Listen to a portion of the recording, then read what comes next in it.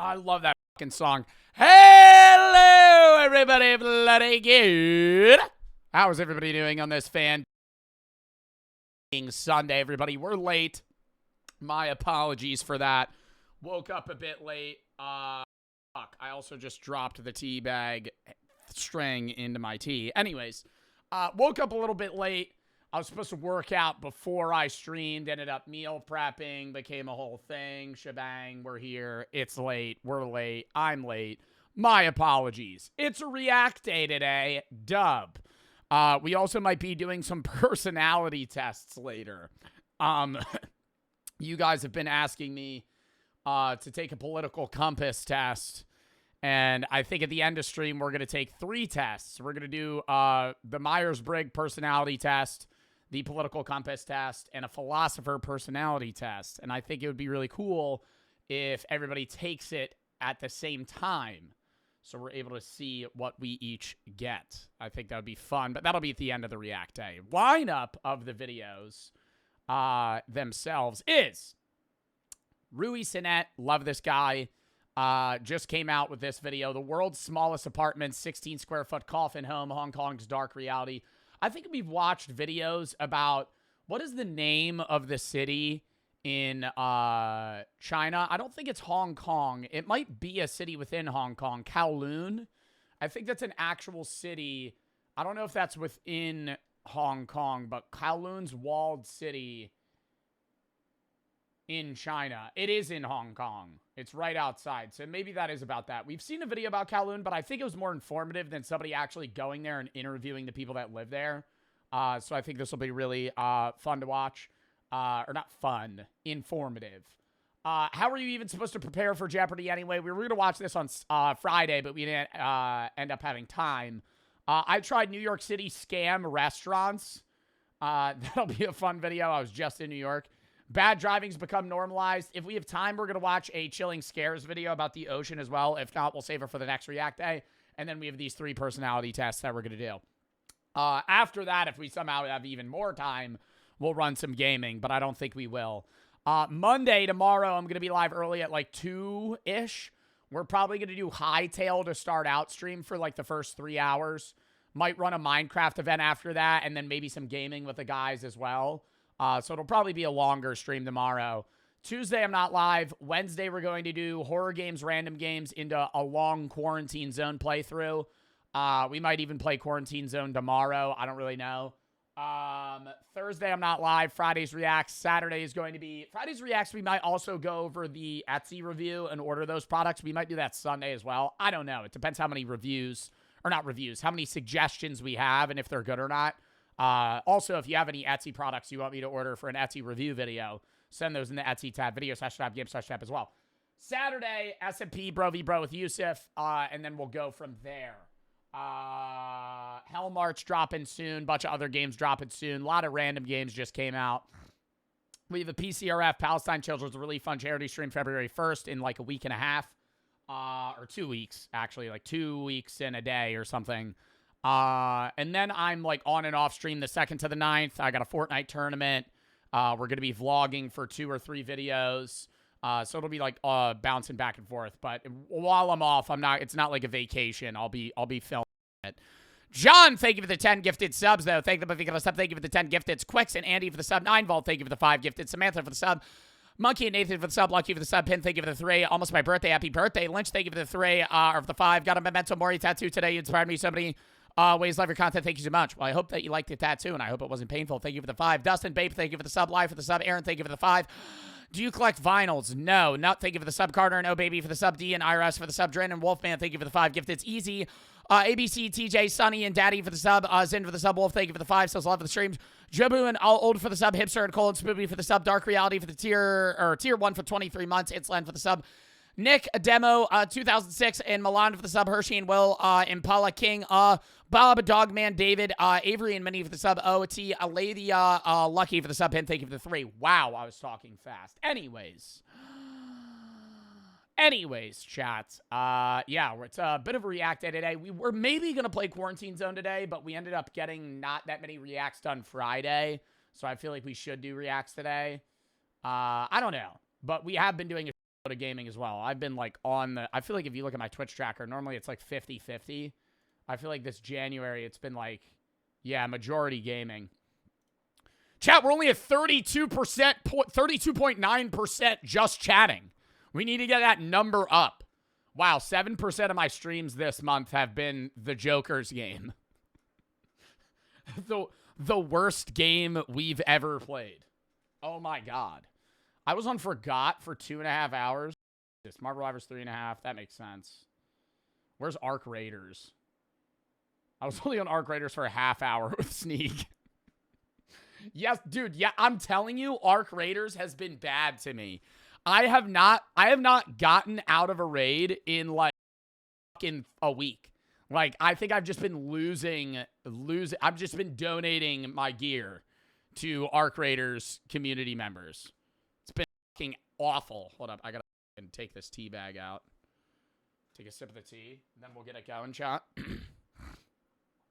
The Nutcracker mug. I'm a little nutty. I look very pale. Do I look sickly? Jesus. I need to go to a tanning bed. I look so pale. Do you guys ever get nervous for the first sip of a hot drink? Like when you get hot chocolate? And you're like holding the outside and you're like, it's warm, but I have no idea how hot this is until I test it. And then it burns the shit out of your mouth. The roof of your mouth. Like eating hot pizza. Anyways. Bobo and Ark for the sub. Lean Master Bobo for the sub. Joshy for the 8. One of your opinion on balancing with Za is, you're busy, stream often, but you admit you smoke often. I don't smoke often. I eat edibles often. I'm 16, very successful with e-commerce. Ran 100K months already. Noticed the last 7-8 months. I've gotten more into Za too much. Live in Amsterdam. It's easy to get. Good income. It's not hard. It's hard to not give in sometimes. Love your content. Just wondering, what would you do in my shoes?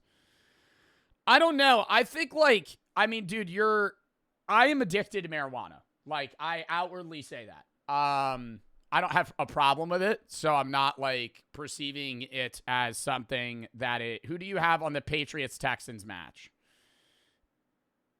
Patriots. So, I don't know, like, I think there's a big difference, right? There's people that don't use marijuana. There's people that use marijuana infrequently. There's people that are stoners. And then there's people that are chronic stoners that are high 24/7. I think if you're, like, not getting it done because you're high, you're a bum, right? Like, I'm a stoner, but I don't think I'm a bum, right? Like, there's a lot of stoners that, like, the classic, like, old person that's like, oh, you're on marijuana. Like, they'll call you a stoner. It's like Cheech and Chong level stoner, right? Like, they get nothing done. I think that's the difference. I still don't think it's healthy for you. But, I mean, what you're saying, like, what would you do in my shoes? I think you're 16. I don't think you should smoke weed. And I think smoking in general is terrible for you. I feel guilty every time I smoke. I'll say that. I don't really feel guilty eating edibles because it's still weed. It's not good for your, like, brain, but it's not carcinogenic. It's not a carcinogen, right? When you're inhaling marijuana, you're smoking weed, you're basically increasing your odds of getting cancer and dying at a young age. And lung cancer is like one of the most horrible, or one of the worst cancers you could get. Very hard to survive lung cancer. Very hard to survive lung cancer. A lot different than, like, skin cancer or something like that, where, like, if you catch it early, like, if you get lung cancer, that's, like, bad news, like, really bad news. Like, I mean, obviously all cancer is bad news, but, like, getting lung cancer is, like, that's very bad. That and smoking also increases your odds of getting a heart attack. There's a million reasons. It decreases your odds of living a long life. So don't smoke is what I would say. Wait until you're older. Eat edibles. It's up to you. Hunt, thank you for the 4. Master Bubba, thank you for the sub. Hunter and Hunk for the sub. Zav and O for the sub. Pin, thank you for the 3. T for the sub. Noah, thank you for the 50. Everybody's Dead Possum Club. What's the best song to do it in, theoretically? What's the best song to throw a dead possum in a nightclub? I don't know if I've ever been asked that. Something on a bass drop. Wait. What's the one where it's like, put your hands up, hands up. It's like, take you to the max, put your hands up. Is this it? That is not it. You know what I'm talking about? It's like some rave song where it's like, put your hands up, you hold the dead possum in the air. Put your hands up, and everybody's like, what is that guy holding? And then on the bass drop, you just chuck it in the air. Do you think it would be somebody, that shit would hit the floor. That shit would not be like, that would not be like a bouncy ball. You know at like raves where they'd be like punching balls and balloons in the air and shit? You throw that in the air, it would splat on the fucking floor. Nobody's catching that. Ali, thank you for the sub. Fire for the 3. Wendy for the sub. Ricky, thank you for the 5. Sapphire, thank you for the 5. Don't know if you talked about it. You have any thoughts on Trump's visa pause? Sorry if it's political. I mean, brother, we're taking a political compass test later, so don't apologize. I have not heard that he paused visas. Did he like pause all visas? What do you mean? Like if you have a visa, you're not allowed in the United States? What if you're somebody that has a visa currently and is in the U.S.? Joe for the sub. I don't know about that. Not thank you for the 3. Hey, hello, Joe. This is Lyndon's, this account user mother, and he recently took his life, and he wanted to let you know that he truly loved you and that for a while you healed his heart and mind, but now that he's gone, it's hard to move on, but thank you for helping my boy. Is that real? I mean, sorry, I'm not... Hold up. Let me pull up their user.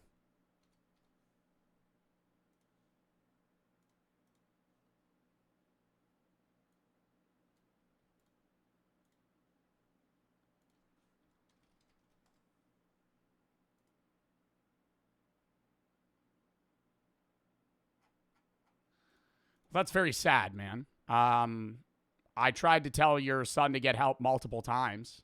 I'm sorry that he took his life. I don't really know what to say. I'm sorry.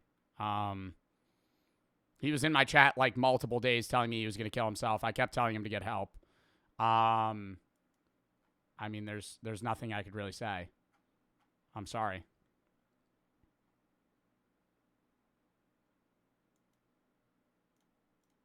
But yeah. I hope you're all right. I'm sorry for the loss of your son. Oh, wow. Kill for the sub. WZ and Axel for the sub. Joshy, thank you for the 1,500 biddies. What it is mostly in the brain. Right now, I don't smoke during work or school. I'm sorry I'm moving past that, by the way. It's just... And I keep getting messages like that, and I'm not trying to sound fucked up when I say this, and I'm truly sorry if this is disrespectful. I've gotten like 4 messages like that recently. And part of me is like, is this like somebody pretending to be their mom? Like, I just don't know. For real? Yeah. I mean, I've read them on stream. I'm just like, I feel like this keeps happening. There's no, I mean, maybe it just is happening. That's so sad. But it's like, this just keeps happening, man. Please get help. That's all I'm going to say. I mean, like, looking at, he was typing messages a week ago, and I kept telling him to get help. Kept telling him to get help. Kept telling him to get help. And it was for days, like, even before. Kept telling him to get help. Man, please. Get help. If you're going through something, get help. That's all I could really say. I just don't, I don't know. Anyways. Joe and Kill for the sub. WZ for the sub. Axel for the sub. Joshy, thank you for the 1,500 biddies. What it is mostly in the brain fog. Right now, I don't smoke during work or school, but it's the brain fog putting me off. Very educated on weed. Just hard waking up feeling slow for the first 3 hours. I'm wondering, how do you deal with that? Mostly, I admire, or I admit that I always given because of the situation. I live good and I'm very healthy outside of weed. Sometimes it's hard to say no. But have you jeopardized your work or events you tend to fit for it? No. No. If I have somewhere to be or something to do, I'm not getting high. Like, that's bad. That's where it's bad. Pro, thank you for the 3. Or for the 5. I smoke chronic at 21 every time I get something important done. Should I cut back? Man, this is questions for a doctor. Questions for a doctor, not Joe Bart. Slime and S&P for the sub. Afterward for the sub 5. Thank you for the 5. How are you today? All right. How are you? Queso and Marius for the sub. Dog. Thank you for the 1,000. But he said 4-year sub. Dub. S&P and afterwards for the sub. Please stop asking me questions on your health. For the love of God. If you are a chronic smoker, ask your doctor. Ask your doctor. Don't ask Joe Bart if you should fucking start working out and taking a certain supplement and giving up a habit of smoking weed and eating chocolate. Like, why are you asking me that?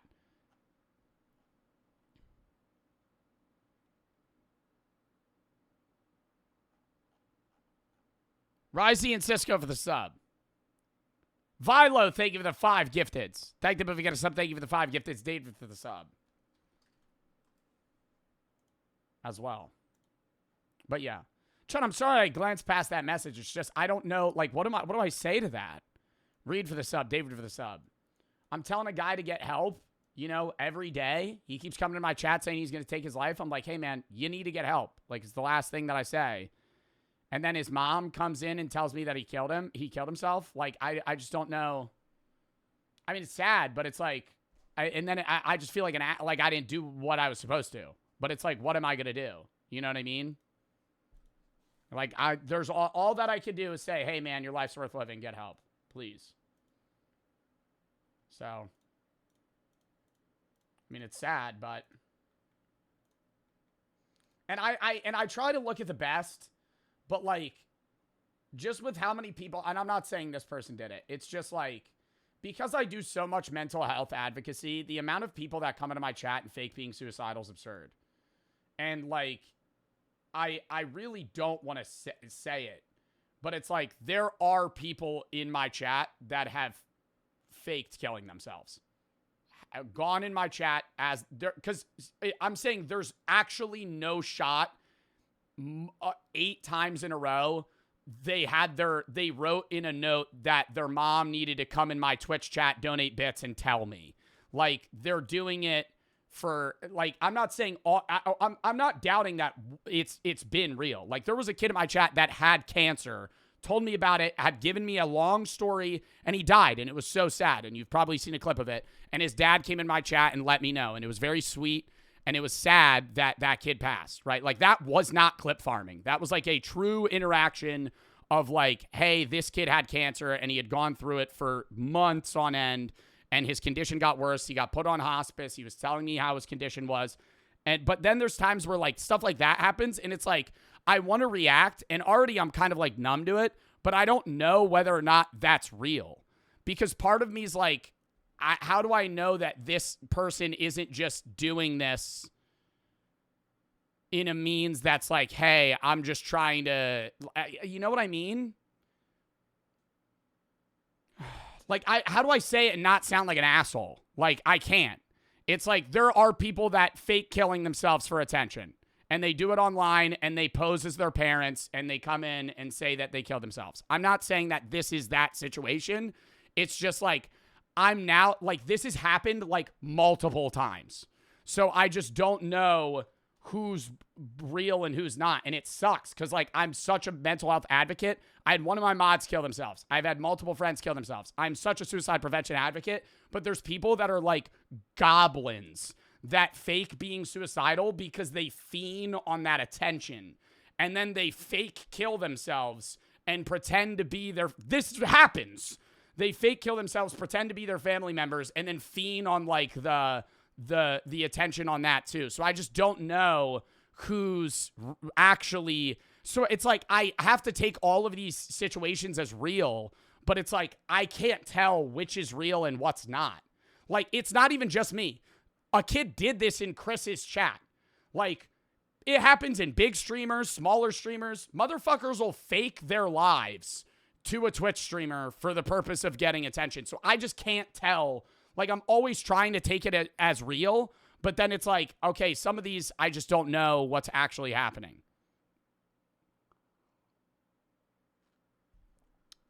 Sorry, don't apologize. I'm just saying, like, I want to take them all seriously, but I just don't know which are real and which is not. It's okay, Joe. We understand this situation, but it is true. Well, I'm sorry for the loss of your son. I'm not saying that you're faking it. I'm just saying I keep getting these types of messages, and I don't know how to respond, if that makes sense. Like, you got to keep in mind, I'm not like a therapist or a psychiatrist, man. Like, I'm a 23-year-old Twitch streamer. The amount of people that tell me they want to kill themselves on a daily gets overwhelming. And I try my best, and I feel terrible that your son took his life. But it's like, I don't know what else I could have done.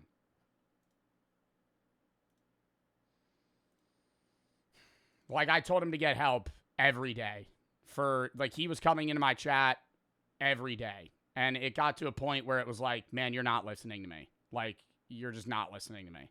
Like, he would just say the same thing over and over again. Get, small closure. And I just felt like it's sad.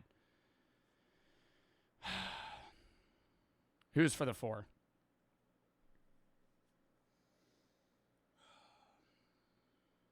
All right.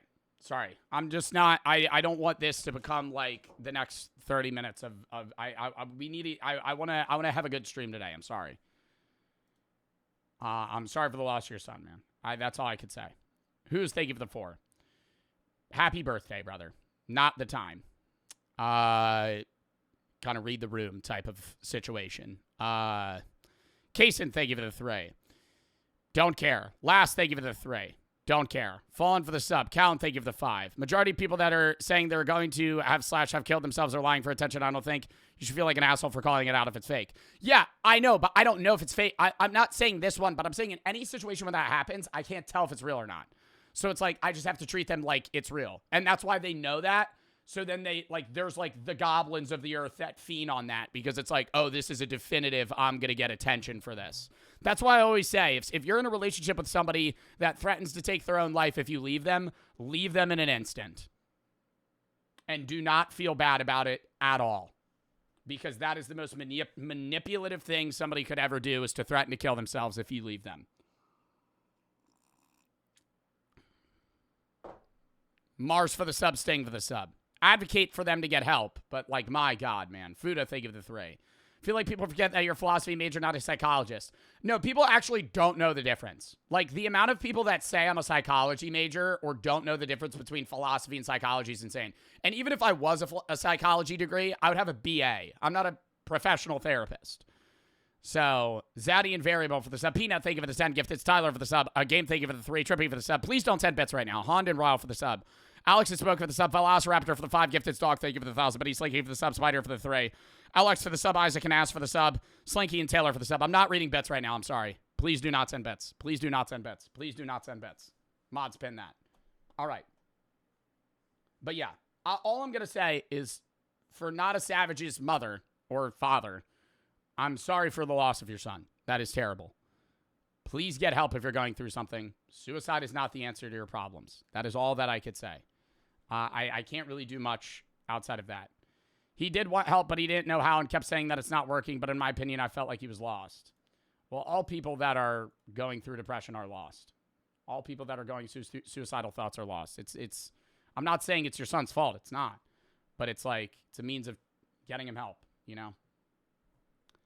Taylor and Slinky for the sub. But yeah.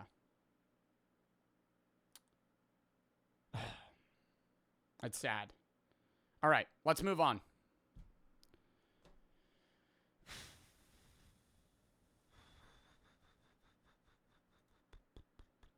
Let's move on.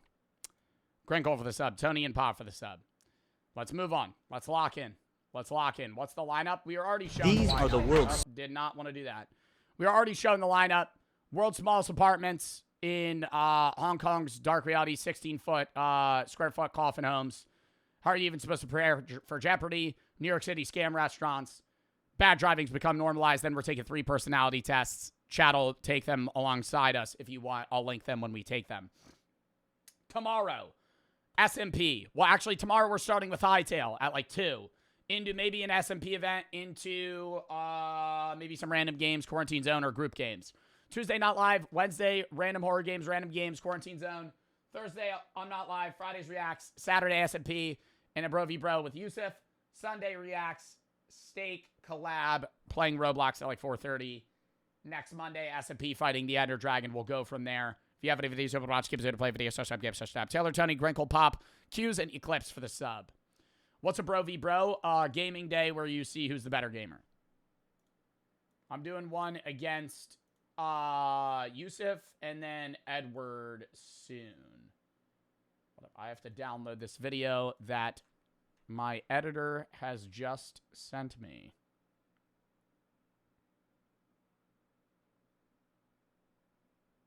The best of 2025 video in the middle of January. Best of 2025. So we'll post that at some point. I don't know when. Oh, I see Jericho actively typing to me right now. So he's probably going to send me 9 videos at once. Best of 2026 at this point. Pass on it. Just do the next vid.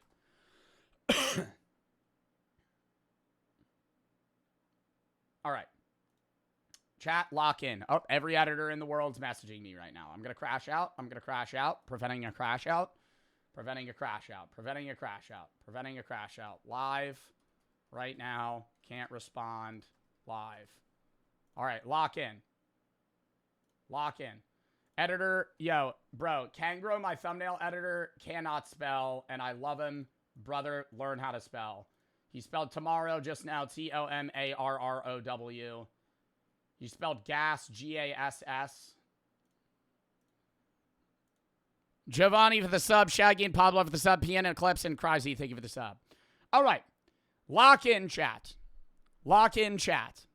The world's smallest apartment, 16 square foot Coffin homes, Hong Kong's dark reality. Lock in, chat. Type locked in. Let's go. Smallest apartments. They are only 16 square feet in size, and they are known as coffin homes. Inside, it's impossible to stand up or even stretch your arms. Some aren't even wider than the residents' shoulders or longer than their body. Despite this, these coffins are utilized as a living room, a kitchen, and a bedroom at the same time. Hong Kong has had the world's most expensive housing market for 14 years, around $200,000. For 14 years? How much do you think these coffin homes even cost? Because this would be like cheaper or poorer living. This would be like a shoebox apartment in New York, but worse. People have no choice. No, not $50. It's still probably really expensive. Because you got to think, chat, like Hong Kong is the equivalent of like New York in pricing. So for the people living there, I don't think it's like $1,000. No, I think it's probably pretty cheap for like what the average cost of an apartment is in Hong Kong. But like New York, dude, people will have a shared bathroom in like a fucking 50 square foot apartment and they're still spending hundreds of dollars, like 800. But to live in these more. I mean, I don't really know. It depends what part of New York you're in as well. This is one of the richest cities in the world, and we're gonna witness how these people survive here. Some people have to live together in a single coffin, and some even barely fit inside their own homes. In this documentary, we'll also spend a full day with— Holy shit! I mean, that's gotta be like, dude, at that point you have to go to a doctor to get your toenails fixed. Because you see how thick it's gotten? Like, you can't just cut that off, right? Coffin home resident who has lived in miserable conditions for 16 years. First, we're starting with the most comfortable one. Each floor in this building has 20 to 30 coffin-sized subdivided apartments. Can't even stand up. This building was not originally designed like this, but through illegal— I mean, why is the hallway— oh, because they illegally renovated it? I was gonna say, why is the hallway not walkable? Like, why do you have to crouch down to just go through the halls? Is there an apartment right there? Did they— oh my god, was this like a 10-floor apartment that they made like 15 floors and then just like fucking just mangled the whole building up to just fit more and more places? Like this, but through illegal renovations, Yeah. they split this floor horizontally into two, squeezing in an extra— They split it horizontally into two. level to fit more people inside. That's why the ceiling height is incredibly low. Look, one floor has What did that mean, vertically into two? Like, they turned one floors into two floors. been split in half to create 2 levels. This is Coco's home. She's been living here alone for 10 years. Thankfully, I have a window 10 years? Normally, coffin homes don't have one. A fridge, a TV, that's it. Since this place is small, you can't have much. It seems a cockroach got trapped and died inside her rice cooker. I've seen 3 Awesome. people pass away in these rooms. When the people upstairs close their doors, it's a bit difficult to know when they pass away. Oh my God, don't tell me it's the smell. Because there's so many people around you, you don't know if somebody's dead until they're fucking, like, it just reeks. And your neighbor, like, 3 doors down is just dead. They start to smell, we call the police. The power load is too high, so it's easy to catch fire. The coffin home we're about to visit would feel worse than a prison. But first, let's peel back the walls. Now we're faced with dozens of people packed like sardines. Oh my God, man. Do you think that it's still cheaper to live like this than get somewhere that's out of the city and commute in? Because these people have jobs in Hong Kong. Like, I understand they're poor, but I feel like you would still have a better place if you lived outside. But I don't know the layout of, like, outside of Hong Kong. Like, it still might be pretty expensive. Like, it might be all or nothing. You know what I mean? Like, if you're outside of Hong Kong, you might only be able to get, like, a house.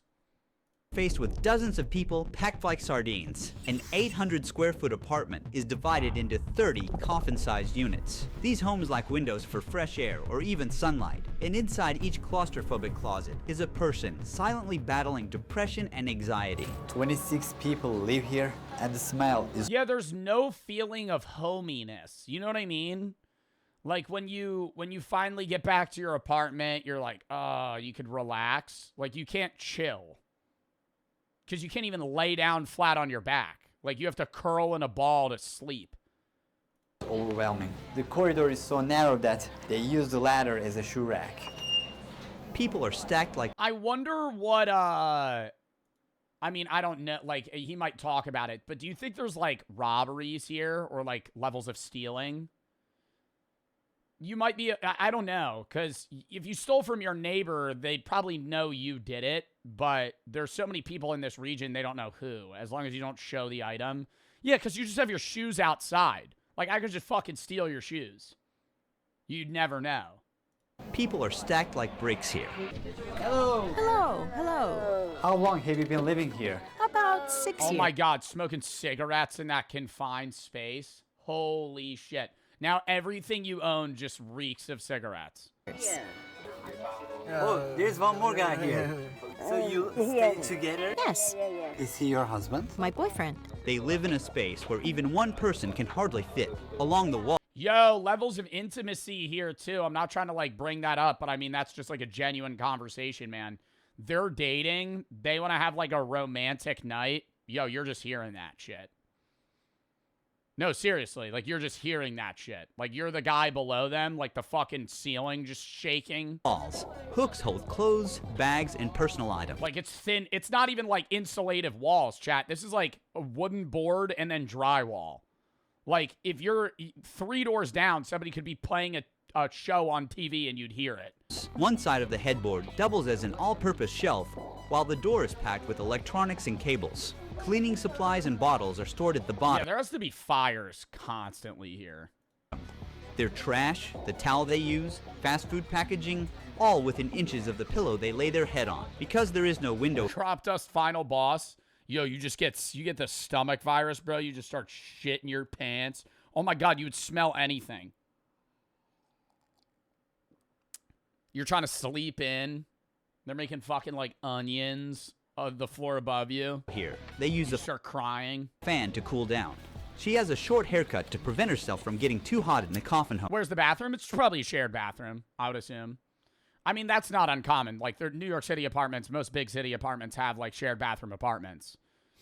I would hope that it's, like, multiple stalls, though, not just, like, one fucking bathroom. You don't have ventilation, and the air I would have a piss bottle, though. For sure. Like, if I would assume most men probably do. If they live in this apartment, like, in the middle of the night, you're not going to, like, get up to, like, leave the apartment to go piss. Like, you're just pissing in a bottle, leaving it, dumping it out, later date. Coffin homes. You don't have ventilation, and the air quality is bad here. How do you live like this? I don't mind, whatever. How do you change your clothes in such a small place? I have to bend and twist. It takes 10 minutes. What is it like to live here? It's difficult. Lots of things bite you. Yeah, I wanted to say, like, what are these bug bites on her legs or like a rash of sorts? Because it looks like she has bed bugs. How do you change your clothes in such a small here? It's difficult. Lots of things bite you. Look. What is this? Well, that's not bed sores, chat. Bed sores is like what old people have. Bed bugs. This is a huge Oh, so she has bed bugs. problem. Yeah, biting me. Why does she have bed bugs in a jar? Is she like picking them up? Oh my god, she just has bed bugs in her bed at all times. All over. They're everywhere. Look how many I caught. They suck blood. Bed bugs can cause people to get anemia by biting them. They are very common pests in subdivided apartments. A female bed bug can lay up to 500 eggs in her lifetime. The bed bugs are here. Oh, can you see them? Holy shit. Dude, this is worse than sleeping outside. This is worse than sleeping outside. Even if it's like air conditioned, air ventilated, like you're just, dude, you're literally living in a box of bugs just spawning on you. 500 per mother. You wouldn't be able to get sleep, dude. They're just going to be eating you alive. Ms. Lee went out to get some. This is not sanitary. I mean, it's beyond not sanitary. It looks like they're doing all that they can, but it's like, even if you washed your sheets and like cleansed your box, the neighbor above you could just have bed bugs, and then they're going to come into your apartment because you're so close to everybody that unless you fumigated the entire apartment, you're still just going to, there's no point. Fast food and came back. She grabs a chair, and their tiny bed turns into a dining table for a moment. Oh, that looks disgusting. In these homes, the internet is almost as important as electricity and water. For most residents, their cell phones are all they have in terms of entertainment. What is your job? I'm a part-time cleaner. How much do you earn per month? $650 US. She earns $650 a month. What is the minimum wage in China? I know she said she's part-time, but what does she work at 10 hours? Like, there's no way. $650 a month. $650 a month. That, what is that? 12, it'd be 6,500, 1,200. 1,200 plus 1,000. Wait. Chat, let me do the math here. I don't need a calculator. 6,500. 600 plus 600 is 1,200. So that'd be 7,200 plus another 1,000 would be $8,200 a year.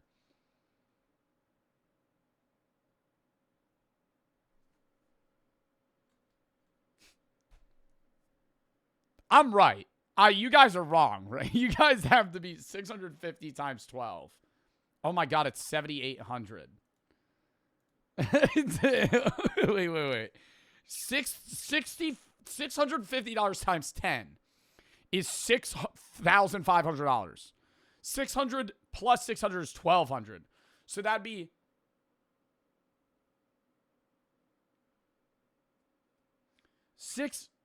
$650, Jesus Christ. 650 times 10 is 6,000.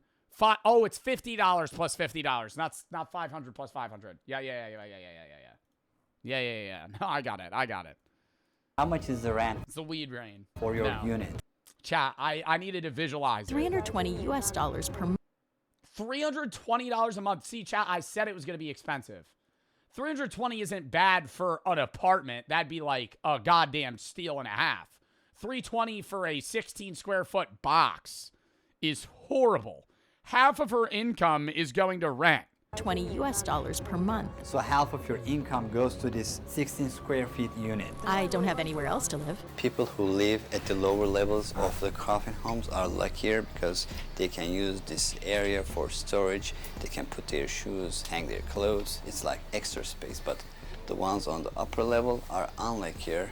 They really struggle with the space. You have to do everything inside that coffin. Now, we're visiting those upper units in a different subdivided apartment. These Bro, like, you know how gross that would feel? Like, going to bed in a bed while bugs are crawling on you. You're pulling the sheets over, and there's just hundreds of bugs on your body. Like, I would rather sleep outside. Coffins don't even have a space for a fan inside, so they are hanging out here in the corridor.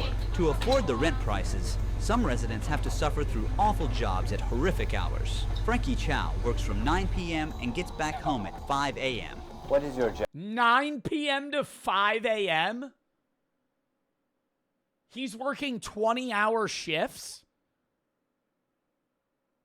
How is that even possible? Oh my God, no, I'm being a dumbass today. Chat, stop. Chat, stop. No. I thought he said 9 p.m. to 5 p.m. I'm thinking a 20-hour shift. Nah, yo, actually, stop. No, stop. 9 p.m. to 5 a.m. Oh my God. Yeah, that's 8 hours. Plus 3, it's midnight.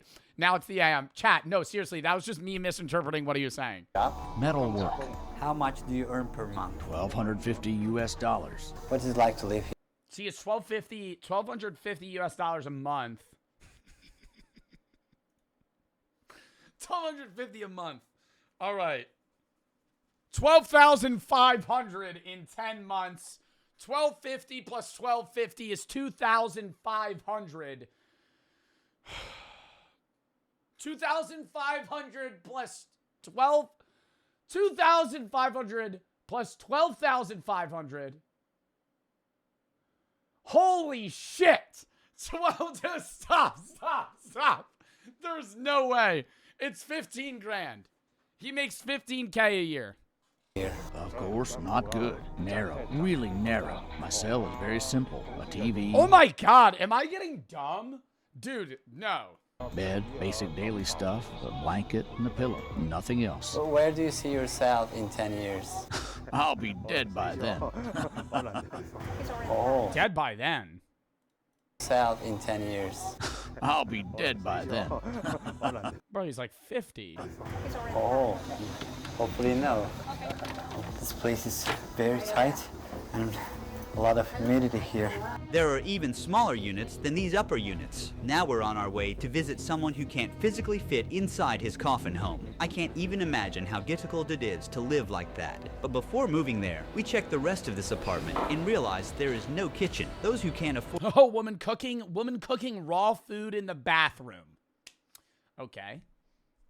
to eat outside are forced to prepare their food in the filthy bathroom. He's handling the food near the toilet. They don't have a kitchen, Sick. so this is where they have to prepare their meals. This space is also their bathroom. They even hang their clothes above this toilet, which does not have a lid. Approximately 7.5 million people live in this city. Get a bird's eye view of Hong Kong, and you'll be faced with a massive metropolitan city rising from the jungle like shoots of bamboo. There is only a limited amount of buildable land on the island. With space so scarce, desperate solutions Oh my God, that's why they can't live outside of this city. So they're stuck just trying to find somewhere that's like at least feasible to live. Also, I wonder like how China treats homeless people. Like, do you think they have to have homeless shelters? But I'm assuming there's probably like a no tolerance. You know how like New York City will put like fucking like weird gates and shit on vents so homeless people don't sleep on them? But like they're still just like allowed to crash and they get told to fuck off and they just bounce around. I bet China is not letting you sleep on the streets. have emerged, including a 10-story building built on top of an 8-story parking garage. This city is at full capacity. We're now in the next apartment. This apartment opens directly into the bathroom. Grime is just dripping from the walls. Meet China has the most homeless people in the world. China also has like the most people in the world, or does India have more now?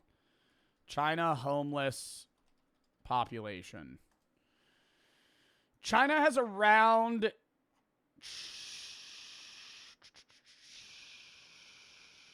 2.41 million people homeless, but that was in 2011. How does China deal with homelessness in Hong Kong?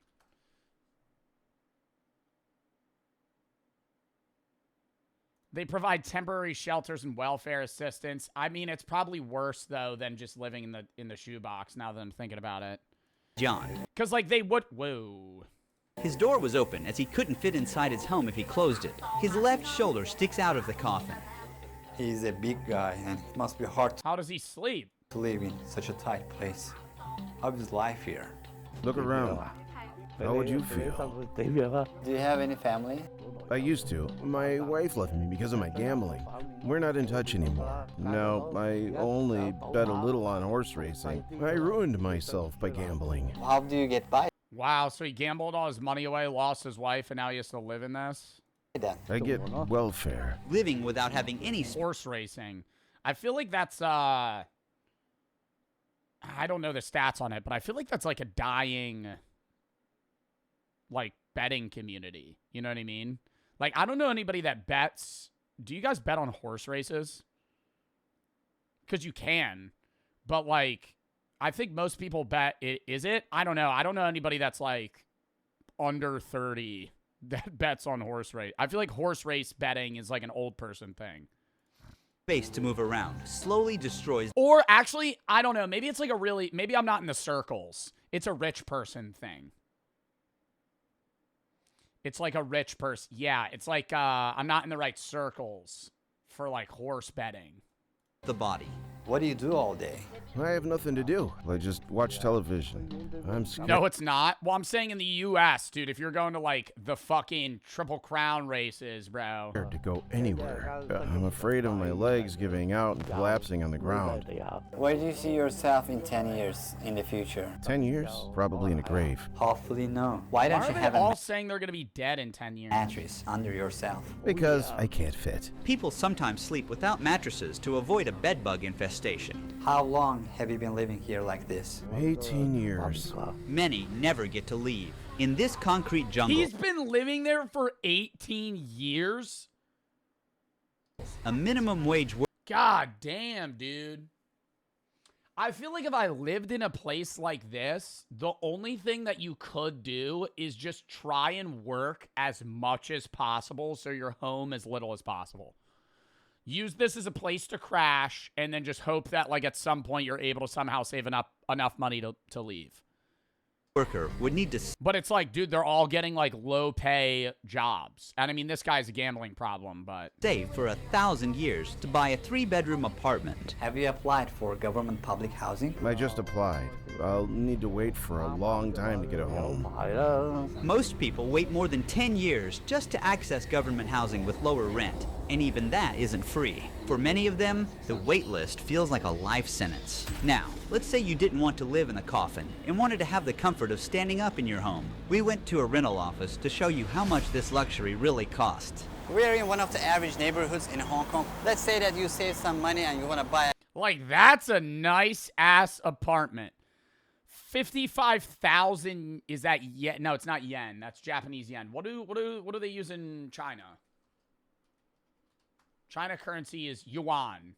So 55,000 yuan is $7,892 a month.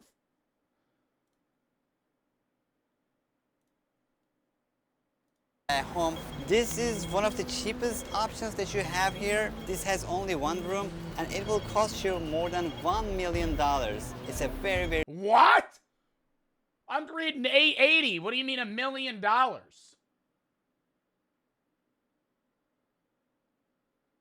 You don't even see the apartment. What the fuck? You have to spend $1 million to own this condo or apartment, but the picture isn't even of the apartment, it's of the view. small area. Yeah, a literal mystery box. You're just going to be like, yeah, $1 million. Let me just walk in, see what it's like. Say that you decided to rent. It's a 1-bedroom for $1 million. A 1-bedroom. That's more expensive than New York. That's so much more expensive than New York. $1 million for a 1-bedroom. This single bedroom apartment will cost you around $4,000 per month. And later, you'll see that even See, that's crazy, but I feel like there's places in New York that are like on par with that. owning a grave here is harder than owning a home. In Hong Kong, wealth creates a massive gap between two worlds. Just 75 people own 10% of the country's fortune. So while the ultra-rich cruise around the world in their luxury cars and live in massive houses, the lowest income bracket doesn't even get space to breathe. Though life expectancy here is one of the highest in the world at 84, many people still have Really?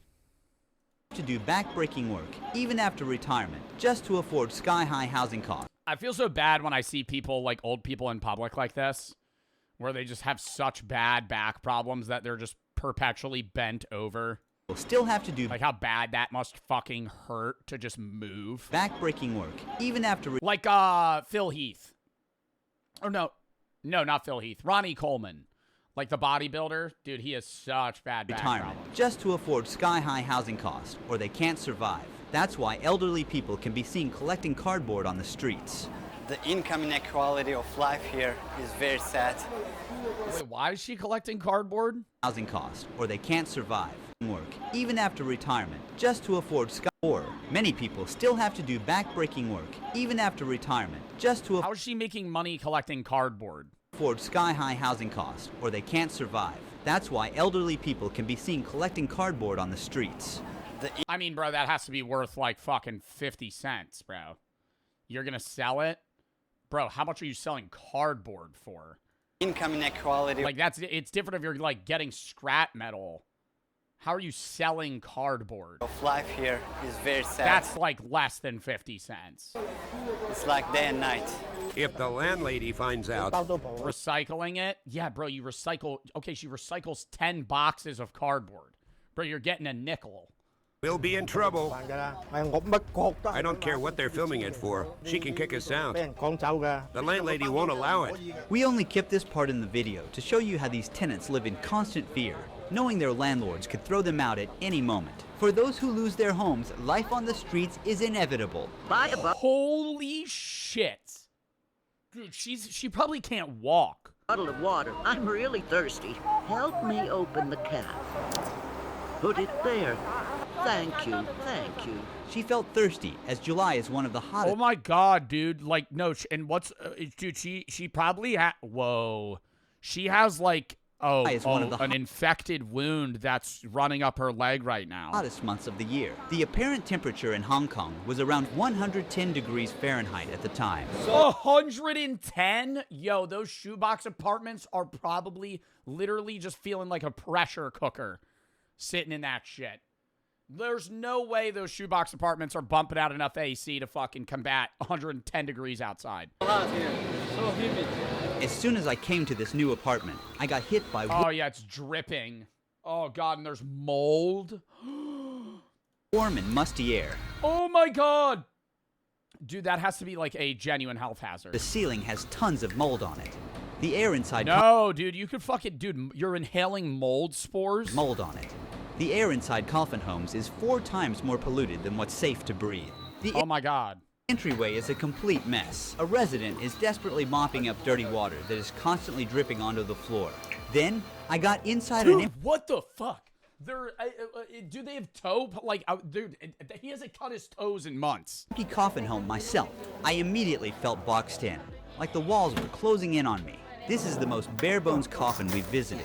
The person who lives here owns almost nothing. On one side, there are stickers on the wall with a blue sky, clouds, flowers, and butterflies. It's That is so dystopian. Oh my God. You have the smallest apartment and there's just like a nice sky with butterflies on the fucking wall. like an escape from the claustrophobia. On the other side is a metal grate. You feel like you're in a cage. You can't get fresh air or sunlight here. It's so hot here. Very humid. How do people sleep here? I can't even breathe properly. Imagine hanging your clothes here, sleep, watch YouTube on your mobile phone. Nowhere else to go. Just walk the neighborhood and come back here and nothing else in your life. While sleeping, there might be a lot of noise from your neighbors. Sad. It's very sad. I wanna go. In some homes, the front door is just a curtain, so people living inside have zero security. Hello. Hi, What are you cooking? Dude, you could just walk right into their fucking apartment. I'm cooking rice. There's laundry here. Right in the kitchen, which is practically one with the toilet. This isn't hygienic at all. Here they have a washing machine. They're trying to make the best of this space, but it seems chaotic. My friend had to get on the toilet lid just to get this shot. She's washing vegetables in the same sink people use after using the toilet. This puts them at a serious risk of contamination, as fecal bacteria like E. coli and Salmonella. Oh, I was going to say washing it out of the faucet's fine, but her putting the then washed vegetables in the dirty sink. could get on her food and make her sick. Yeah, like that's poop. Mr. Lee is one of the many people staying in a coffin while still alive. His home is the most crammed one we've seen so far. I can't find a job because once I was arrested for... Wait, this doesn't look like a coffin home. Oh my God, what are these called? You can rent them, and there's like luxurious ones in Japan and even in China. Yeah, they're like it's a sleep pod, but yeah, it's a capsule hotel. This looks like a capsule apartment. I would much rather stay here. Because this is like your own enclosed box. The space is much worse. I don't know how this guy's sleeping in here, but I would rather stay in this than like a made wall. I can't find a job because once I was arrested for theft. You can't stand? You're not going to be able to stand in any of them. Oh, you can't got a job because you got arrested? I was arrested for theft.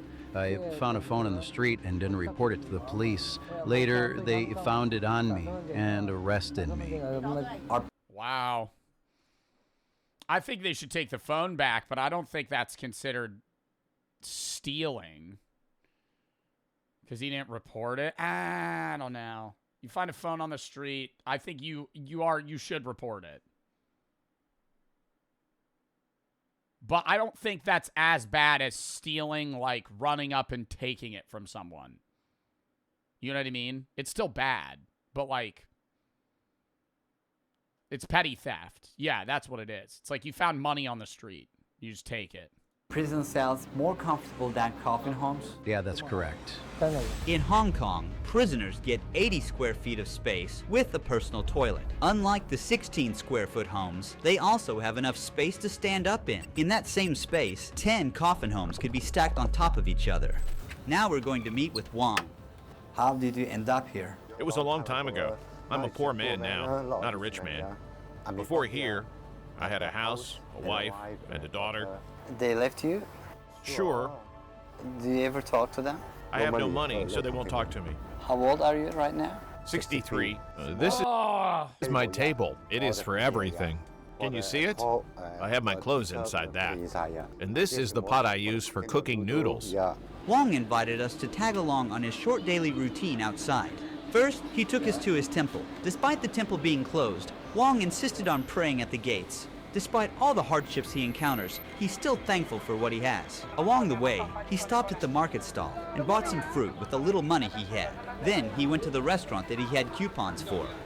The restaurant serves a variety of dishes with a side of rice. They're usually very high in sodium and fats. He felt embarrassed about using meal vouchers, so he preferred to eat at home.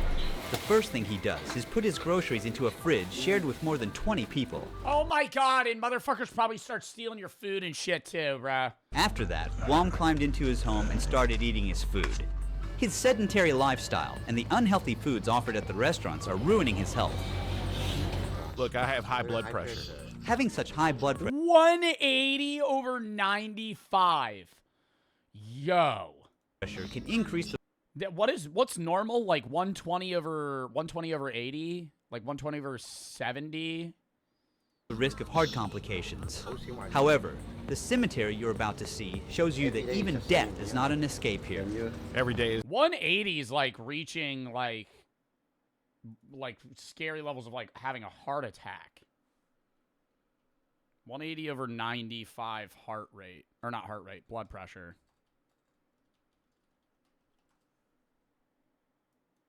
Yeah, you're in a hypertensive crisis, at risk for a heart attack, at like any moment. Is the same here. Finish the lunch and watch videos. This is for lunch and dinner. He carefully rationed his food so he could stretch it for smoking a cigarette. 2 meals. Do you use illegal substances? No, I don't. I'm not. So many people use things like that here. Once it's dark, the Love Home's open for business. Long took us to one nearby that he knew about. Love Home? Like a prostitute house? There's a girl in each room. Oh, okay. There's someone inside. It says, please wait. Yeah, brothel. Okay, Before moving on, I'd like to thank Aya, the sponsor, the Ruhi 100 code. Hi, may I ask the price? Are you a customer? Just some people coming to have a look.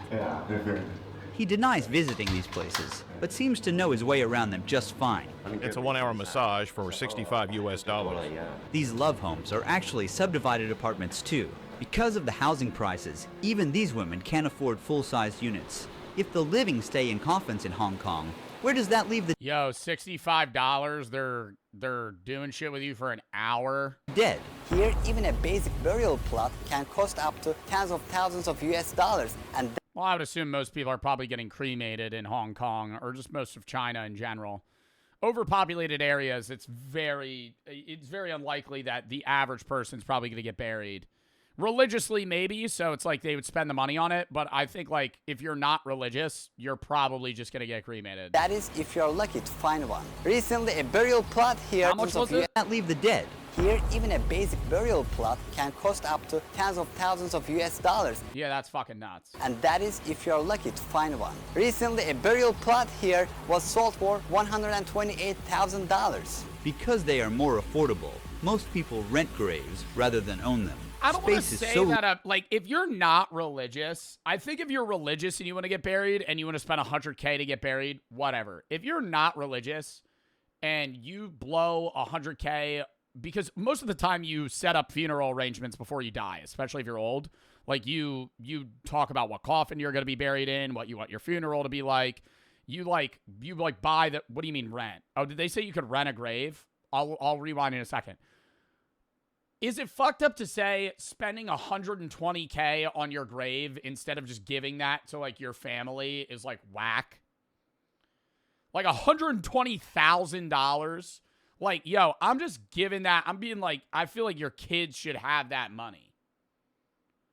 Yeah, just fucking burn me. Put me in an urn. Throw my ashes in a trash can. $120,000. limited. The plot here was sold for $128,000. Because they are more affordable, most people rent graves rather than own them. How the fuck do you rent a grave? If you don't pay the rent, they fucking throw your body in the river? What the fuck does that mean? Space is so limited that even graves in public cemeteries are not permanent. After what do you mean? 6 years, the body must be removed and cremated. As space... So what's the point in burying it? They bury you for 6 years and then they exhume the body and burn you. Runs out. Cremation has become... So it's just a temporary grave. ...the only option. And the ashes rest in... It's death tax? That's not death tax. ...tiny drawers, no bigger than... Death tax is the transfer of wealth from your assets to your kids. And then there's a death tax that's taken. That's at least in the United States. I don't know the death tax in China. There's ways around that, though. Trusts and having it in investments. It's a real schemy thing. Little fun fact. If you have investments and you gain unrealized gains on those investments and you were to pull them out, those are now realized gains and you pay taxes on them. If you die, it's reset. So if your grandfather invested in Apple 40 years ago, had absurd unrealized gains, never took out the money, no, not talking about dividends, just never took out the money, he dies, transfers to you, that's no longer realized gains. Like, that's just like the base investment there, which is nuts. But, I mean, you could argue that that should be fair because it's a little fuck. The government wants to take your money after you die. But, I mean, that's like a loophole to ensure that the money stays 100% in the family almost. ...in a shoebox. That's cap. If I have unrealized gains and die, does my family pay on those unrealized gains if taken out? It's a step-up basis rule which resets the cost of assets' fair market value at your death, eliminating tax on your accumulated gains. Taxes only apply if they sell asset for profit after inheriting it. Exceptions exist for certain assets like retirement accounts and IRAs, blah, blah, blah. But, like, if you have an unrealized $90,000 gain, and so you did lie. No, I didn't lie. box, just like these ones. The government has promised rest in tiny. As space runs out, cremation has become the only option, and the ashes rest in tiny drawers no bigger than a shoebox, just like these ones. The government has promised to end the housing crisis by 2049. About 220,000 people are stuffed into terrible homes in one of the richest places in the world. They are not there to be protected, but to be hidden from the eyes of the rich. Thank you for watching. I mean, the government also promising to do that might be actually feasible because China artificially lowers the value of their dollar so they could constantly reinvest into their community. Like most like the reason China's still the place everybody goes to is because their currency always stays low because they keep it low. I'm not going to get into that. That's a long conversation. But their government actually would maybe be able to fix that. Whether or not they will, I have no idea. That was a very interesting video, though. Hong Kong government should be ashamed people having to live like animals because of their greed. I mean, that is nuts. Especially with the other shit that they've been building. It is like 1 billion people, though. I understand any nation's going to have people in poverty, and any nation's going to have people that are homeless. Especially when you're 1 billion, plus population. But, like, that's crazy. And in a huge city like that, where thousands of people are just living like that. That's kind of homeless. Honestly, I know you're trying to make a joke right now, but I actually think that is the, like, I know you're referencing, like, IShowSpeed. That is kind of homeless. Like, I would say having a shoebox, not a shoebox apartment, having a coffin home where you have 16 feet of square space to sleep is more of a storage unit, really, than a house. Like, it's almost being homeless. Like, you're not really... Like, you don't have a bathroom. Like, you don't have anything, right? Like, it's just, you have a place that you can put shit and also sleep if you need to. Brady, thank you for the 47-month sub. Rift and Warp for the sub. Luke Aldra, thank you for the 3. Remember when you had 1K views, changed my life with your streams. Thank you from Germany. Thank you. Luchery for the sub 400. Mr. Caden, Slice Papa, J2, Not Ancient, Nuka. Yoshi for the 2 subs, Shadow and BB for the sub, Guts Fart, Nico, OC, FNC, The Div, thank you for the 3. Did you eat Chipotle yesterday? No. Brock, thank you for the 3. Bronze and Ant for the sub, Yor and Asa for the sub, Ruby's Q-Tip for the sub, Bryce for the 1,000 biddies. We started with a trolley car problem. What are you picking in the trolley car situation? I'm pulling the lever. Diverting to less people. Bella and J2 for the sub, Mr. and Joker for the sub, Monster and Mr. for the sub, D and Rhino for the sub, finally and Jay for the sub, PG and Buzz for the sub, Cam and Ron for the sub, Ill and Zur, Pablo, Shaggy, Jovo, Ill, Tony, Grinkle, Slinky, and Tay for the sub, Spider for the 3, Alex and Isaac for the sub, OZ and Kel, thank you for the 3.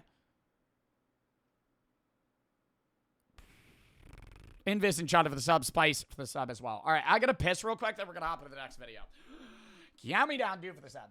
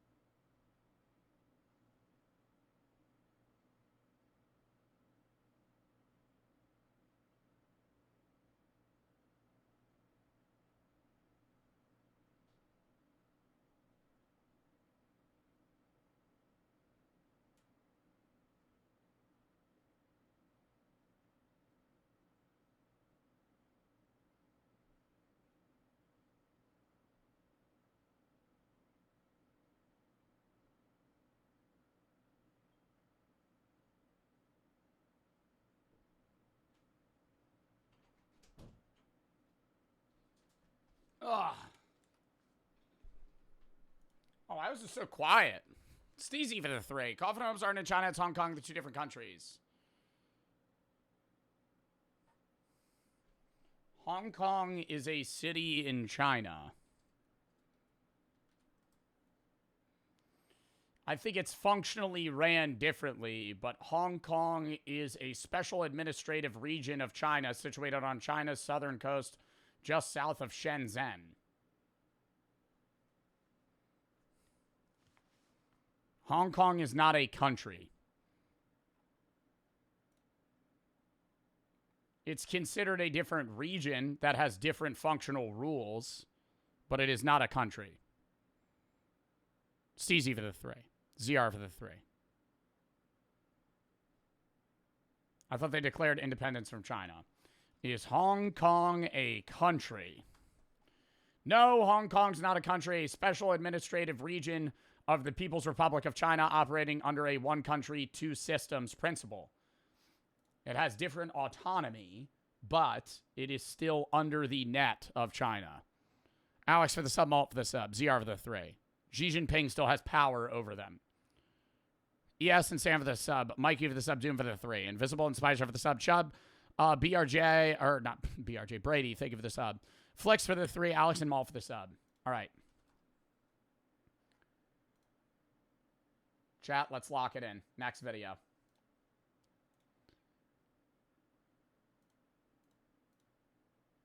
How are you even supposed to prepare for Jeopardy anyway? Lock in. On the game show. In July of 2024, I appeared on the game show Jeopardy, fulfilling the kind of lifelong dream you'd expect the son of 2 librarians to have. All things considered, it went very well. I won 9 games before losing my 10th game on a tragic math error. I haven't watched Jeopardy since 2018, maybe. Like that, Jeopardy's a show you watch with like your grandparents. And you never know the answer to any of the questions, and neither do they. So I never understand the appeal of Jeopardy as a show. Like, I think it's fascinating to see these people know just really obscure knowledge, right? Like, Brady said, I love watching Jeopardy. Very unsurprising, Brady. Very unsurprising. You telling me you like Jeopardy is like somebody telling me that the sky is blue. That's like very unsurprising. What I do want to say is in my years of watching Jeopardy, I have only known the answer to 3 of the questions. And it's always the questions that they don't know. Like Jeopardy contestants will know very obscure things, but get who won the last year's Super Bowl wrong. Like, they just read books, bro. They just know shit. Like, how are you just a thesaurus of knowledge, of random shit? They don't teach them the topics. It's not scripted, chat. These guys are just geniuses. Like, this guy's a fucking smart-ass motherfucker. Like, somebody said autism. Maybe it's like a savant thing, but I doubt every contestant on Jeopardy is autistic. I think they just know stuff, bro. How? Like, they walk in and the topic will be like random quotes from the 1300s. Who said this? Oh, I know. Bank. The son of the king in this time. Who the fuck would know that? Well, tragic for me. I think Jay liked it. One of the most common questions. Bro only won $1,799. One of the most. Yo, that's what sucks about Jeopardy. In Wheel of Fortune, even if you lose, you still win the amount of money you ended the game with. In Jeopardy, if you're not first place, you get like $1,000. Fucking wipe your ass with $1,000. In today's economy, you could give somebody $1,000. That's a lot of money. You're flying there, brother. Staying there. Yeah, they're probably paying for it. $1,000? It's taxable income. Common questions I got after appearing on Jeopardy, other than why did they let you? It's okay. $1,000 individually, not as bad. What pisses me off is shows like America Says, bruh. America Says prize. How much do they win? $15,000. Whoop-de-doo. 15 grand split amongst 4 people, bruh. Are you serious? A potential $15,000. Lame. Lame. That's not, bro, like, I think if you get on a game show and win, you should get, like, a year's salary. Like, I understand America Says isn't the most popping show of all time, but it's like any of these weird fucking knockoff game shows that are on the Game Show Network, bro, the prize is like 10 grand and there's like a team of 5. 2,000 a person, maybe. Like Family Feud, you could win and still not get 20 grand. You could win and still get $5 a point and walk home with $300 fucking dollars and your dick in your hand. Like, what the fuck? That's terrible. $4,000 is life-changing money. No, it's not. What? $4,000 is not life-changing money. Most people can't even pay off 10% of their student loans. $4,000 fucking dollars. $4,000. It helps you. It's helping you in the next 3-4 months. It's not life-changing money. What is life-changing money? A life-changing amount of money to win is like $100,000. That's life-changing. That's you pay off your student loans and you could put a down payment on a car or a house. Like $100,000's like, damn, that's money. You know? No, it's not. I'm saying life-changing in the fact that it's changing your life. Not life-changing like, oh, it's going to make you rich, right? But like it helps, it changes your life and day-to-day finances significantly. You dress like that was, how do you prepare for Jeopardy? Jeopardy has been around for over 40 years, but one surprising thing to me is that there are a lot of people out there who seem to believe that Jeopardy will give you some kind of study guide for what will appear when you're on it. This is not true, which is fortunate for me because I hate studying. Until you step foot on the And how do you just know that shit? Like, what? How do you just know stuff? Like, can we look up a random Jeopardy question?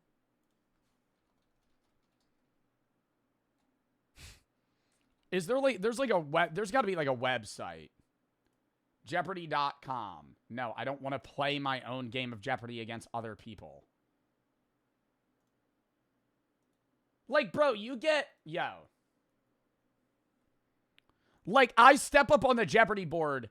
The IT guy, published first. State of emergency. TV, a bill in Congress and unending. And TV isn't going to be like, which friend, what is the name of Monica's brother in Friends?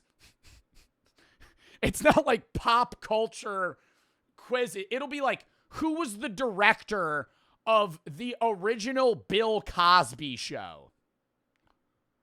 And like, and they just know. Who would know that?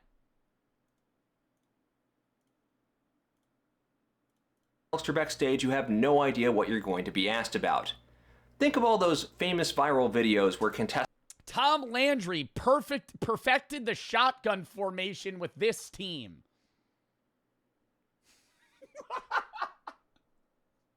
And that's one that they don't know. What? And struggle to the Bills? Identify basic things about... You just know that. Rap music or sports. If they gave us a study guide ahead of time, don't you think somebody would be able to identify who the Dallas Cowboys are? So this raises a question. Oh, you guys were just wrong. That's just throwing out fucking random shit. There was like 3 people that said the Cowboys. Everybody was saying the Bills. How are you supposed to prepare for Jeopardy? I decided to make this video as a sort of guide for what I did. Keep in mind that I'm not an all-time great of the show, so take what I say with a grain of salt. With that all-time great of the show, bro. You won how many games in a row? I think if you win Jeopardy one time, you have enough knowledge to be able to tell me how the game works. In mind, I proudly present the definitive guide on how to win up to, but no more than, 9 games on Jeopardy. How much money did he win? 9 games of Jeopardy? I feel like averagely they're winning like 10 to 20K an episode. Isaac Hirsch, winnings Jeopardy. He won more than 200K. He's one of Jeopardy's newest must-watch players. Yo, I wish there was like a fantasy league for Jeopardy where you could just bet on players. I feel like you could tell, bro. There's motherfuckers that step up there and you just know they're gonna suck. And they're still geniuses. You ever see an episode of Jeopardy where like one guy answers one question and he gets it wrong? I love that. He's just standing up there 30 minutes of runtime. He's a placeholder. He's just... They end the round negative. You ever see that shit? Because you could go in the negative. Yo, they should make it like high risk, high reward. You have to pay Jeopardy if you end in the negative. That would be awesome. Like, everybody would be so scared to answer the questions. You're just like... And going into double Jeopardy, we have Ryan with negative $10,000. He's just fucking shitting himself. There's like a 7-foot security guard standing behind him. He's just nervous.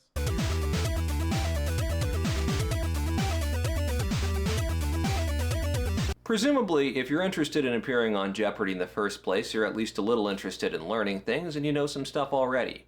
Although if you're not interested in learning things and you know nothing and you still want to appear on Jeopardy, I respect the hustle. It can be intimidating because Jeopardy can ask about literally anything. While Jeopardy can theoretically ask about everything, it can't literally ask about everything. There are certain things Jeopardy simply won't ask about because they're too obscure to reasonably expect contestants to know. For example, Jeopardy basically never asks about one of my favorite authors, the British spy novelist Eric Ambler, because not many people read his books nowadays and he's just not considered that important. So there's really only a limited... Okay, like, they're still asking such obscure things. What do you mean? They don't ask about Eric Ambler. Dude, they're asking about, like, random passages of Shakespeare. Like, just, I know he's popular, but, like, who knows that? Number of things that Jeopardy will expect people to know and therefore ask about, and that limited number of things we'll call the canon, with one N, not like a weapon. There's no definitive guide as to what's in the canon, but the more you watch Jeopardy, the more you get a general sense for what it is. There are certain things that come up so often that you must... What's like a thing that you would really need to know? History. History. Historical knowledge is really important. What else? Like how... Law? But that's history. That like encompasses history. Sports, I feel like they don't really ask a lot about. Random pop culture stuff, but like really like artsy-fartsy pop culture shit. Must know them as a prerequisite for appearing on the show. World capitals, Shakespeare's plays, the presidents and where they're from, etc. The presidents and where they're from. Yeah, where was Woodrow Wilson born? One way to figure out what Jeopardy will ask about is to look at what they've asked about in the past. There's a wonderful website, j-archive.com, that has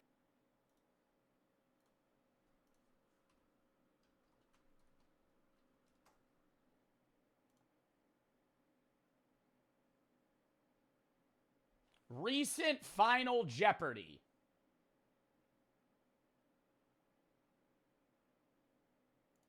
This author's wish to use different ink colors to represent multiple point of views was granted in 2012, 83 years after the novel's publication.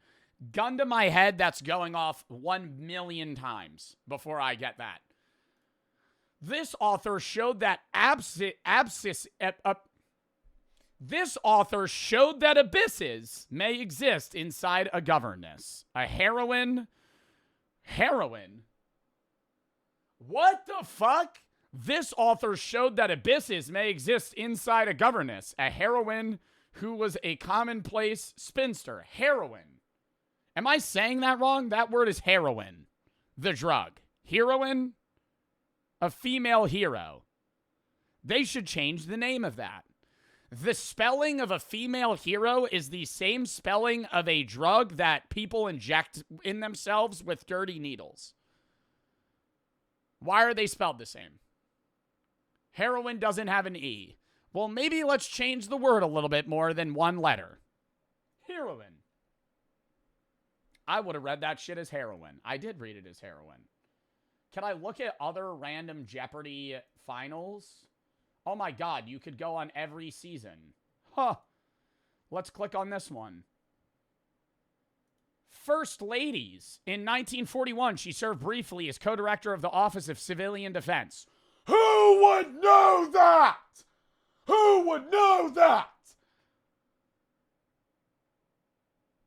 That's a $100 question. That's easy. That's easy. 500 hard. On June 3rd, 1948, the 200-inch Hale telescope was dedicated atop this mountain. That one actually seems more reasonable.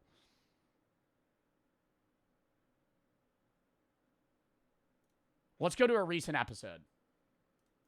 Current season. We're going to go to the most recent episode. Midnight's Adults in Children's Literature. I'm in Sephora without my glasses. A minor distraction, rock, rap, and remember. Nothing But a G Thang is a classic collab between Snoop Dogg and this man. Like that one, there's a world where I could guess it. Nothing But a G Thang, Dr. Dre. Okay. Then let's go. Rosa Parks sued this duo for using her name on a 1998 hit, but it still made Rolling Stone's list of 50 greatest hip-hop songs. I don't know a rap song that used... What was the answer? Outkast and Cameron. Empire State of Mind by Nas was a hit for Jay-Z and Alicia Keys. Is a classic by the three-letter man who feud with Jay. I got that shit! I got that shit! That's $1,000. Oh my God, wait, actually I know some of these answers. Bro said the Jonas Brothers. All right, let's do one that I wouldn't know. Use your sixth sense. The Sixth Amendment to the Constitution says the accused has the right to a trial that is both public and this. Private? Speedy. Fuck. Speedy. As basically every game of Jeopardy that has ever been played.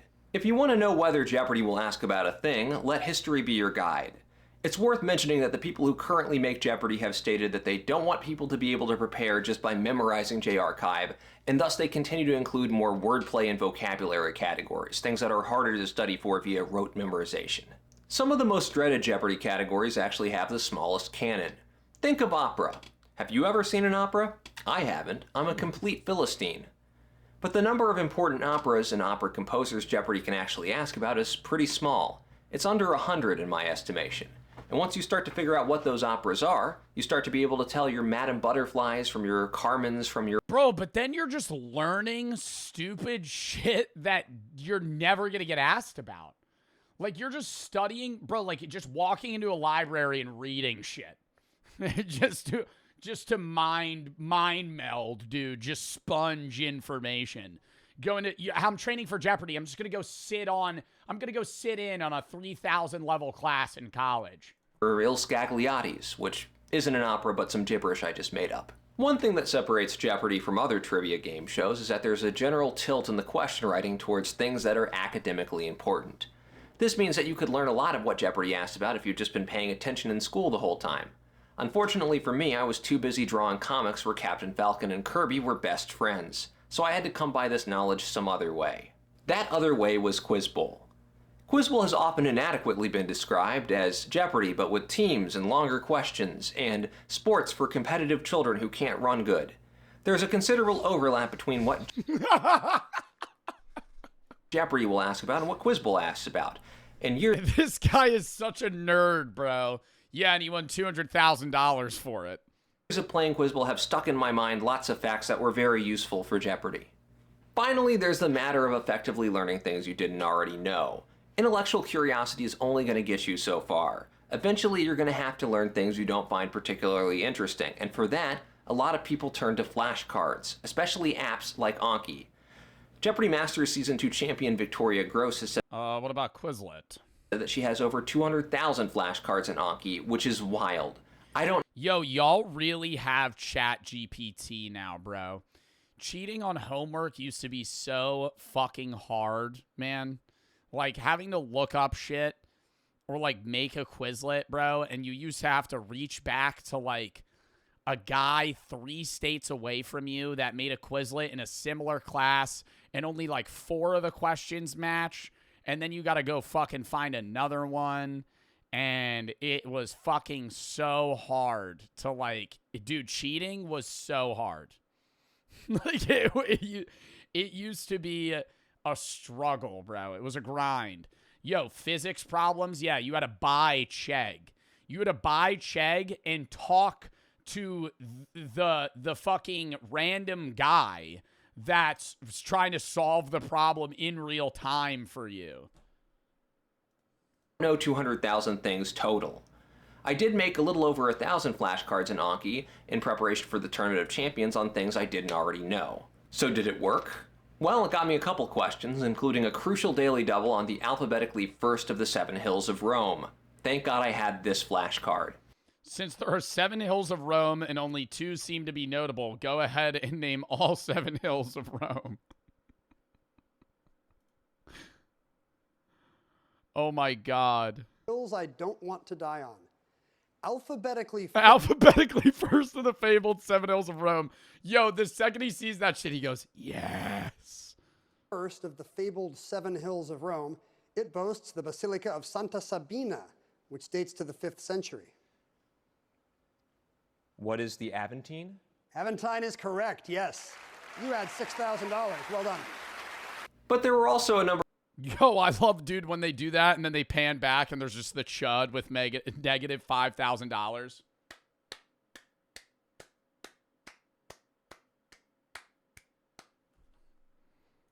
Of times I saw a question and thought, oh, I have a flashcard on this. And that was about as far as. And then they get so many wrong that they just stop answering them. My brain got. So they're not perfect, but they will help you eventually remember things that you don't know and aren't particularly interested in.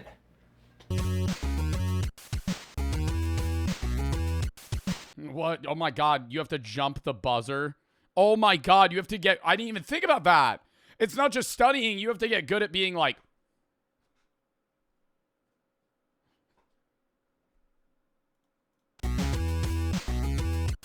As the ancient philosopher G.I. Joe. Do you think they're testing for PEDs at Jeopardy? Dude, I would take so much Adderall before I walked in. Where your eye, you don't blink and you're just like. Once said, no. What's a PED? Performance enhancing drug. Knowing is half the battle. The other half of you just start taking steroids for Jeopardy. The battle is the buzzer. In your average Jeopardy game, all 3 contestants are going to know around 1/3 of the questions. So whoever is fastest on the buzzer is going to get those questions, regardless. That is not what I've seen. Every contestant's going to know 1/3 of the questions. I feel like is just not true. I feel maybe not a different third, maybe the same third, because every episode, bro, there's one guy that just knows nothing. Of who knows more about a subject. This means that being fast on the buzzer is just as important as knowing a lot of things. For a brief explainer on how Jeopardy's buzzer. Why are there 11K people? It's a Sunday React Day, and I'm pretty sure people are off tomorrow, so there's just probably a bunch of people that are really bored right now, eating food, wondering what they should watch, so they tap into the Joe Bart stream because there's nothing better to do. Work, contestants can't ring in during. Yep, that about sums it up. A clue. When Jeopardy was rebooted in 1984, contestants could ring in whenever they felt like it, which led to chaotic gameplay and a not particularly fun viewing experience. In 1985, the current rules were introduced, where contestants have to wait for the host to finish reading the clue before they can buzz in. This rule change surprised the hell out of my father when he showed up to tape his episode in early 1985. The giant game board in front of contestants has 2 vertical white lights on either side of it that light up when the buzzers are cleared and contestants are able to ring in. Generally, this happens precisely as Ken finishes his last word, so contestants are theoretically able to time this and anticipate when to buzz in. Not me though, I just use the lights. I surveyed everyone else in the Tournament of Champions, and apparently I was the only person who just used the lights. Everyone else went off of sound. So maybe you should do that. Either way you choose to do it, timing is crucial. I attributed my decent buzzer skills to years of playing video games, and other contestants have said similar things. You can try practicing at home by watching along with a clicky pen, or by playing rhythm games like Guitar Hero. The principle is the same. I'm aware I'm showing how old I am by using Guitar Hero as an example. Some people have said that you should buy a buzzer to practice with at home. Because I was worried about embarrassing myself in the Tournament of Champions, I am ashamed to admit that I did this. This is why I quit. Too many sweats. Too many Jeopardy sweats, dude. Timing the button. What are we, fucking track sprinters, dude? Trying to time the gun on a 100-meter. Here's my buzzer. Just buzz in when you know the answer. I do not think it is any better than a clicky pen or video games, and it's kind of expensive. However, if you want to buy one, it is reasonably close to the buzzers used on the show, though not exactly the same. This one's from Delcom. There are varying schools of thought on how to hold the buzzer. I've seen contestants use... Yo, we're getting into the tech of how you hold the buzzer. Bro, I thought he was going to tell me how to study for this shit. Half of preparing for Jeopardy is being able to press the button faster than everybody else. I feel like I ain't need training for that, though. Like, I'm not trying to be cocky, but, like, my lack of Jeopardy winning capability is that I don't know any of the fucking answers. I feel like the easiest thing is just going...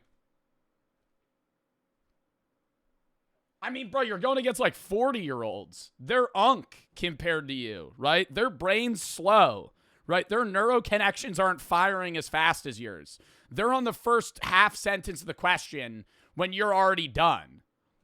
One hand, two hands, gripping onto it for dear life. I've heard of a contestant who just left the buzzer in the... I'd be white knuckling that shit. Your hand just starts turning purple. Ken's like, are you okay? I'm like, yeah, next question. Holster on the podium because his hands were shaking too bad to actually hold it. What? The buzzer in the holster, gripping onto it for dear life. I've heard of a contestant who just left the buzzer in the holster on the podium because his hands were shaking too bad to actually hold it. Ultimately, I don't think it matters that much. Do whatever is most comfortable for you and will allow you to press the button as quickly as possible. The button is... I love their stories, too. Be like, next, we're meeting Ryan, who comes all the way from Denver, Colorado. Nice to see you, Ryan. So it says here that you shat yourself in the 3rd grade. Could you tell us more about that? Yeah, Ken. So, it was actually just, and they go on like some random story that makes no, dude, and it gets really funny when they have to do the intro for a guy that's won 15 times. So they actually make up shit. Like Ken himself said that, who's the current host because Alex Trebek is dead now, rep in the chat. Ken said because he won like 20 times in a row that like the latter half of his interviews were just fake stories. Like they weren't real. He was just making shit up because what else are you, how many cool stories are you going to tell the audience from your childhood or adulthood before getting on the show? Pretty sensitive, and you do not need to press it hard. One finger or thumb will do. So practice the buzzer, but also be prepared to not get in. At some point in your show, you're going to know some things, buzz in, and not be the first person in. This is extremely disappointing. Every time it happened to me on the show, I looked like I had received a mild electric shock. So be prepared for the disappointment, but also be prepared to move on quickly from it. I really want to emphasize this. At some point, something bad is going to happen, and you're not going to have time to sit and mentally process it. Dude, but I kind of want them to drop this professional facade, you know, of like Jeopardy as a whole. Like, I would love if he pressed the button, he doesn't get it first, and he just like audibly gasps. Just like, fuck. They are already reading the next clue. Be ready. They talk shit. They do like a halftime. Like, you know, after in like Ink Master, when after they tattoo, they go back to the room and they just talk shit to each other and they're like, your tattoo fucking sucks. Dude, the creasing on that shit was terrible, dude. Oh, by the way, you're fucking ugly. Like some shit like that. That would be TV. Be like, Mark doesn't really know the answers, but he gets in the opponent's head. It is fair to say that I'm close to the... What the fuck is Ink Master? A show where they tattoo people. That's it. Last guy you should listen to when it comes to wagering strategy. I blundered hard on wagering in the game that I lost, both miscalculating my wager mathematically and even still wagering way too large an amount. In preparation for the Tournament of Champions, I studied wagering strategy much more intensely, and then immediately came out and wagered an incorrect amount in Final Jeopardy again. Ken Jennings after the game asked me if I had meant to wager that amount, which is his nice way of saying, you really have no idea what you're doing, huh? So believe me when I say, wagering is hard. Let's talk about daily doubles first. Over the past decade, Jeopardy contestants... Yo, I'm going all in on all of them. Daily double, max. Max out. Sir, you're at negative $5,000. Max out. Max out. You're only allowed to wager $2,000 because you're negative? All right, whatever, I'm allowed.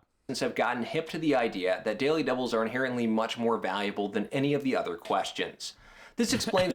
Let it ride! It's the herky-jerky nature.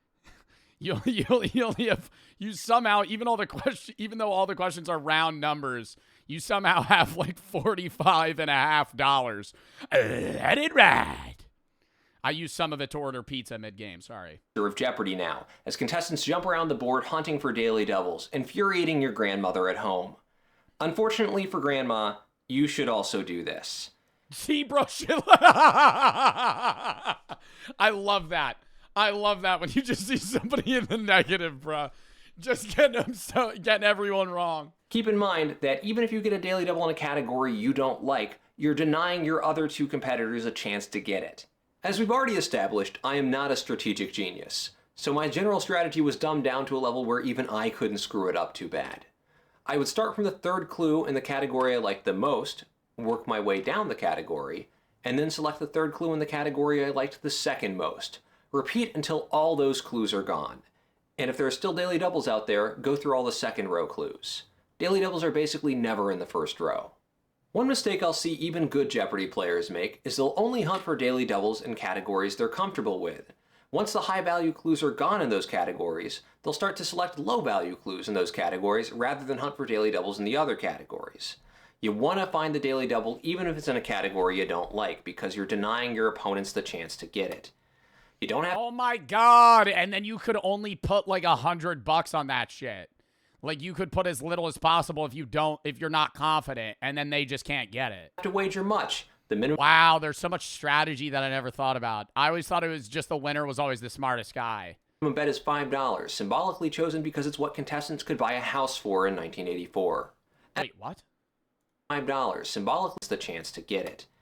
You don't have to wager much. The minimum bet is $5, symbolically chosen because it's what contestants could buy a house for in 1984. It was a joke. As to what you should wager on daily doubles, it's way too situational for me to be able to give you any real guide. I will say that I think the internet is obsessed with James Holzhauer-style aggressive wagering on daily doubles to a degree that I don't think is helpful for your average Jeopardy player. If you're 90% accurate on daily doubles, go nuts, wager everything every time. But most of us are closer to 50% accurate on daily doubles, and going all in constantly is not a winning proposition. It's also just not that necessary. That's what you think. For most Jeopardy players. Be smart. Consider the score, how close you are to first, if it's close to being a runaway game, etc. But for regular Jeopardy play, constantly spamming the all-in button is just not necessary. Yo, let's get rid of that Gavin command because they're just spamming it. RNCD for the sub, Berg, thank you for the 3-7. Dutch for the sub, Luca, thank you for the 3. Yeah, like a streamer Jeopardy. Brady wanted to set that up. Fries, thank you for the 3. Spend the night either keeping my streak alive. Can't believe this is my 4th birthday I've been spending with you. Anyways, thanks for making my bad days better. Well, happy birthday, bro. And thank you for fucking tuning in. James and Vinny for the sub. Chase, thank you for the 3. If you have any videos you have watch games to play videos, such top games, such tab. It's in half for the sub. Moldy and Zap for the sub. Crime, thank you for the 4. Depends. Barney and Real for the sub. Dolphin, thank you for the 3. Go to DC over the spring. Anything I should know? Haven't been to DC in so long, so not really. Kobe and Zelen for the sub. I mean, I'm not the guy to ask. Dunn, Cam for the sub. Lock for the sub. It's thank you for the 1,000, but he's play the vid. Cheese and Chase for the sub. Sleepy for the sub. Cowboy and Buff for the sub. J2, thank you for the 3. Love the philosophy. You helped me change a lot better in my life. I would say you've helped me what I've gone through. Be forever grateful. Watched you after I got out of jail in 23, and you helped me get a new view on life. On how life is actually supposed to look like and feel in Mountain College. Dude, that's awesome. And congrats on being on a fucking good path now. Fab and CJ for the sub. Flex, thank you for the 3. Steezy, thank you for the 3. Alex and Malt for the sub. Prime and Spoon for the sub. Melon and Dylan for the sub. Art and CD for the sub. Sorry. If you are interested in doing a True Daily Double, you definitely want to do it in single Jeopardy because it's way easier to come back from a failed True Daily Double in the put it in sub only. First round. Finally, there's my nemesis, Final Jeopardy wagering. They make you do math on television. It's a horrible deal. Some are calling it the worst deal. But there are things you can do to prepare. First of all, do math on paper. One thing that ended up kind of being an issue for me is that it had been over a decade since I had done subtraction on paper, and I just kind of forgot how to do it. So practice that. Wagering from first place in Final Jeopardy is actually the easiest because it generally follows the axiom that it's better to lose. Damn, bro. I don't really do subtraction on paper anymore. Wait. Chat, give me two numbers that aren't 6, 7.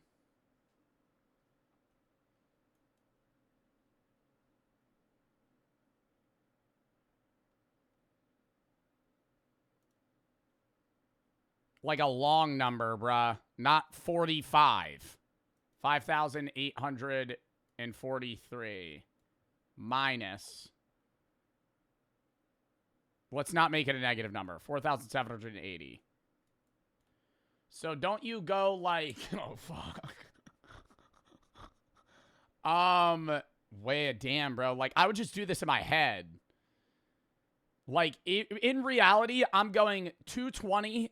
220 makes this 5,000, and so just I have to add 220 to 843. So it would be 1,063. But I don't know how to do this on paper anymore. I know you would go like this. So I would go this would become 7, this would become 14. And then so that would be, oh fuck. Wait, no, right? Yeah. Am I doing it right? How do you fucking subtract on paper? No, I know the answer, chat. I know the answer. That's right. Yeah. And so, because you need this number to be higher. So 3 minus 0 is still 3. 14 minus 8 is 6. This is 0 and this is 1. 1,063.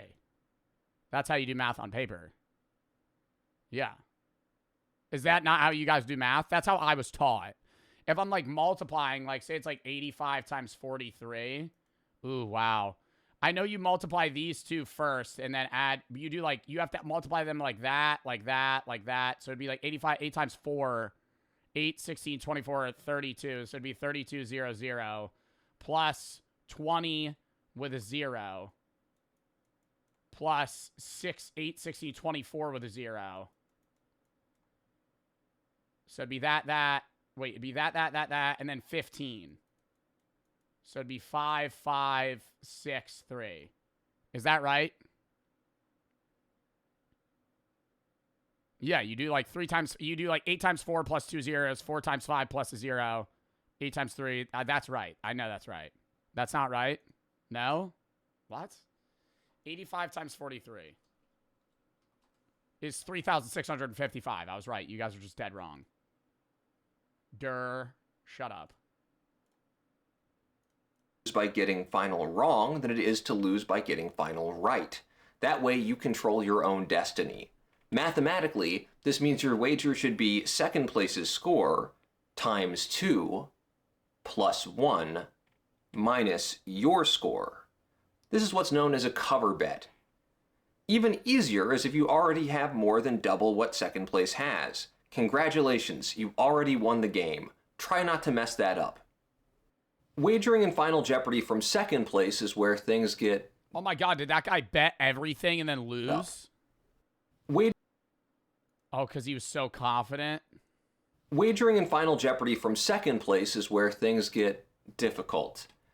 99% of the time, first place is going to make the standard cover bet, meaning the only way you can win is if first place gets final wrong.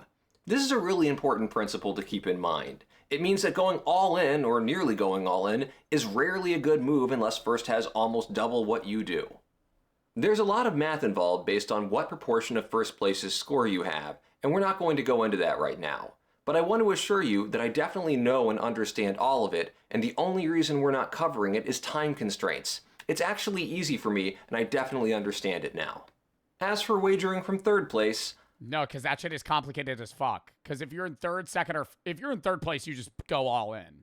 But if you're in second, you have to know what the first has. If you're in first, you have to know what second has. And then you have to bet based off what you think they're going to bet. And then still try and put yourself in a winning position even if you get it wrong. Don't be in third place. I'll link to some more comprehensive guides on wagering in the description below.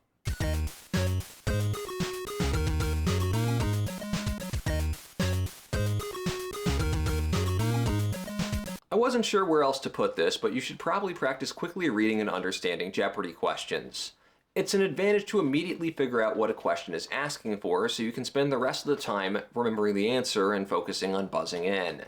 Typically, questions will use words like this or these to point you to what they're asking for, so look at lots of questions and practice quickly parsing them. There is the matter of actually being selected to appear on the show. This is no easy thing to do, not least because... Yeah, and they're always smart. I'm assuming there's some, like, prerequisite rounds, right? Like, do you have to win something before going on Jeopardy? Because there's never just, like, a straight-up dumbass on Jeopardy. Because there's a huge element of randomness to it. Jeopardy allows you to take their online test, aptly named the Anytime Test, at any time. There's some mystery qualifying score that will pass the test for you. Nobody is sure of what that score is, but whatever it is, it must be higher than what Emma Stone keeps getting. If you pass the test, you can be randomly selected. Wait, did she say she applies higher every than what night? Emma Stone applies to Jeopardy every year. Stone keeps getting. If you pass the test, you can be randomly selected for the next round of auditions. I want to stress this. You can nail the online test and not go through to the next round. They only take a small percentage of qualifying people through, and it's random, so don't be discouraged if you have to take the test multiple times. I did. My appearance on the show was a result of an increasingly rare in-person audition. I think most of these are done over Zoom now, and the next step is an audition where they do a more proctored online test with you, just to make sure you didn't blatantly cheat on the first one. If you pass the mystery qualifying threshold on that test, you can be selected for the final audition, where they simulate gameplay with... Oh my god, dude, that sucks. Imagine getting through like 3 rounds of auditions and then not making it. ...with you and do a brief interview. Or imagine getting through 3 rounds of auditions, making it, and then ending the game with negative $6,000. The purpose of this final audition is not to see if you're the greatest Jeopardy player who's ever lived. It is to make sure that you won't look like a psycho on television. I did a couple of auditions, and I saw a number of people, okay, let's be honest, they were all men, come in trying to prove they were the smartest guy in the room. This audition is not for that. You have already passed Oh my god, so if you come in cocky, they just won't let you in? both tests, so they know you're reasonably smart. Just seem friendly and approachable, and that will go a long way. Wow, so if they don't like your personality, you could be better than everybody else on the show, and it doesn't matter. Do not try to crush your opponents in the simulated game. For one thing, the people running the audition choose who wins on the buzzer, so you can't crush your opponents. Assuming you're selected to appear on the show, you'll go to the studio and tape. If you can, try and get a good night's sleep the night before. Just know that when your time comes, the taping will literally fly by, and it will be over before you know it, so try and enjoy it. I mean, it's only like a half hour, right? You're on Jeopardy! That's pretty fucking cool. If you win, be ready to play again almost immediately. They tape 5 episodes of Jeopardy in a day, and the mental strain of that much... Wait, what? So if you... that makes sense, so they're not just like spending a half hour each day on a set. So when he won, he played 5 games in a row. Jeopardy is something you should also prepare for. And then they just make him change shirts? Watch multiple episodes in a row, or play multiple games of J-Archive in a row. Be sure to change your shirt in between games for the full experience. Wow, so it makes it seem like it's a different day. You literally finish, and then 10 minutes later, you're on the next day's episode. Damn, so even the longest running winners are only on Jeopardy for like a week in like real time. This barely scratches the surface of how to prepare for Jeopardy, because the boring answer is to just be an intellectually curious information sponge that retains just a little about everything. There are a lot of great resources that I haven't mentioned, which I'll include in the description below. Also, I guess I should tell you to like this video and subscribe in case I ever decide to do this again. Yeah, dude, fucking love this guy. Isaac Hirsch, goat of Jeopardy. When I was 13, my parents took me to opera for my birthday, hated it, didn't know to tell them. Spent a fair amount of money on the tickets, so I had a great time for the next 4 years. We went to opera for my birthday. I'm always cleaning up on the opera questions when I'm watching with my friends now. Dude, I don't think I've ever seen a 30-second snippet of an opera. More than anything, I encourage you to take the Anytime test if you're the least bit interested. It was a great experience for me. I met some wonderful people, played some fun games, and most Should we take the Anytime test? Dude, I'd fail that. How long would that test be? Anytime test Jeopardy. I just want to see the... Dude, you're probably going to have to fill a bunch of shit. Yeah, I'm not taking this right now. Maybe one day. All right, I got to piss real quick, then we're hopping to the next video. Count me down.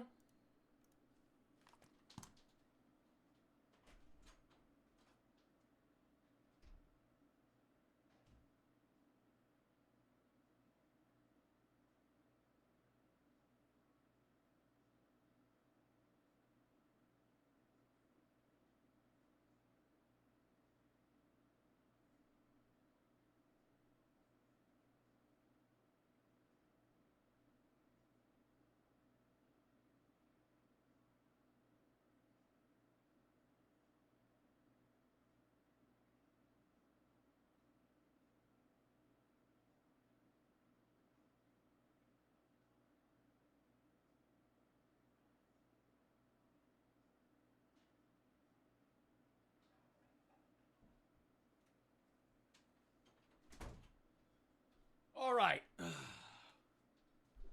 Quick pass. We're back. That and Supreme for the sub. WYD, Black, Shia, and Dopa for the sub. Triumph, thank you for the 5. Gifted's Black for the sub. R6 for the sub. Dizzy, Jason, Matt, and Park for the sub. Chat, hold up. I want to upload the best of 2026 right now. So I could potentially upload it tonight if it finishes in time. So bear with me. 2026? No, 2025. I originally thought we weren't going to do a best of 2025 video because Cloak usually does them. But then Aiden, and Cloak doesn't edit for me anymore. Not because I fired him. It's just he's working on his own shit. Sorry,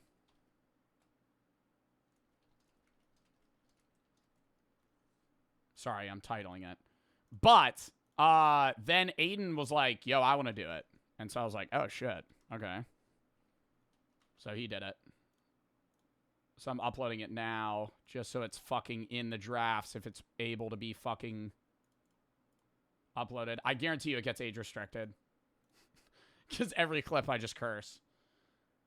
So, all right.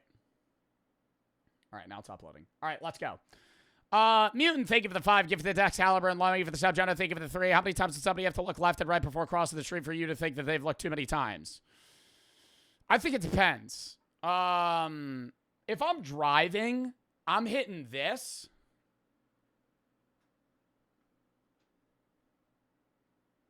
While I'm turning. Like, I'm spam looking left, right, left, right, left, right, left, right, left, right, left, right. When you're trying to merge, because you don't get hit by a car and you got blind spots. But if you're on the street, I'm looking left, right, cross. And while I'm walking, I might look left, right. It's kind of like a subconscious thing. How many times would they have to look left and right for me to be like, yo, probably 5. If they went like, I'd be like, bro, there's no cars. I think it's different if there's actively cars and you're trying to find a gap to cross as many times as you need to. But if there's no cars on the road, I'm like, yo, maybe a double check and then walk. Mikey for the sub, NZ, thank you for the 3. Could you play Buffalo Fighter next time by Bob Marley? Mutant, thank you for the 5 gifted. Maybe. Jonah, thank you for the 3. Mikey for the sub. Chat, next video. I tried New York City scam restaurants. Why is the video not? New York is app. Oh, there we go. Also, gotta say before this even starts, Times Square, the most underwhelming place of all time.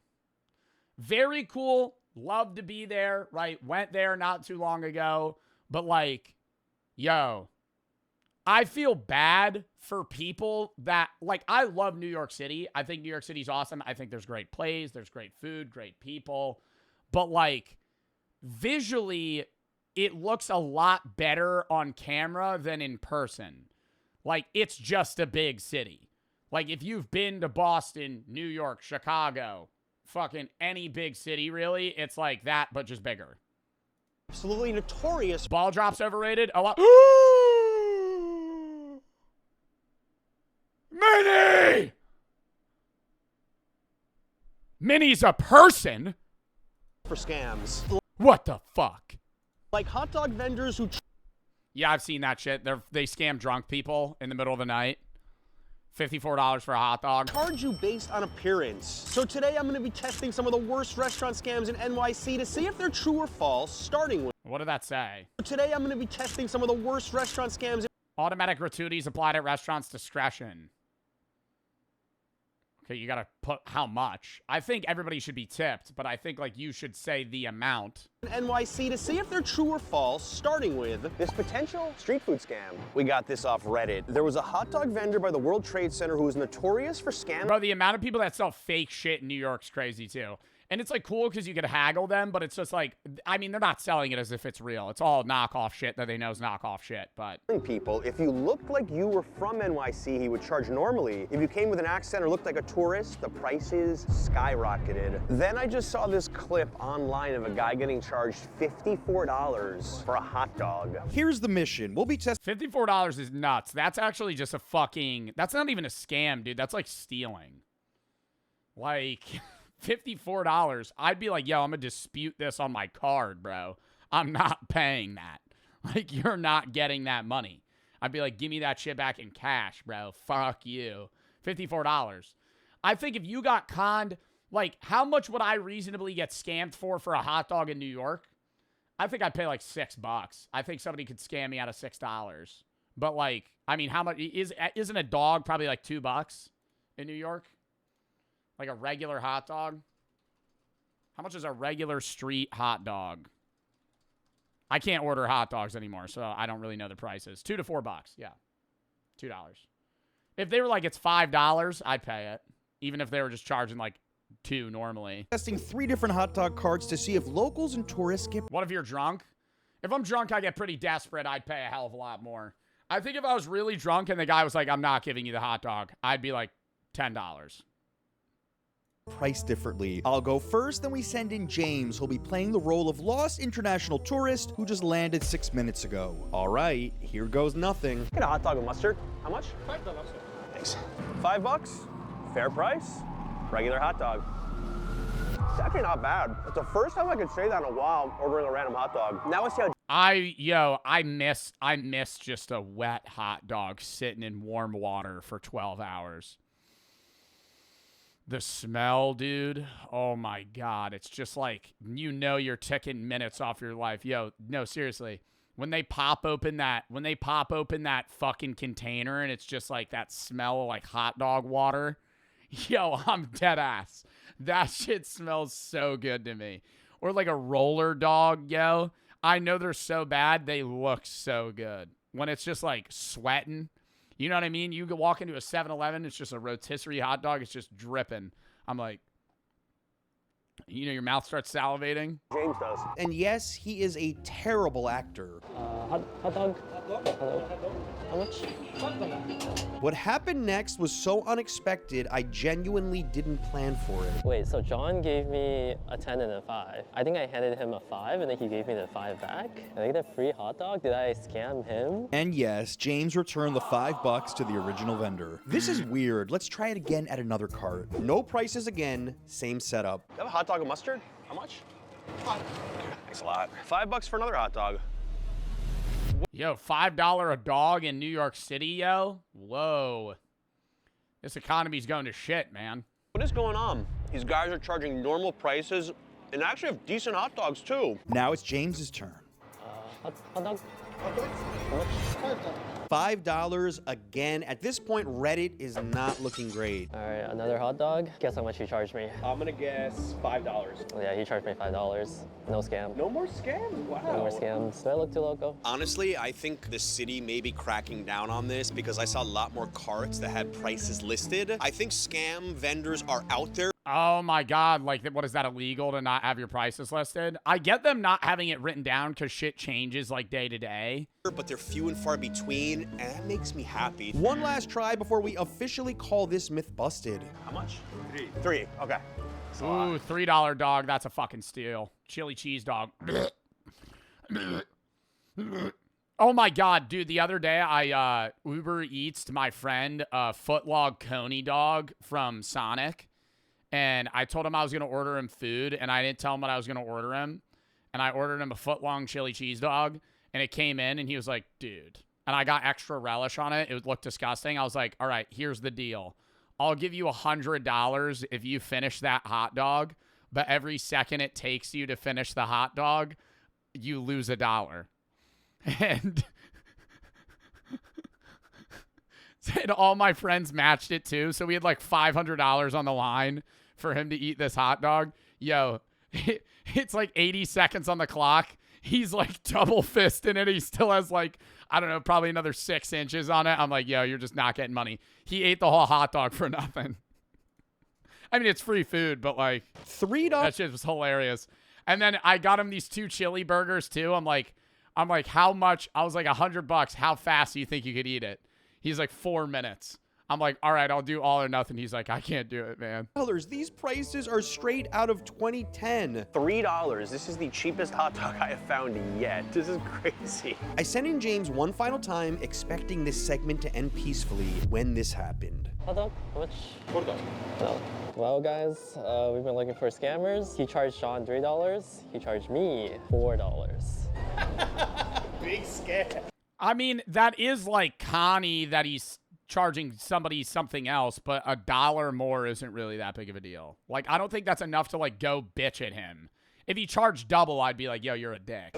A little tourist tax for you, huh? Mm-hmm. You know what? A little tourist tax. $1 out of your pocket, $1 into New York City's. Cheaper than everybody else. I don't know how to feel about that. Yeah, it's so cheaper than everyone else. We didn't get crazy rip-offs here. I was expecting him to get charged 10, me to get charged 5. The fact that the one guy charged him 4 and me 3. Well, I think it's because, dude, anywhere you go, who the fuck's paying $10 for a hot dog on a street vendor, right? Like at a restaurant, maybe, because you're getting like a side of fries and a drink or something, but like $10 for a hot dog.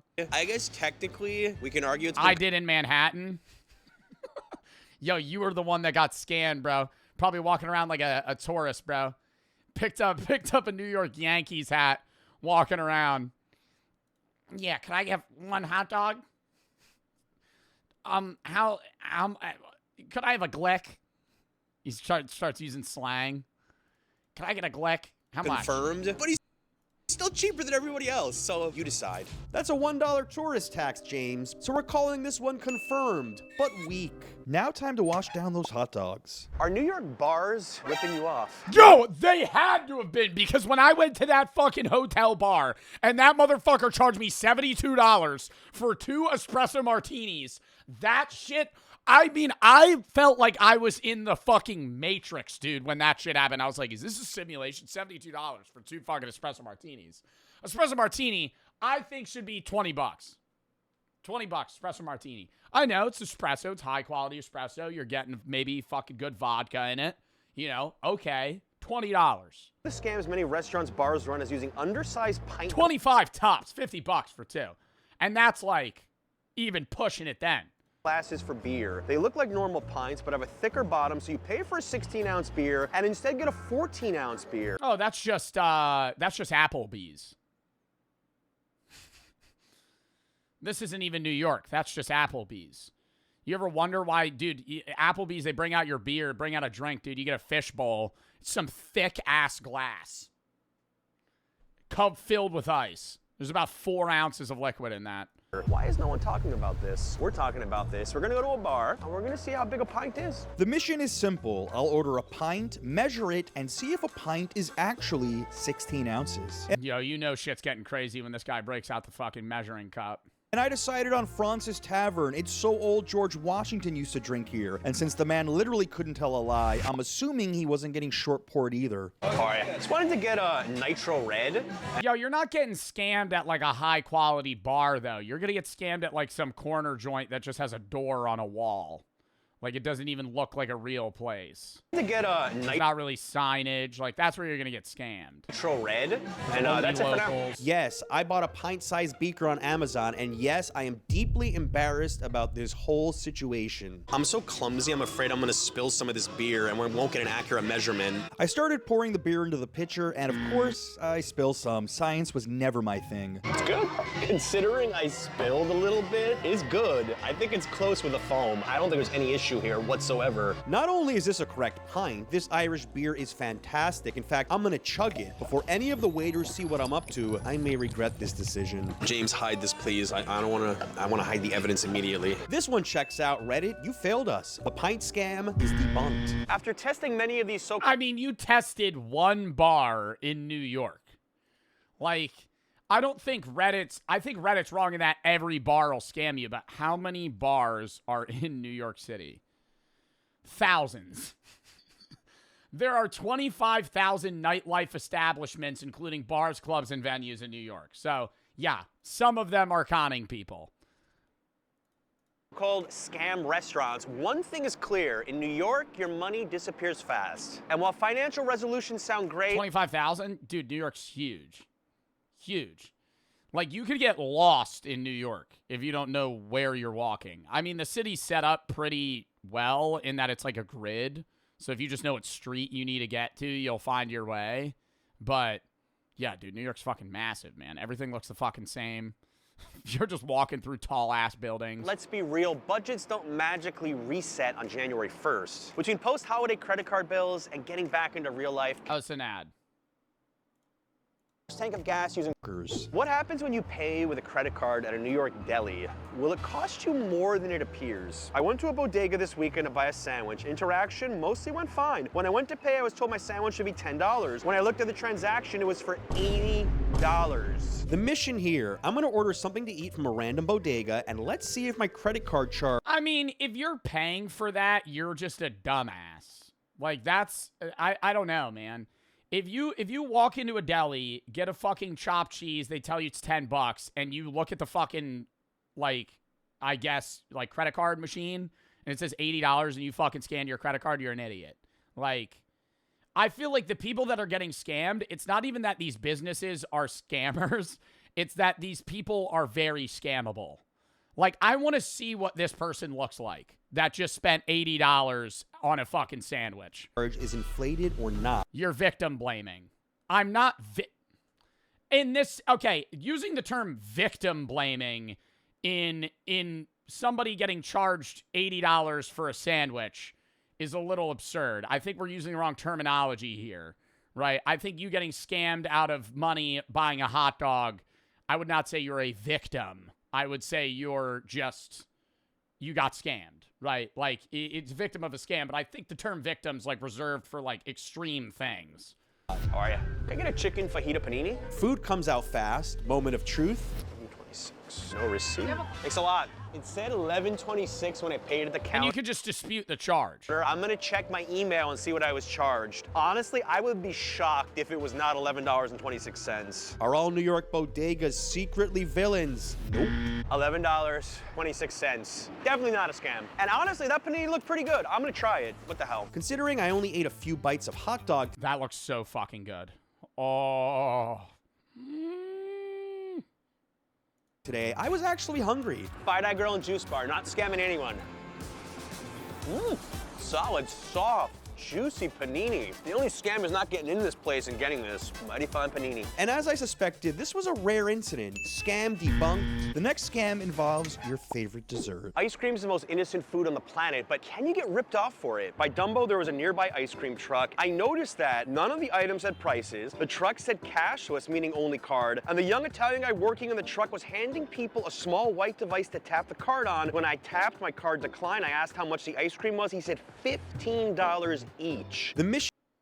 Ask, like you're saying, I understand people are like, Joe, you're victim blaming here. Ask how much it costs before you scan your card. What are we fucking doing? If you're going to complain about the price, ask first, right?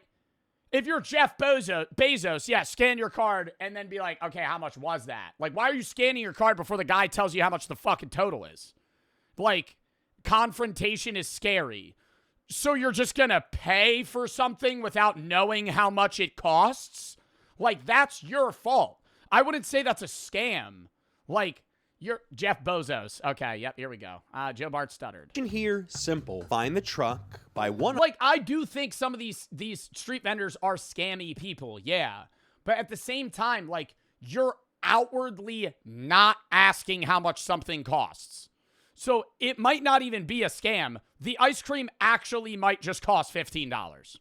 And he's just a shitty businessman. Ice cream and see if my and you're just angry that it was that much. Credit card gets assaulted. This turned into a full scavenger hunt. I searched Dumbo, tourist. Because you could refuse to pay. It's not your item yet. Like, you could be, like, if you're so scared of getting scammed in New York by street vendors, go, hey, how much is this before you order it? Locks and somehow only found. Then if they change the price, just refuse to pay and walk away. Like, it's, you don't have to pay them. This is a fucking New York street vendor. Hey, hey man, can I have a hot dog? Yeah, it's $15. Never mind. Walk away. Never mind. But if your ass scans your card and you go, how much was that? $45. Fuck. Like, that's your fault. Like, you didn't ask. Halal truck selling street meat. Just when I was about to give up, I find a Google listing that matches the exact truck. We're standing where this ice cream spot is supposed to be. NYC soft ice cream, and it's listed with a 1-star, 3 reviews. Yo, that shit's out of business, bro. As maybe closed. I think this may have been the spot. One review 4 months. Okay, it might not be closed permanently. It's the middle of winter. I don't know how popping an ice cream place is going to be right now. Months ago, this place charged me $32 for 2 soft serve ice creams. 3 months ago, $16 a cone. 2 months ago, $32 for 2 ice creams. We had a 2-course meal in Manhattan for $17. Sunflower, you are a fucking liar! What 2-course meal in Manhattan? Did you eat flea soup from Fallout? What did you eat for what 2-course meal in Manhattan did you have at a sit-down restaurant for $17? For 2 people. We had a 2-course meal. Okay. In a cup, it just missed. I'm not saying they're not charging $16 a cone. That's a fucking scam. Don't buy from the place. Them. Maybe they got shut down. Sadly, this case remains inconclusive. This next potential scam is something visitors need to watch out for. The one thing that shocks tourists more than anything in New York is tipping, especially when it's added without your consent. Check this out. So I went with my family to Little Italy to a tourist restaurant. We're not from the US and are not very familiar with the tipping system. However, we were very surprised to see that a 20% gratuity. Hold up, I gotta... Yo, mods, can we moderate chat? Sorry, there's just some weirdo saying shit about Brooke. Gratuity was added to the... Bellic for the 3. For the chatter that just asked about tips for streaming, you're a chud. Emoti, thank you for the 3. Any tips for you're my favorite streamer? Exclamation point streamer tips, but outside of that, man, it's just formulating to what an audience wants to see, you know? It's just trial and error at the end of the day. Andre Trey and probably for the sub. AK, thank you for the 3. Yours looking good, man. You looking bigger. How much you been in the gym? How much you weigh? 178. Kiwi for the sub. Sticky, thank you for the 3. Dropping out of school since 5th grade. I'm in the UK, so college is different than the US. I was wondering if you have any tips for advice. You live in a different country with different education rules, man. I have literally no advice. I'm sorry. I don't know what you should do. I can't. You live in a different country. How am I supposed to give you, like, advice on education? I don't know what the rules are in your country. Dude said all that and asked what he did wrong. I mean, yeah, dude, I banned him and he said, I mean, I'm not even going to repeat what he said. He was just saying some fucking freak shit, dude. The and Bob for the sub, Justin Lynn for the sub, Ride for the sub, J2, thank you for the 3. If you had to choose between a hot dog in New York that's been sitting in the water for 15 hours or a 7-Eleven hot dog that's been cooking for 15 hours, which are you choosing? Hot dog and water. Bryce, thank you for the 3. R4 and Johan for the sub. It's for the 3. Because I know that street vendor is going to hook me up nice. That hot dog I got to make myself. Want to go to college for a future job? Hate going to school right now compared to high school. I don't really have advice, man. Do you think college compared to high school is worse? It's harder and you're more on your own. College is self-motivation. High school is forced motivation. You don't have to go to your college classes. A lot of people don't. They waste $50,000 and then they fail out. So if you're not going to be able to conjure up the motivation to go to classes, that's a problem, you know. Wiley for the sub, J2 for the 3. College is a means to transition you into adulthood. High school is just high school. High school's learning shit. College isn't needed, but like a lot of college classes are going to be on you. You know, it's going to be, hey, this is what's due in 3 months. Do it. Wiley for the sub, J2, thank you for the 3. NZ, thank you for the 3. Mutant for the 5. X and Lami for the sub. Jonah, thank you for the 3. Drawn for the sub. LX, thank you for the raid. Mini and Loaded for the subs. Hi, thank you for the 1,000. But he's drawn for the sub. At TB, thank you for the 3. Only, thank you for the 3. Name is Pain, wondering if you have done a type 1 diabetes stream. I have done diabetes streams, charity streams, yes. 8X, thank you for the 3. And I'm sorry you have diabetes. Lock in, chat. So I went with my family to Little Italy to a tourist restaurant. We're not from the US and are not very familiar with the tipping system. However, we were very surprised to see that a 20% gratuity was added to the bill without any mention of this. Overall, the price on the bill was 35% more than the price on the menu, including gratuity, credit card fee, and taxes. We're at an Okay, well, taxes and credit card fee are out of their hands, and the included 20% gratuity, I would assume, was probably listed on the menu or on the wall outside of the restaurant. They do hide it, but it probably was on the bill. Fee and taxes. We're at an unnamed restaurant in Little Italy. So friendly, thank you for the 10 gifted subs. Thank them if you got a sub. Thank you for the 10 gifted. The mission, see if auto gratuity appears and if it's clearly listed. All right, I just looked at the menu and this is really interesting. Automatic gratuity applied at restaurant discretion. I've never seen this wording in my life. Yeah, that's scammy. That's weird. I'm all about tipping, but I think you should have a definitive percentage written, but not something of at discretion. Like, you've probably seen restaurants say an automatic gratuity of 18% is applied with parties of 6 or more. Like, that's fine, right? I don't think that's bad. And if you read that and go, I don't want to do that, then you don't eat there. But when you say automatic gratuities applied at the restaurant's discretion, it's like, okay, how much, when, and like, there's so much up in the air. At restaurant discretion. I've never seen this wording in my life. If I wasn't from the US, I think I would even skip it. I wouldn't even notice. Restaurant's discretion. We'll see what their discretion is with us. Read the rest. Checks can be split evenly only with a maximum of 4 cards. I've seen restaurants with that. We take allergies very seriously. I mean, that's normal. I've never seen this wording in my life. If I wasn't from the US, I think I would even skip it.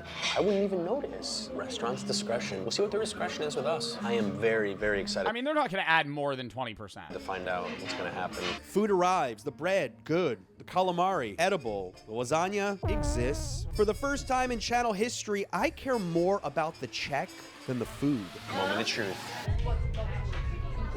This is interesting. This is weird. They added a $400 tip. We're going to break this one down. There's a sales tax, which is fine. Then there is a 20% added gratuity. Then there's an What I don't like, operating fees, very confusing. Gratuity fee, whatever. I think what I don't like is when if you have a gratuity fee of 20%, if it's like somewhere higher up and then they still have the tip amount. Because like I'm tipping 20 to 25% at a restaurant. There's been times where I've gotten conned from this, where it says 20%, I didn't read it, and then I tipped 20%, and then the waiter just made $40 on a fucking $100 order. Fee of $1.62, which I haven't seen in a while. And then there's a credit card total and a cash total, which I have seen before. So I think where people get upset with this is when you put your credit card, which is what I'm about to do, and then you get back an additional tip line and you don't pay attention to the auto gratuity. I handed back my credit card. Yeah, dude, I've done that so much.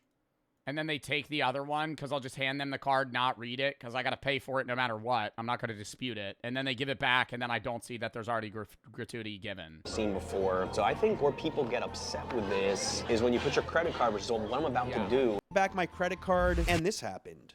This is actually crazier than I expected. I wanted to leave the restaurant to talk about this. I didn't want them to overhear it. Look, I understand the auto gratuity when you are a restaurant that has a lot of tourists. I think they should have been clear about it. I thought it was sketchy to say it's at their discretion. I think it should be very clear. There's gonna be an auto gratuity which you can accept or not. What I'm not cool with is when you have the auto gratuity and then when the card comes back, instead of— It disappears. That's what's bad. That's what's bad. If you give me the card, it should still say on the printed receipt, not the bill. Right? The bill shows gratuity. The receipt should also show the gratuity. Additional tip, which fine. Yeah. Fine. You have more suggested gratuity, 20%, 22%. See, that's weird. And that gratuity is on top of the already given gratuity of the bill, right? So if you have a $100 order and a 20% gratuity is added, you're paying $120, and then they're trying to get you to tip 20% on $120, not $100. So now you're tipping on a tip. 25%. If you weren't paying attention and you marked another 20%. That's scammy. And I'm somebody that loves, and I like the idea of tipping people in the United States because I think servers have hard jobs. I think that's very fucking scammy. That's really weird.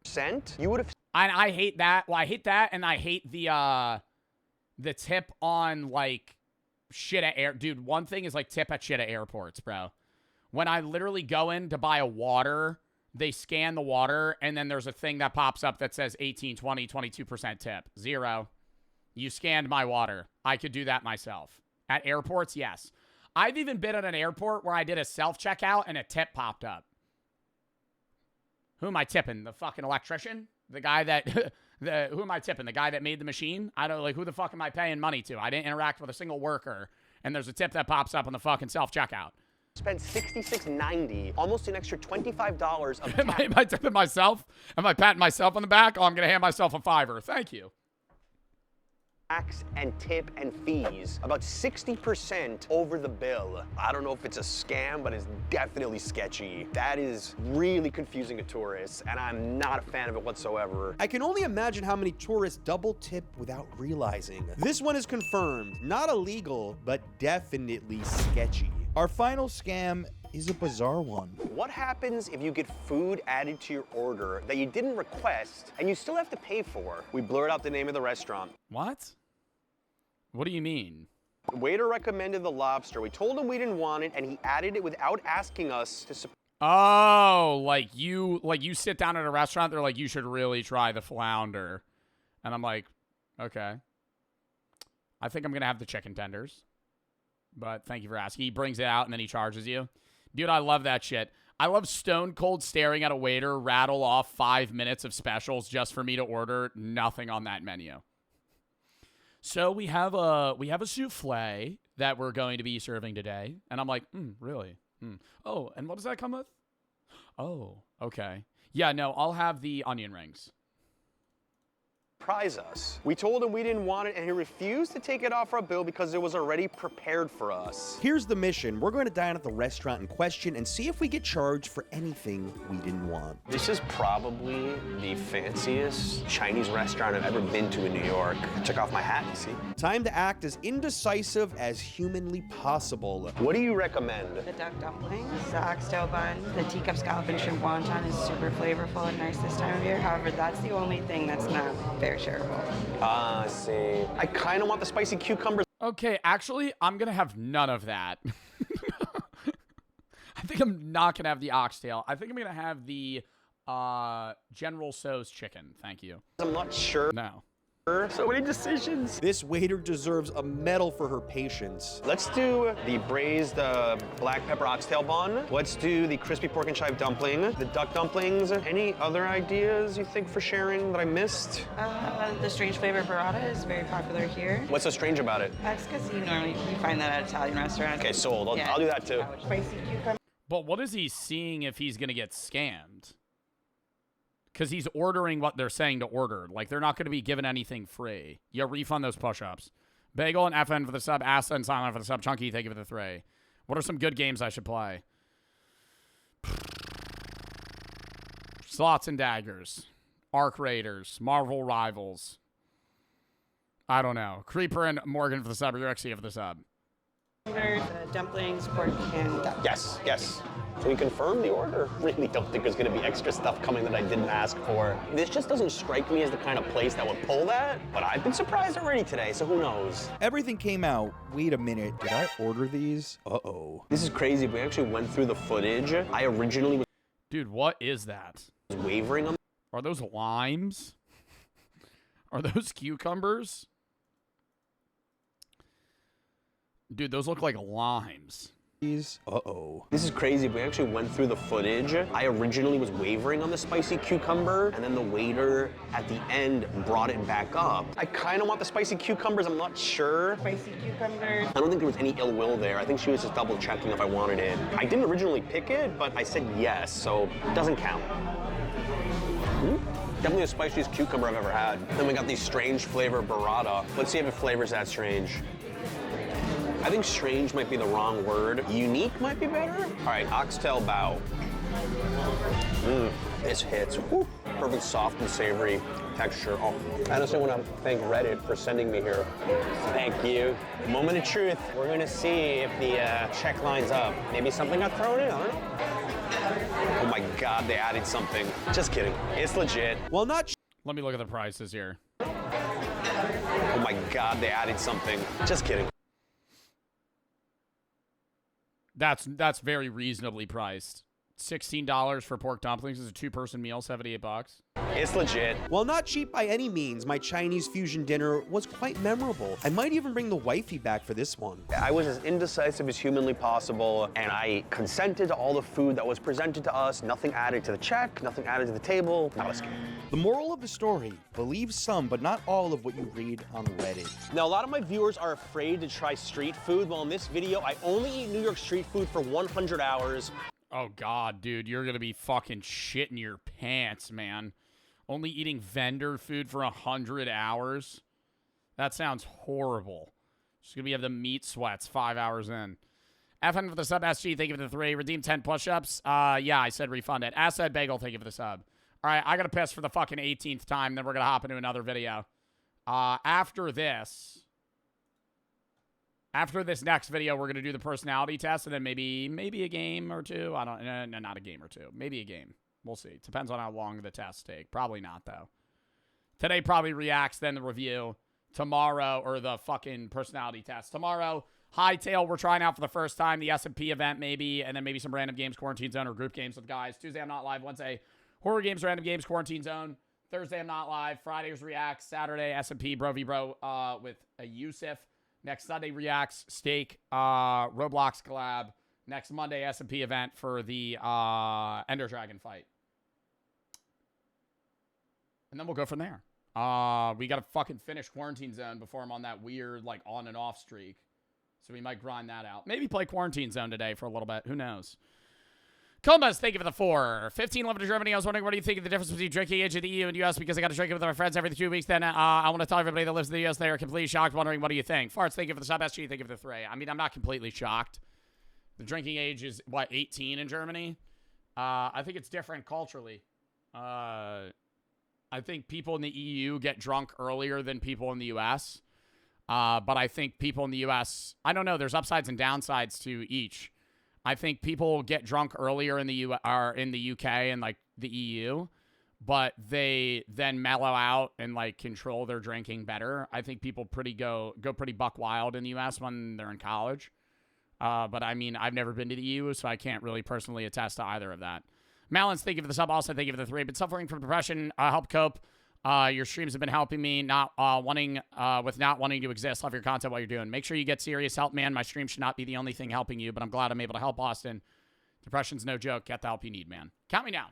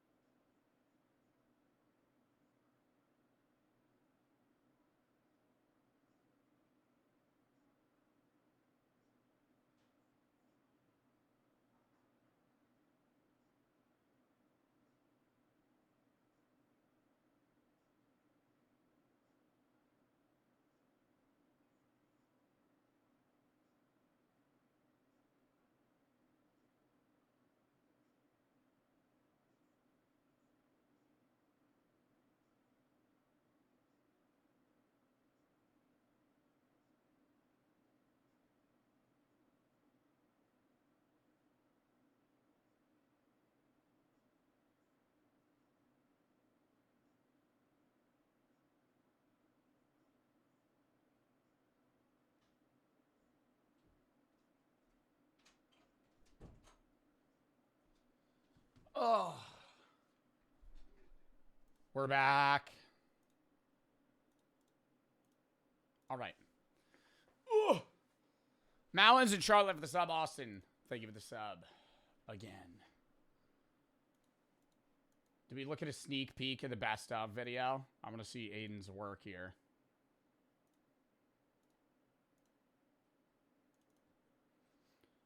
Then I want to see. Then we'll do one more video. Scary react. Probably not today. Actually, if people want to, we could do a scary react instead of the bad driving one and then do the personality tests.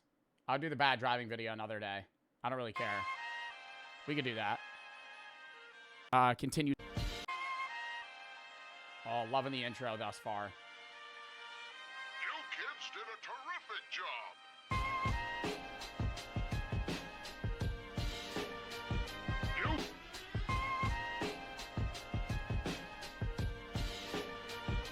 Yeah, I mean, we did about maybe 6 or 7 vlogs last year, not for the meme. Genuinely, I think that's how many vlogs we did. So I want to make. Oh wait, no, that's my speech I gave to you guys. Fuck.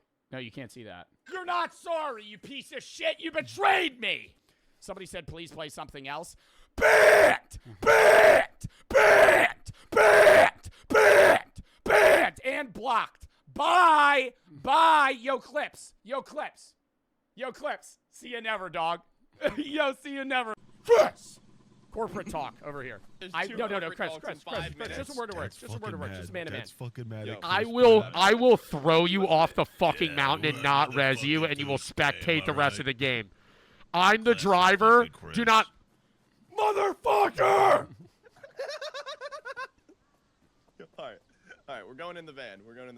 Bro, let go of me. I'm driving. I'm driving. We gotta start. The brain-eating amoeba.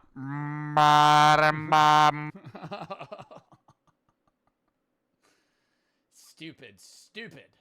It's funny, though. All right. Do we want to do the scary react? Okay, we'll do the scary react. We'll save the driving one for another day. We'll watch that diving video.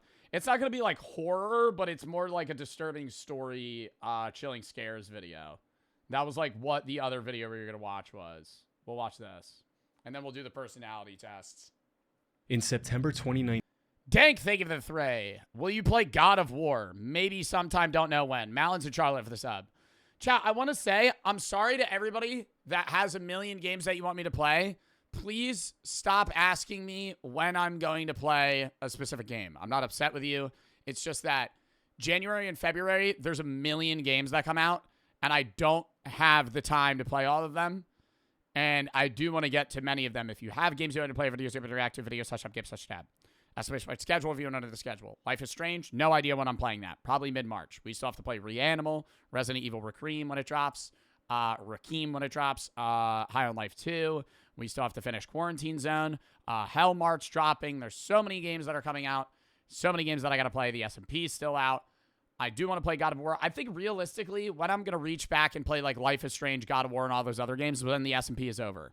So like March, April, May, I'll probably grind out like a God of War, maybe a Cult of the Lamb, or fucking Life is Strange. It's just like Mondays are kind of full of like 2/3 SMP days and like half-day Saturdays. So it's like that time that I would do those other games. Yeah, or even like Outlast 2, stuff like that. MC for the sub. All right, yo, lock in.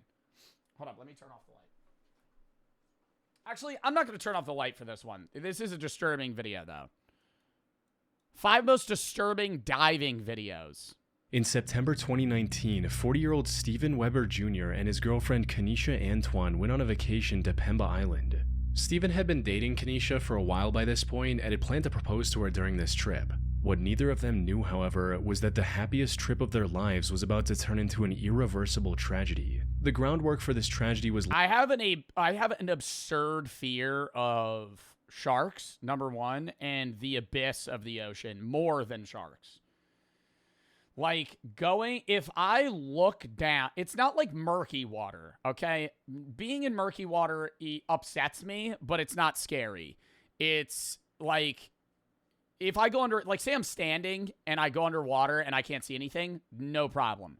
If I'm at the point where I can't stand in the water and I can't see anything, that freaks me out. Even if the water's like 10 feet deep. It's even worse if it's the abyss of the ocean. But turn the lights off, fine. But yeah, no, it's even worse then. Like, being middle of the ocean, you know, you're like, oh, let's go swimming. Fuck no. When the tour Even if there is nothing within, you know, 200-meter radius, 200 or even a mile, it's like, I don't give a fuck. That shit's scary. arrived at the island and checked in to stay at the Manta Resort just off the coast. It had a nice, uninterrupted view of the ocean, as well as a roof area to relax and enjoy the tropical weather.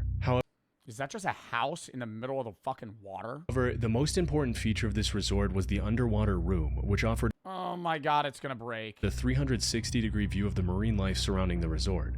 This room served as the whole idea behind how Steven had planned to propose. He put on swimming goggles and dived down to one of the windows in this room, prompting Kanisha to begin recording. He then unrolled a paper note inside a Ziploc bag and pressed it against the window.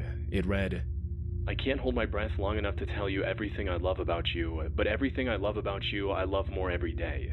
He then flipped the note, and on the other side was a marriage proposal for Kanisha, reading, Will you please be my wife?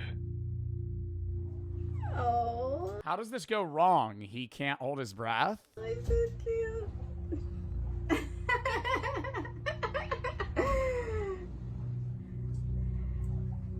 What? Or does he drop the ring and then, like, try to get it or something?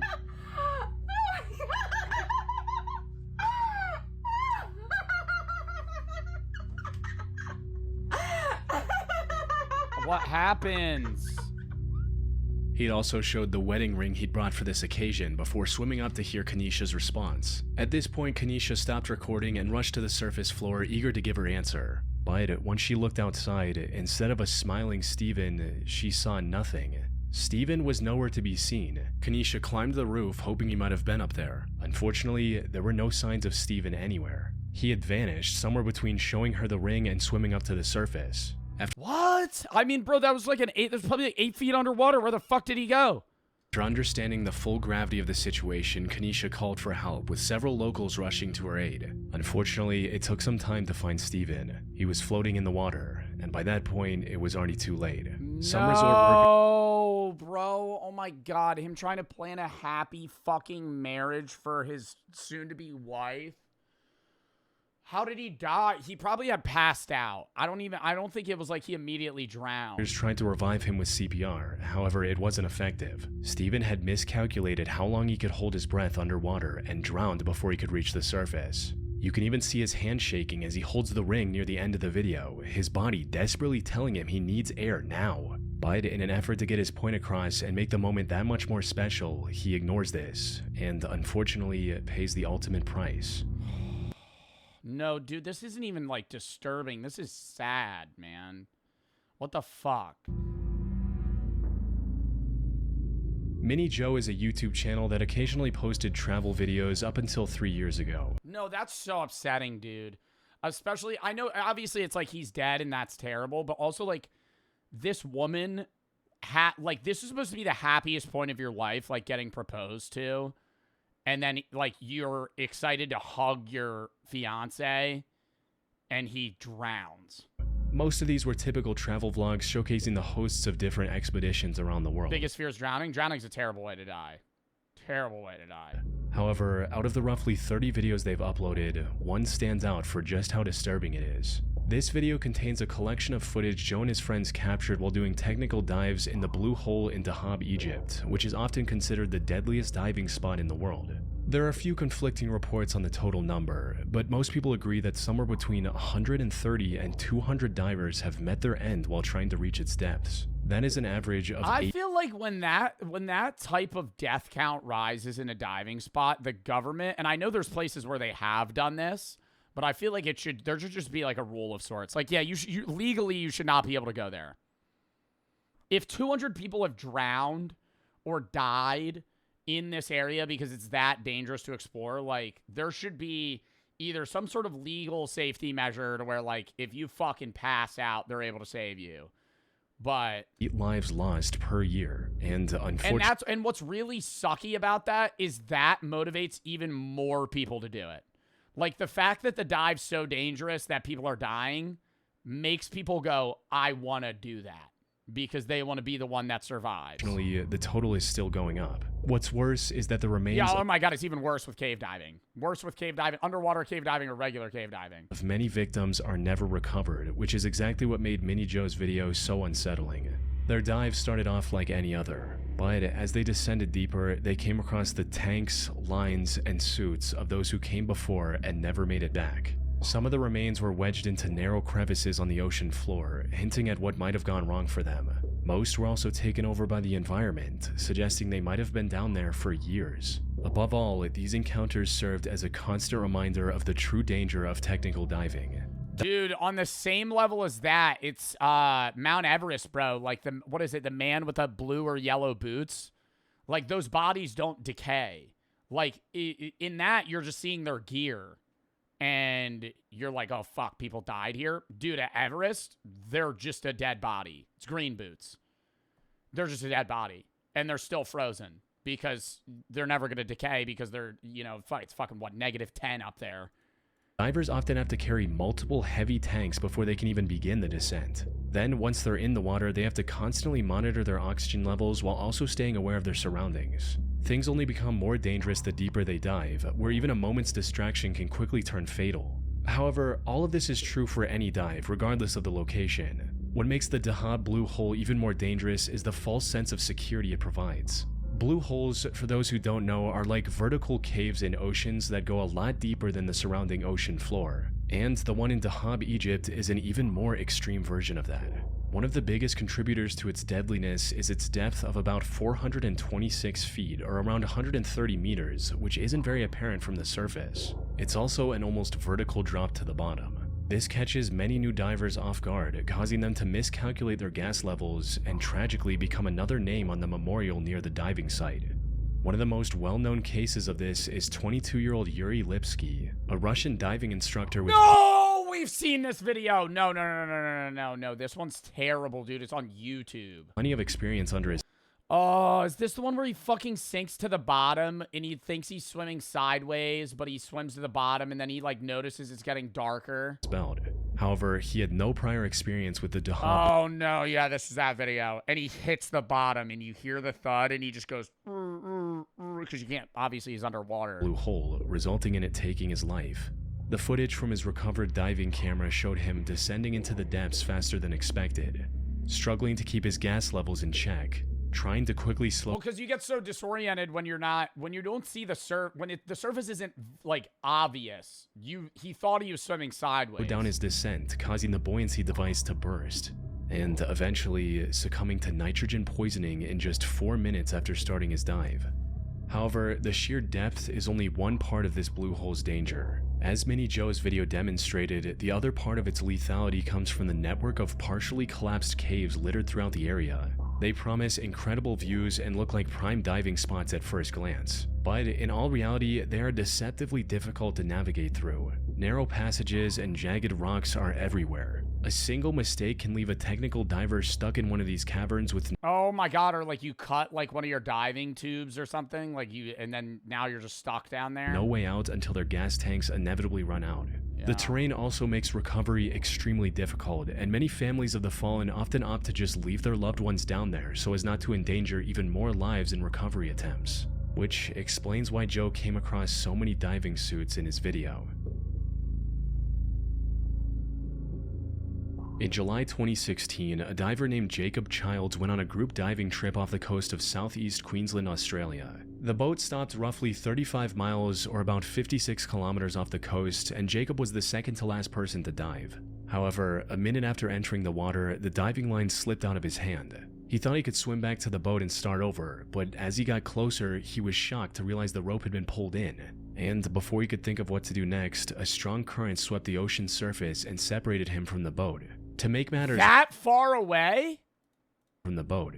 To make matters worse, the captain of the boat also sped off to go fishing while everyone was diving. By the time the other divers got back to the boat and realized Jacob was missing, he was already completely out of their view, leaving him stranded in the middle of the ocean. No, that's biggest fear. Oh my God, dude, the heart drop. Is that land or is that— I would start swimming to that shit, bro.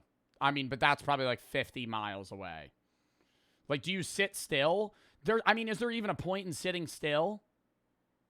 35 That's the sky. miles from the nearest piece of land. 35 miles. Yeah, no, visibility is like, what, 10?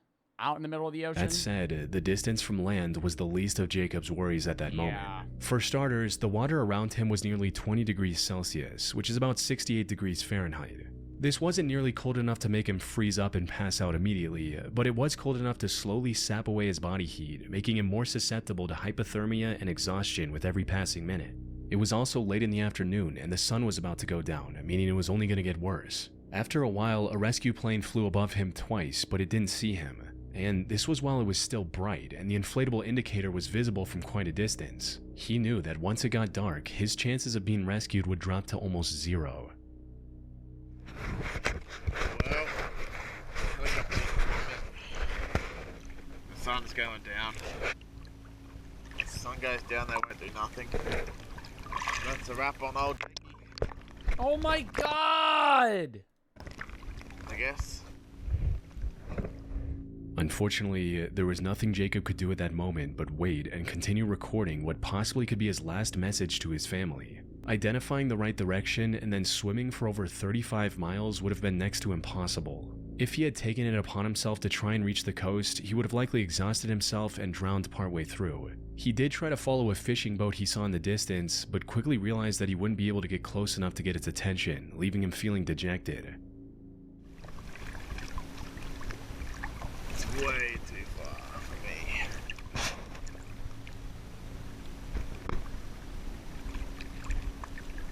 It'd be like 15, 16 meters now.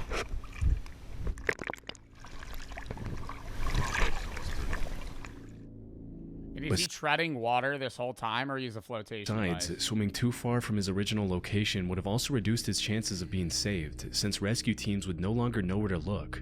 As the sky got darker and the rescue plane failed to spot him multiple times, the frustration was beginning to set in. There's a plane coming back. There's a rescue boat way over there. Helpful. That. The salty seawater was also making Dude, I'm hoping they end up just finding him and this isn't like recovered footage. him extremely dehydrated, worsening his chances of survival by the minute. However, Jacob was experienced enough to know that panicking or getting angry wouldn't do any good. The right thing to do was to stay put while exerting the least amount of effort.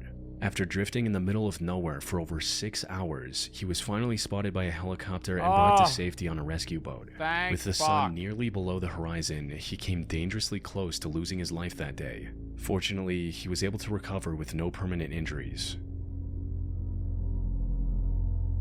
Oh my god, no, that one made my like heart sink, dude. That's terrifying. All the other ones are really sad, but it's like, dude, just being stranded. Because all the other ones, they're dying in minutes. Like, this is like a grueling battle with like the knowledge you're gonna die. Very similar to like, you know, the times where people jump off cruise ships. It's like they don't die immediately, but they never get found, man. Like, you're just sitting there he would sit there for another 6 hours before he passed out. 26th of May 2013, a group of 3 tugboats was trying to stabilize an oil tanker during a harsh storm nearly 20 miles or 32 kilometers off the coast of Nigeria. That's when one of the boats, named Jaskin 4, got hit by a massive rogue wave. This capsized the boat, causing it to sink rapidly and disappear below the water surface within seconds. The company behind this operation, West African Ventures, immediately set off a rescue mission. However, the harsh weather made any immediate rescue efforts near impossible. They eventually sent a helicopter to look for any survivors who managed to swim back to the surface. Unfortunately, even after a full day of searching, they didn't find a single member of the Jaskin 4's crew who was still alive. This left the company with no choice but to presume the crew deceased and begin a body recovery diving mission instead. The task of retrieving their remains was handed down to 6 saturation divers who were laying underwater oil pipes nearby. The only reason they were chosen for the task was because they were the closest to the site of the incident. Still, it took them around a day to reach the site and begin looking for Jaskin 4. The harsh waves had shifted its position significantly from where it capsized, causing even more. Wait, and then they gotta get in the water with this shit, or do they wait for the weather to get better? Like, there's no way they're doing a recovery dive with this level of fucking waves. More time lost before the retrieval mission could begin. Unfortunately, that was far from the only hurdle the rescue divers would face on this mission.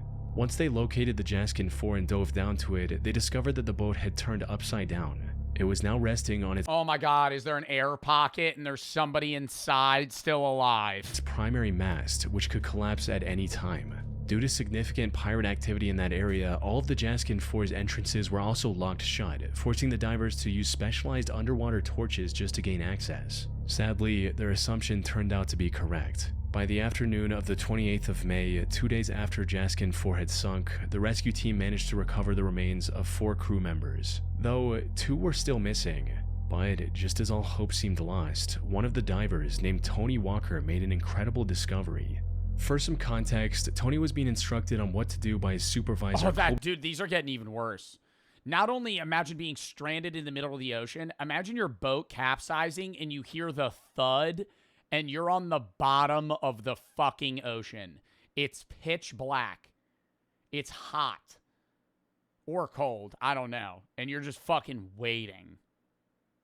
Verits from the surface. Tony was also inhaling a gas mixture which was partially helium, making his voice higher. While looking around the upside-down boat, he came across what looked like a human hand. He assumed it belonged to yet another fallen crew member, but to his surprise, the hand moved and grabbed him back. All right, so you should be walking on the ceiling, yeah? Okay. What's that? Okay. How do you get him out? How do you get him out? All right, you found one, yeah? He's alive, he's alive. Okay, keep him there, keep him there. All right, just, all right, just hold him there, okay? Just keep him there.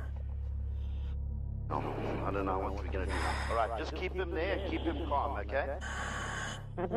All right, just reassure him, pat him on the shoulder. Okay. This was 29-year-old Harrison O'Kenny, Jaskin 4's resident cook. After Wow, I mean the joy he has to feel. Like, I feel like dude, he's probably gonna start crying. Over or he would think he's tripping, dude. 60 hours underwater, Harrison was 16 hours? O'Kenny, Jaskin 4's resident cook. After over 60 hours underwater. 60? 60. So he was down there for 3 days? Year-old Harrison O'Kenny, Jaskin 4's resident cook. After over 60 hours underwater, Harrison was 60 hours underwater, bro. That's over 2 days. Somehow still alive.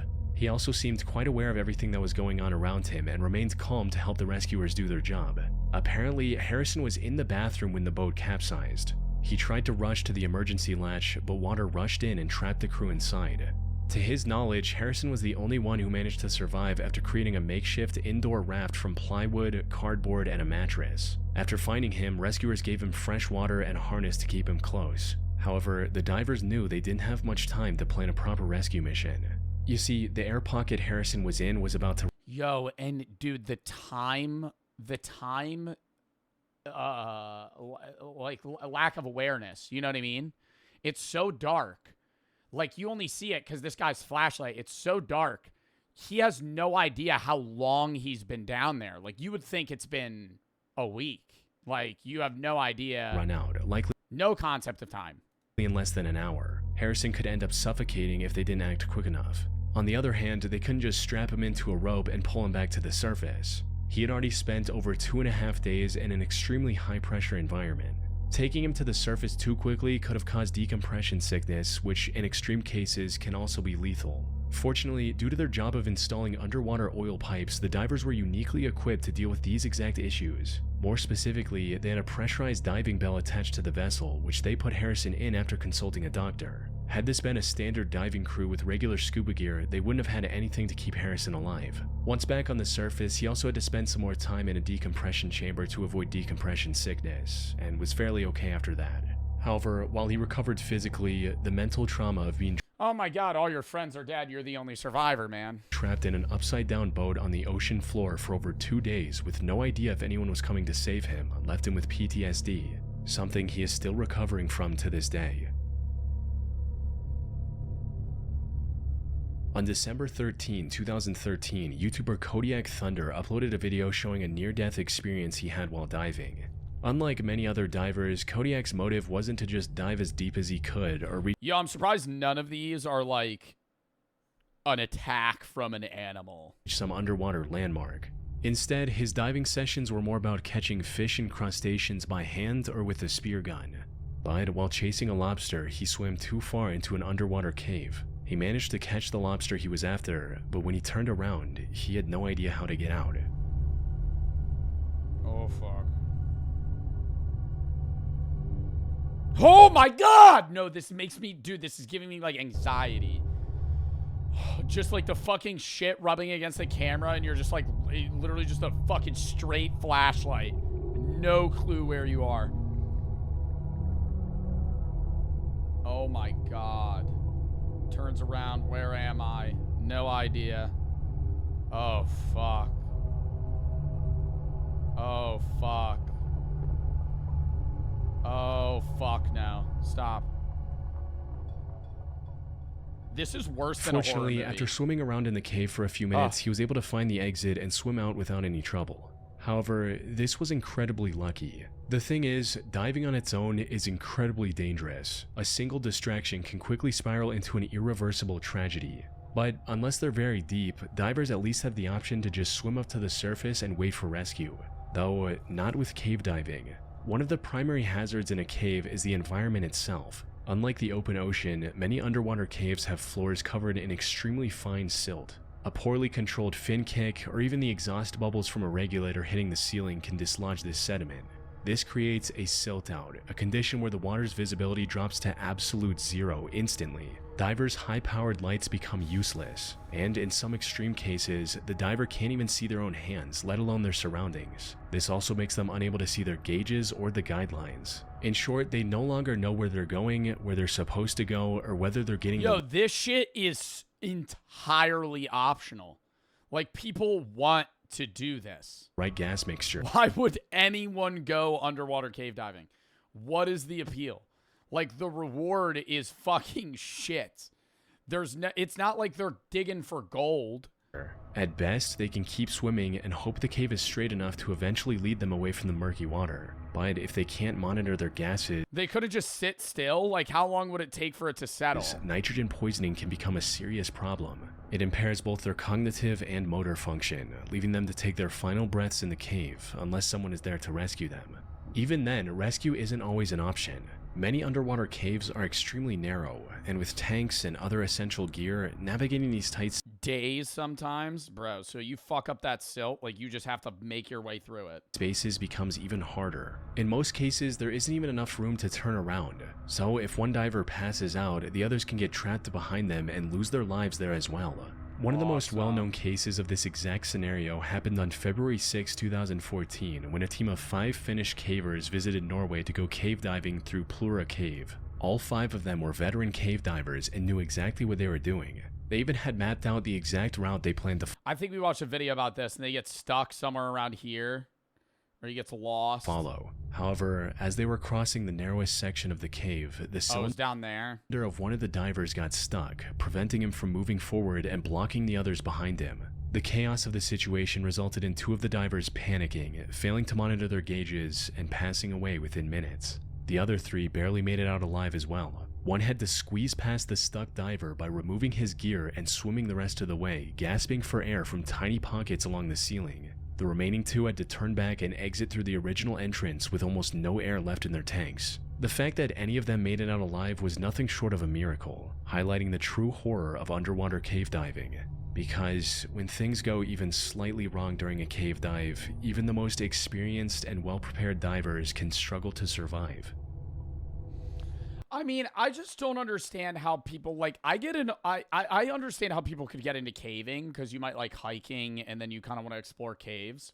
But is, like, do people get into cave diving by first and foremost liking scuba diving, and then that gets kind of boring, so they want more of a thrill? Like, I think there has to be, like, a route to it. You don't just get into cave diving. Like, you get into scuba diving, you get into deep sea scuba diving, and then you probably go, this is boring, I want to do, like, scary shit. I mean, that was a W video, but why? Dude, that was like fucking, some of those were disturbing. Yeah, fucking title fits it right. No and King for the sub chunkles for the 3. Thalassophobia, this video is freaking me out. No amount of money in the world to make me ever do this. Oh, yeah. Modern X for the sub BA for the sub Deb, and Bean for the sub Alamo. Thank you for the 3. Want to learn more about philosophy? Don't know where to start. What's a book or two you would recommend? Plato's Republic. CFS and AX, thank you for the sub. C for the sub. MT and Keller for the sub. Pancake for the sub. Z4 for the 5. K and Malin for the sub. Den, thank you for the 3. Paige, thank you for the 4. Literally to look up how to do it. Love your videos. Never said bits before your VODs. If you're offered $1 billion to go cave diving, would you? $1 billion? Tragic for the sub. Maybe. Dude, a billion's a billion, you know? A little tragic for the sub. That's different, bro.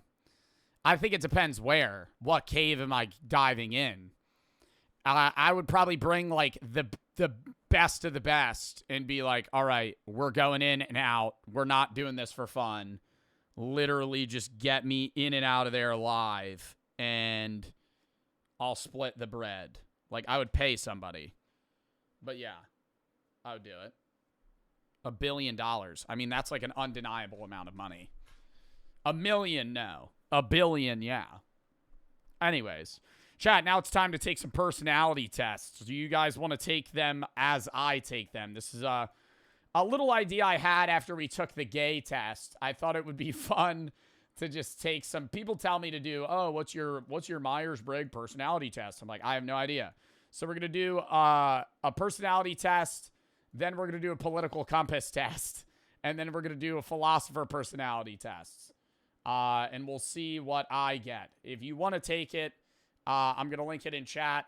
In the YouTube videos, you could look up.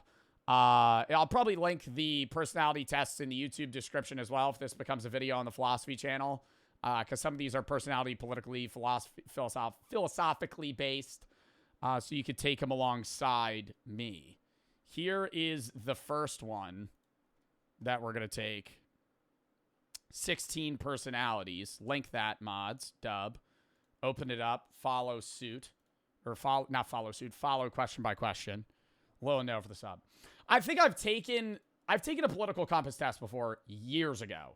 The Myers-Briggs test, I think I had to take it in psychology in like 2019, man. Like, so, I mean, this is going to be, I don't remember any of the questions. I don't even remember what I got. So, this will be interesting for us if you've never taken them. I'm putting on some vibe music. I don't want it to be super quiet. All right, hold up. Let's get it going. 16 personalities. This is like the most known personality test for the people that don't know. I think it's like based off how extroverted you are, how leadership, like how good you are at leadership. It tests a bunch of things. It basically just asks very wide and very specific questions about you, your life, what you like, what you don't like. And it gives you like letters that are based around something, and it tells you, you know, who you're most like famous person wise, but also who you would become and work well in job and group wise in terms of groups and other fucking random shit. I'm explaining this poorly. Let's just take the fucking test. Logan for the 3. Can you look at my unban request? Sure. Let's not do the Twitch, or let's not do the fucking personality test. Let's pause real quick. Just a little info. Asking me to review an unban, not on an unbanned stream, decreases the odds of you getting unbanned. Well, we'll just go through. We'll speed through all of them here. What's your username? Logan. Logan, brother. I'm not seeing an unban request from you, Logan. Did you submit one? I could look at why you got banned, but I can't see what your message was on your unbanned request. I think that might be what you mean. I don't really know. But now I have to span through all these people in my chat that said the N-word and just deny their fucking unbans. So let's fucking spam through this. Give me a second. Paige, thank you for the 3. The cave would be like the ones you react to where you have to breathe it out, cut your way through. Do you only can breathe like 3 chapters? Everybody will make it out alive, just a little traumatized. K for the sub house, thank you for the 3. No, not playing the shroom update on schedule 1. Yeah, I would do it then. I have to do it with chatters though. Why am I going caving with Twitch chatters? That'd be terrible. But no, I'm probably not going to play the Shroom update on Schedule 1. I still think Schedule 1's one of the better games I've played on stream. But I have had some choice words for how they've run the game updates since its release. I think they've been fairly lazy. I know it was an indie game, but they could have gotten a team going. I think the beta had a lot of glitches. I did the beta multiple times and it glitched out. Then when it actually came out and it wasn't out of beta for one of the updates, it was fairly boring. They didn't really add anything new and they hyped it up for like no reason. So I don't know. I'm probably not going to play Schedule 1 again. But yeah. Joe Bar for the sub, Ma for the sub. Yeah, let's look at your unbanned though. Logi facts.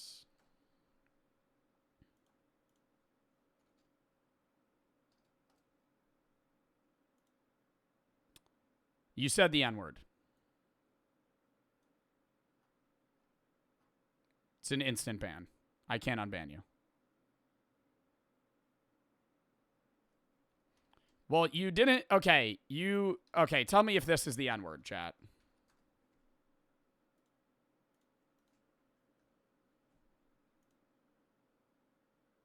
Button mashing, but types out that equals and then R. I mean, random button mashing, the odds that you type out the N-word here, brother, is fairly low, I would say. So it's a ban. It's just a rule in chat. I know you're a sub, man. I'm sorry, but if you type the N-word in chat, I gotta ban you. 397 for the 4. How much money would you need to go cave diving? I don't know. Can we take the personality test? Move on. I don't know. Lock in, chat. We're taking the personality test. Editor, go back to my intro before I had to check that guy's unbanned. Hunk for the sub. Let's lock in, chat. How this works, neutral means you don't agree or disagree with the statement or question. And then the more, you go to one side or the other, the more you have an opinionated belief on that specific thing. You regularly make new friends. I wouldn't disagree with that. I would not agree with it. If anything, I would say I'm putting that here, leaning towards neutral. You guys could also share your own answer on whether or not you agree or disagree with the question for yourself. The Lucid and Hunk for the sub, or take it alongside me. Complex and novel ideas excite you more than simple and straightforward ones. What the fuck does that even mean?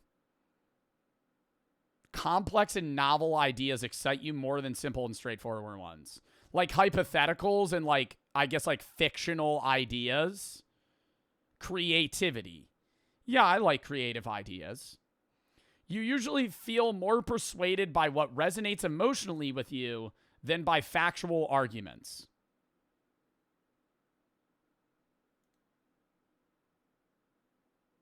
Hard disagree. I know I get angry a lot, but persuasion is not by emotion. I'm saying what I would agree opinion-wise. If I think something, I think that thing because I think it makes reasonable sense. I don't think that thing because I like it. Your living and working spaces are clean and organized. Full agree. I know my keyboard's dirty, chat, but I'm a very organized person. The background, the gamer sups are stacked in a pyramid. I have my Funko Pops on the side. I have the plaques hung. I have everything organized, okay? Plaza Nancy for the sub, Lucy for the sub. I don't like being dirty in that sense. Usually stay calm even under a lot of pressure. I would say that, okay, see, I like that I'm taking this on chat because it forces me to be honest.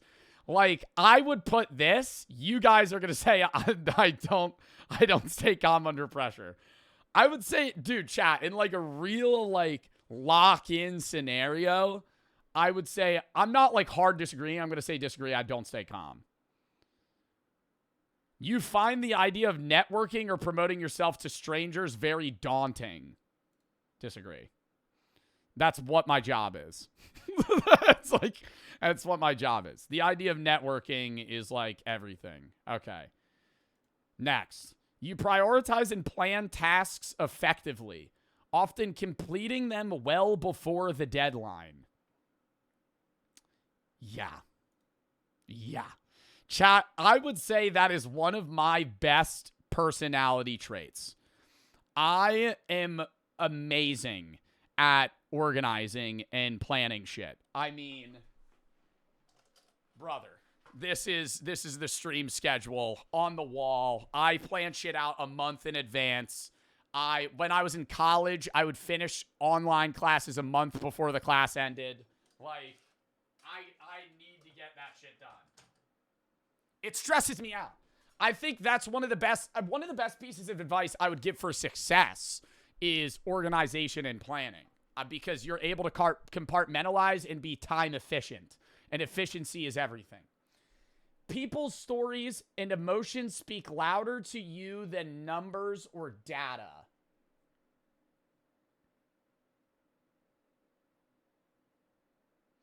I mean, I think it depends on I feel like I would take a neutral standpoint here. It depends on the thing. Like, if you're talking about sales numbers and I have some guy talking to me about, like, hey, I think people really like dark chocolate more, and he's not, like, talking about anything that matters, I feel like numbers do matter, but so do emotions. Neutral standpoint. You like to use organizing tools like schedules and lists. Yes! I write out everything I'm doing a week in advance, chat. I need to know. I don't like spontaneity. Spontaneous people. I can try to be spontaneous. That's a New Year's resolution of mine. Being more spontaneous. Spontaneity. Don't know. Even a small mistake can cause you to doubt your overall abilities and knowledge.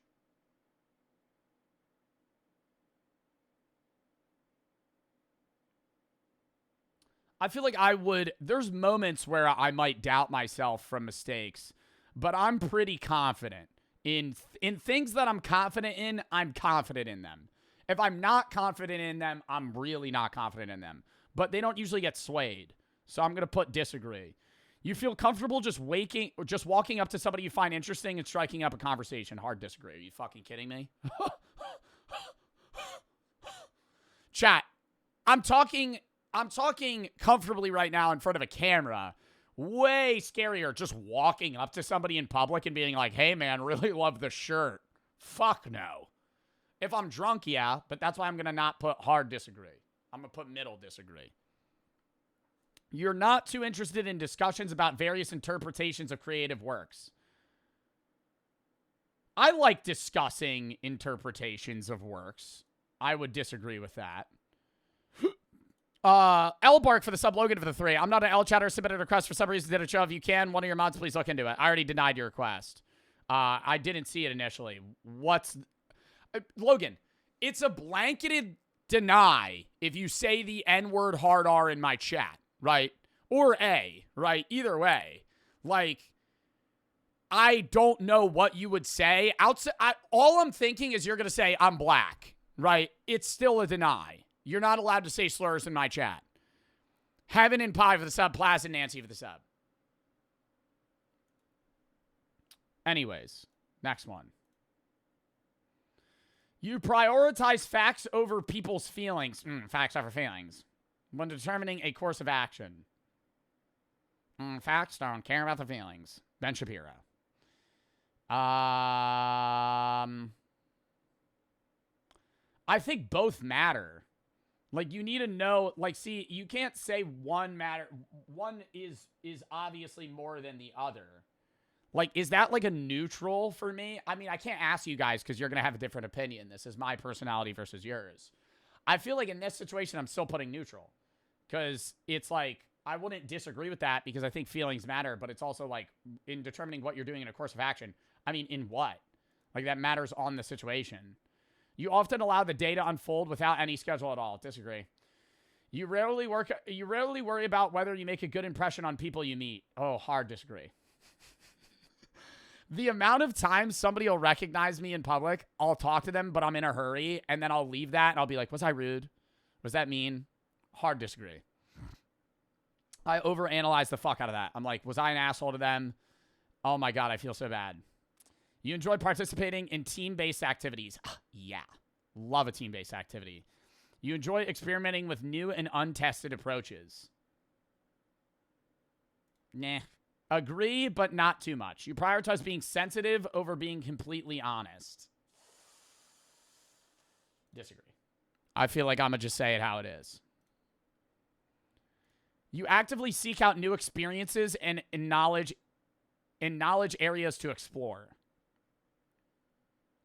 I do like seeking new experiences, not too much, but you're prone to worrying that things will take a turn for the worse. I mean, I think that's just like anxiety. Like in that sense, I would say, yeah. You enjoy solitary hobbies or activities more than group ones. I love a group activity. I love a group game. I love a game night. I love hanging out with people. And I think that's very different from how I used to be. I think chat, for the people that are introverted in chat or extroverted, that can switch. Like, have you guys experienced that? I've become so much more extroverted than I used to be. Like, I used to not want to do any group shit. I wanted to be alone, and that was it. Now I love group stuff. Love hanging out. You enjoy solitary activities more than group ones. Disagree. Actually, I'm going to put it there, because I still do like solitary stuff, but, like, most of the time I would like group shit. You cannot imagine yourself writing fictional stories for a living. I could write a fictional story. The fuck? I literally came up with my own Hunger Games. Fucking arenas, bitch. What? Made a whole presentation about it. I could write a fictional story easily. All I do is hypothetical scenarios. Blossom, thank you for the 10 gifted subs. Blake and Team for the sub, all for the sub. I'm not saying it would be good. They would be ass, okay? Your Hunger Game scenarios were ass mods. Can we get a timeout on Carlolos? You have any other Arc Raiders advice? Timeout Carlolos for 49 seconds. Sit in timeout, dick. Hundle for the sub. My Hunger Games ideas were awesome. Time them out for 49 seconds. Stat. You favor efficiency in decisions, even if it means disregarding some emotional aspects. Yeah. I love efficiency. You prefer to do your chores before allowing yourself to relax. Yes. Brooke gets upset with me about that. When we're done cooking, I will clean everything before eating because I can't relax knowing that I have to clean. I also get work done before I eat. So I won't eat for like 10 hours straight just to get shit done. And then I'll fucking scarf because I think that's a relaxing time. So I need to have that. All right, we're halfway. The other tests will be shorter. Actually, I think the political compass test might be pretty long, too. In disagreements, you prioritize proving your point over preserving the feelings of others. I think I've gotten better at preserving the feelings of others, but I do need to prove a point. You usually wait for others to introduce themselves first at social gatherings. Disagree. I'll introduce myself. Your mood can change very quickly.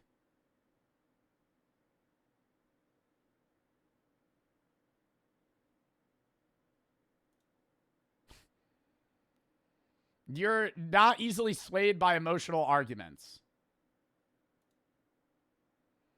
Like, chat, my mood can change quickly, but I'm saying in an argument, the emotion isn't changing my argument. Most of the time. Not all the time. I'm going to put midway. You often end up doing things at the last possible moment. Disagree. You enjoy debating ethical dilemmas. Agree.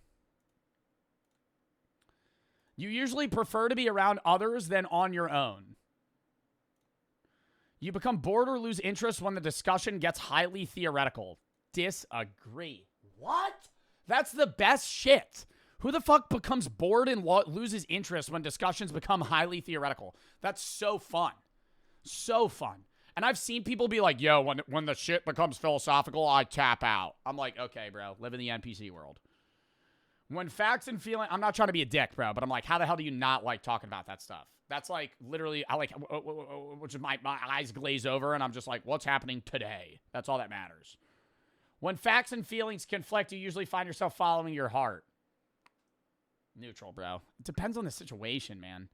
You find it challenging to maintain, like, see, the facts and feelings ones, I feel like I just got to be neutral. You find it challenging to maintain a consistent work or study schedule. Hard disagree. You rarely second-guess the choices that you've made. Disagree. You friends would describe you as lively and outgoing. Let me call Chris.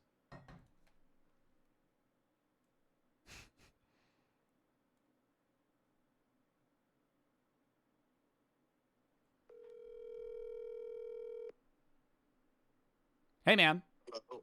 I'm on stream. I have a quick question. Oh, hey. Would you describe me as lively and outgoing on a scale of 1 to 10? 1 being not lively and outgoing at all, 10 being super lively and outgoing. You like doing new things. I'll go 8. Okay, thank you. I think that's fair. Thank you. I appreciate that. Mhm. All right, that was all. I hope you're having fun. Chat says hi. Anyways, peace. Take care. W Crest. W Crest. W Crest. All right. So 8 would put me there. Not all the way on the end. I think if you do full bubble, it's like you really... Am I taking this test right? Neutral, don't really care, right? Either or. A little agree. Really agree? Fully agree. Like, if you're feeling big bubble, you're going, without a doubt, I fully believe that. You're drawn to various forms of creative expression, such as writing. I don't really write. You're usually based on your choices. You usually base your choices on objective facts rather than emotional interpretations. You like to have a to-do list for every day. You rarely feel insecure. Used to. Now, the one positive thing about constantly getting hate on social media is I no longer give a fuck about... Actually, no. I constantly ask Brooke if I'm getting... I think I'm getting fatter. So, yeah, I don't know if it's an insecurity, but I think I'm not locking in on the gym enough. So, I can't fully agree. You avoid making phone calls. Love making phone calls. You enjoy exploring unfamiliar ideas and viewpoints. Literally why I do philosophy shit. I want to hear what motherfuckers think. I buy in Kin for the sub. Jacob and Blossom for the sub. Jacob S. Hundle for the sub as well. You easily connect with people you've just met. Depends. I think I can hold a conversation very well. So I'm going to put that. If your plans are interrupted, your top priority is to get back on track as soon as possible. Oh, yeah. You are still bothered by making mistakes that you made a long time ago. Yeah.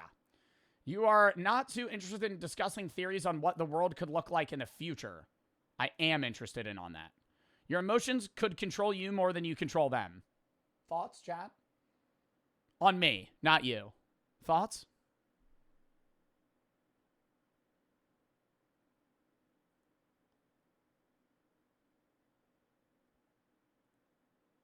Your emotions control you more than you control them. I would say not fully. I'll put them there. Nah, I'm going to put them there.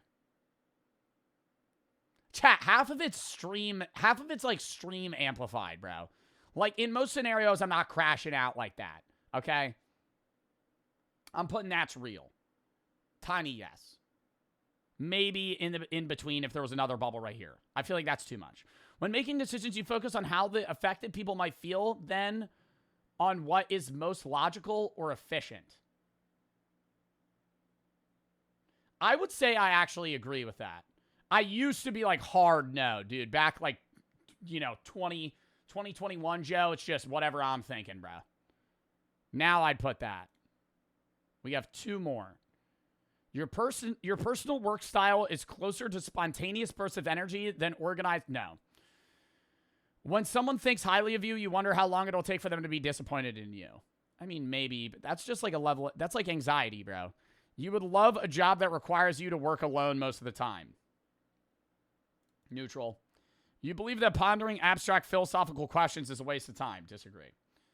You feel more drawn to busy, bustling atmosphere. See, why would anyone put yes? You believe that pondering abstract philosophical ideas is a waste of time. Like, bro, that annoys me. When somebody's like, I like when people disagree with me because I'm like, why do you disagree with me? But to just like void the conversation as a whole pisses me off. Like I have multiple times, I have friends that do that and it angers me. I still love them, but there's multiple times where I'm in an engaged conversation about like politics or philosophy and they'll be like, bro, like now's not the time, man. Why are we even talking?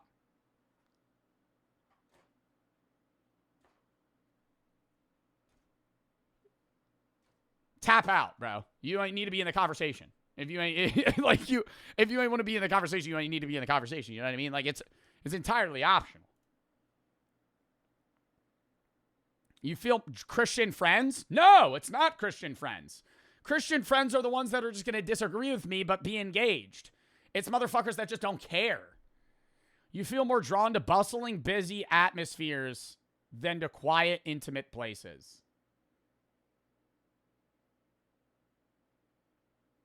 I do like a quiet, intimate place. I love a dive bar with medium amount of people. Does that make sense? I don't want that shit shoulder to shoulder, but I do want there to be people. So that's why I'm a small agree.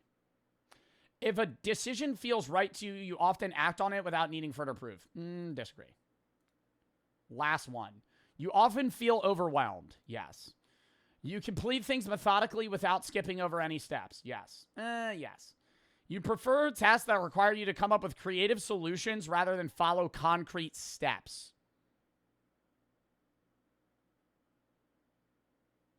I love steps. You're more likely to rely on emotional intuition than logical reasoning when making a choice. Disagree. You struggle with deadlines. Disagree. You often... Wait, I got to answer this one, then I got to put my email in chat. You feel confident that things will work out for you. I mean, yeah. I mean, that's just like optimism to a degree. All right. Gender, male. See results. Chat, what do you think I got?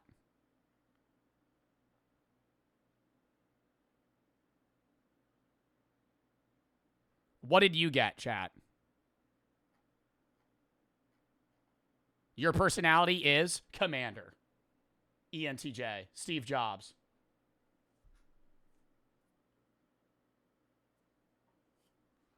Commander. I think when I took this way before, I got Architect. As an ENTJ, you're a natural-born leader with an unparalleled drive to turn your visions into reality. Your strategic mind excels at seeing the big picture, identifying long-term goals, and devising efficient plans to achieve them. You possess a rare combination of confidence, charisma, and decision. Yo, this is glazing the fuck out of me. Decisiveness that draws others to you and inspires them to follow your lead. Your approach to life is characterized by ambition and relentless pursuit of success. You have an innate ability to organize people and resources, create order out of chaos, and transforming abstract ideas into concrete results. Sick. I got mediator. What'd you guys get? What was the name of the thing you guys got? I want to, like, read the other ones, bro. Like, how do I see the other ones? Personality traits. 74% extroverted, 75% intuitive, 63% thinking, 97% judging. Whoa. Oh, whoa. Oh, yeah, that means, wait, judging is you're likely organized, decisive, and thorough, valuing structure and planning over spontaneity. Dude, I hate spontaneity. I think I'm type A. That's what it's called, like type A. Need to plan shit, bro. Turbulent. You're likely self-conscious, sensitive to stress, success-driven, perfectionistic, and eager to improve. Your career path. Influential traits. Oh, you got to unlock now. Bitch, I ain't paying for that. All right, tell me what famous people I'm like. Gordon Ramsay, Steve Jobs, Margaret Thatcher, FDR, Jim Carrey, Whoopi Goldberg, Harrison Ford, and Malcolm X. Doctor Strange. Doctor Strange. I'm opening the portal. Tony Soprano. I like that. David Palmer, Malcolm Marilyn, Mary Talbot, Francis J. Underwood. I don't know half of these people, bruh. Yo, I so relate to this. I so relate to this result.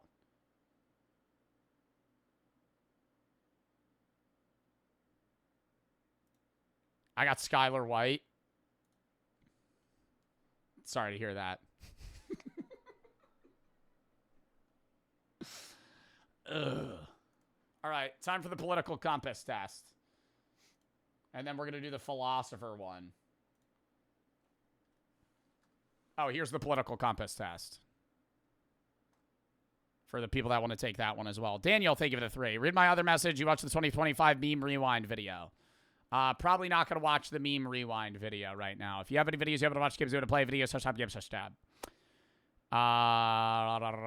Mike Ecstasy was in the cave putting up ads, is what the other message you said was. WX for the subs.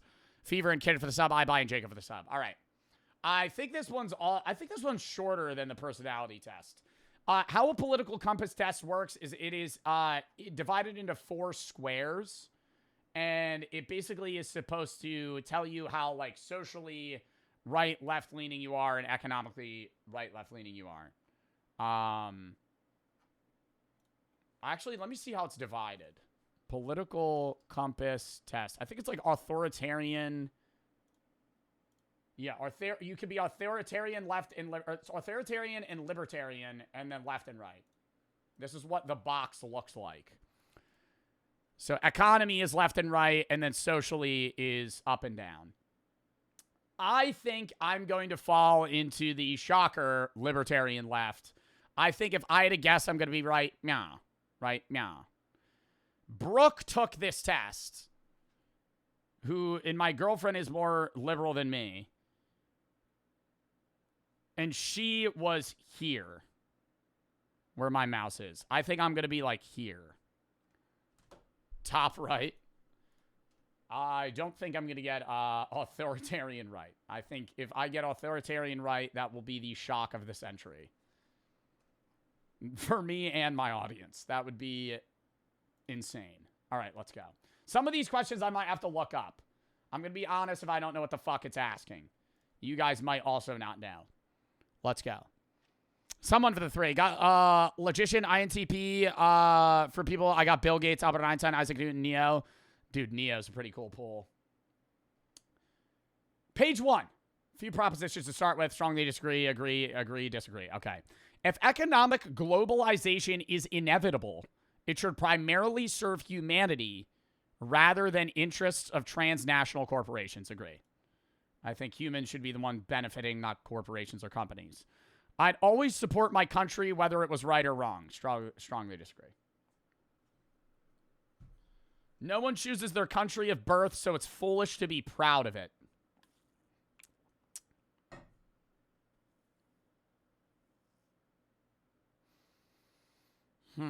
Some of these I'm going to have to think on. No, I think you could be happy with the country that you're born into and proud of being a part of a nation. But not to a level of extremeness. So I'm going to put agree. Wait, no, disagree.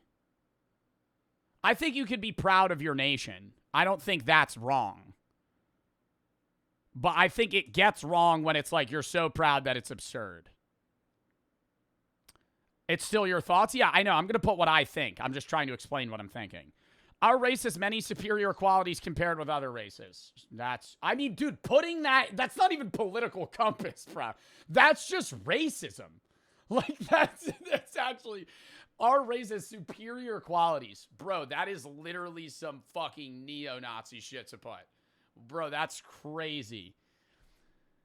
The enemy of my enemy is my friend. The enemy of my enemy is my friend. In a war sense, yes. In a life sense, not necessarily. But people do feel friendships off of hatred for similar people.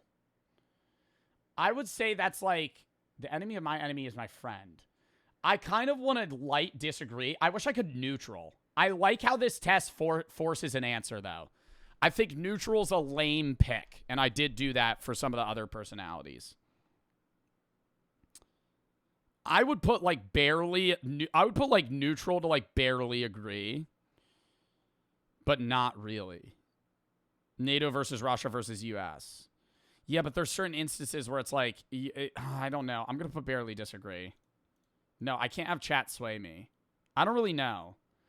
I feel like this one I would put neutral because I think it very much depends on what the fuck we're talking about. It's not inherently your friend, so no. But it could be. Like, that is a sparking point of conversation.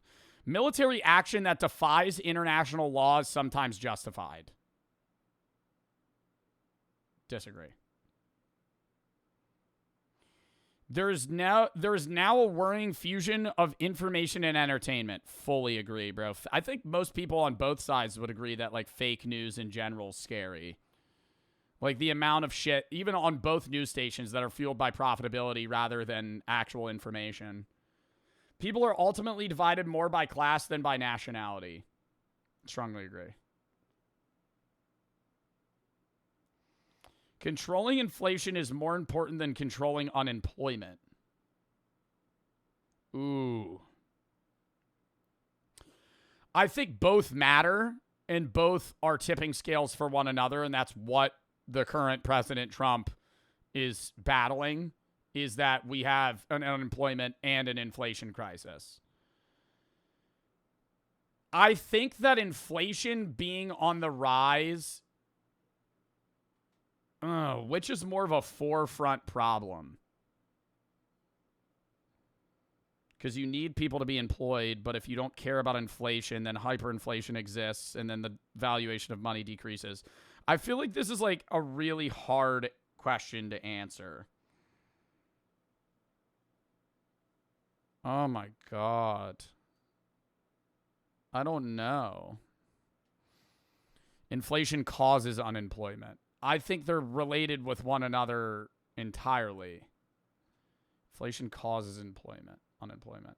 Yeah, in some ways, devaluation of money.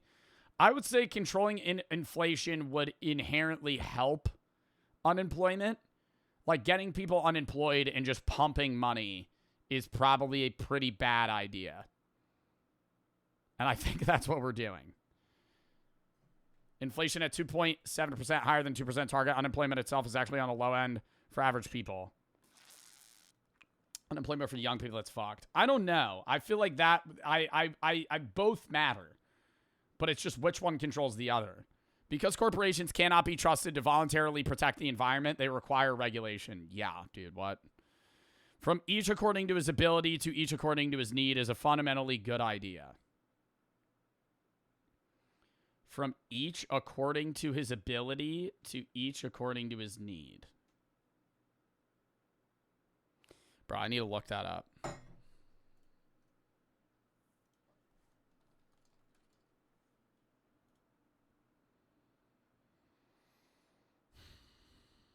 It's associated with communism and the idea of shared goods and services.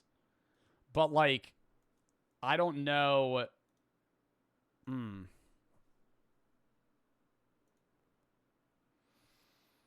I think fundamentally good idea. Like, you could say that's a good idea. I think it's impossible to put into practice. Like, to just have that fully work. But I would say, sure, in some way. Like, you should be able to aid people in freedoms of goods and services based off their needs. From each according to his ability to each according to his need. Am I misinterpreting that, though? I want that to be in a sense of, like, if you're not capable of work, you should still be covered in some sense. Like, in a socialism sense. Like, you should still have the needs that you need. Or your needs covered. The freer the market, the freer the people. Disagree. I understand. I'm not going to hard disagree because I think a free market in some sense makes sense. But it's not just an equivalent, the freer the market, the freer the people. Because you're going to have instances where corporations just control the majority of people. It's a sad reflection on our society that something as basic as drinking water is now a bottled branded consumer product. Agree. I think water, like unflavored tap water in drinking water, is like something that should be like a free commodity. Land shouldn't be a commodity to be bought and sold. Disagree. I'm going to actually strongly disagree. I think you should be able to buy and sell land. I think who should be able to buy and sell that land should not be up to companies themselves. I think people should be able to buy property, though. It's regrettable that many personal fortunes are made by people who simply manipulate money and contribute nothing to society. Strongly agree. And it sucks because, like, I have to play the money market game. You have to play the money market game. If you don't play the money market game, you're an idiot. But it sucks that that exists. It sucks that the idea of having money and being able to just invest that money and manipulate that money in a good way enables you to gain, 10, 12% interest every year. And you don't actually have to contribute you're not contributing anything in value in terms of product or actual like work ethic or work. You're just changing money around and investing it in a way that suits you and aids you in a long term where you battle inflation and gain way more. Can you turn the brightness down? No. Protectionism is sometimes necessary in trade. Googling.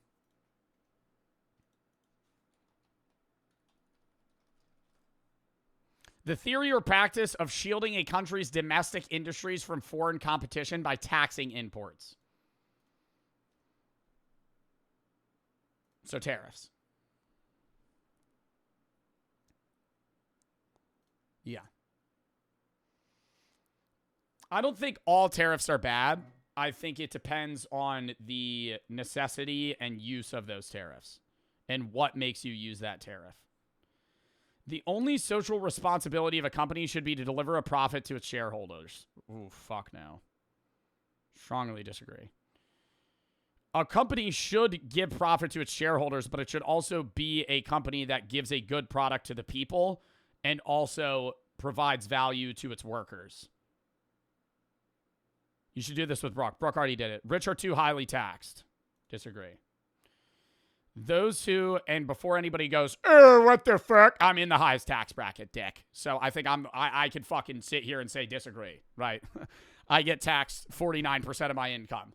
It sucks, but it's like I'm not too highly taxed. I'm the guy that pays it, right? And then the people that are above me actually have loopholes and they pay less than I do, which annoys me. 49%, well, it's 39 federal, and then you get 10.5 state. It's New Jersey. New Jersey has high state tax. Those with the ability to pay should have access to higher standards of medical care.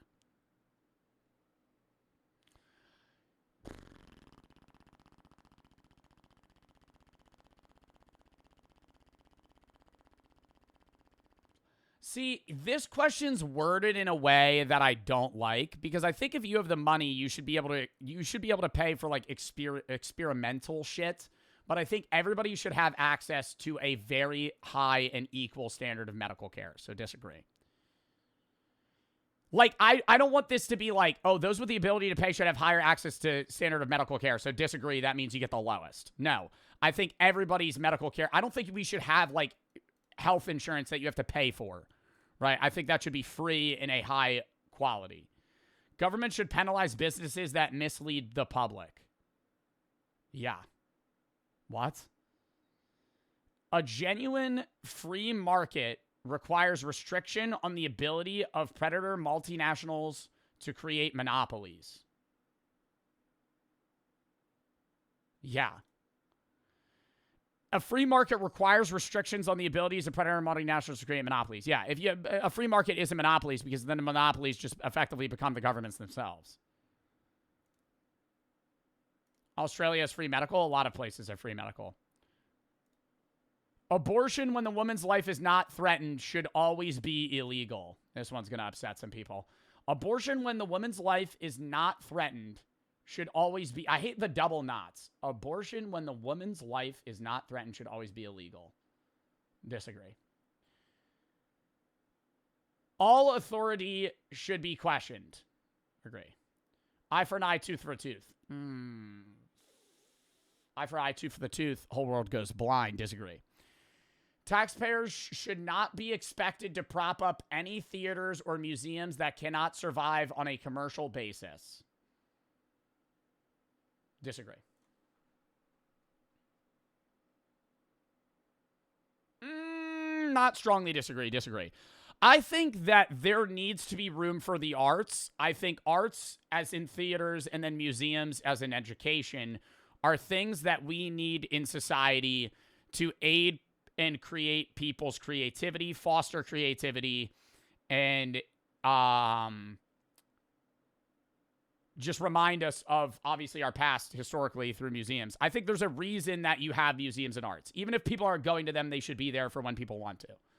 I think that's something that doesn't need to survive. I'm not going to put strongly disagree because, like, obviously if you're propping up a piece of shit museum that has terrible fucking exhibits and nobody goes to them, that's different. But it's like, I'm going to disagree in the sense that I think the government should aid museums and theaters. Schools should not make classroom attendance compulsory.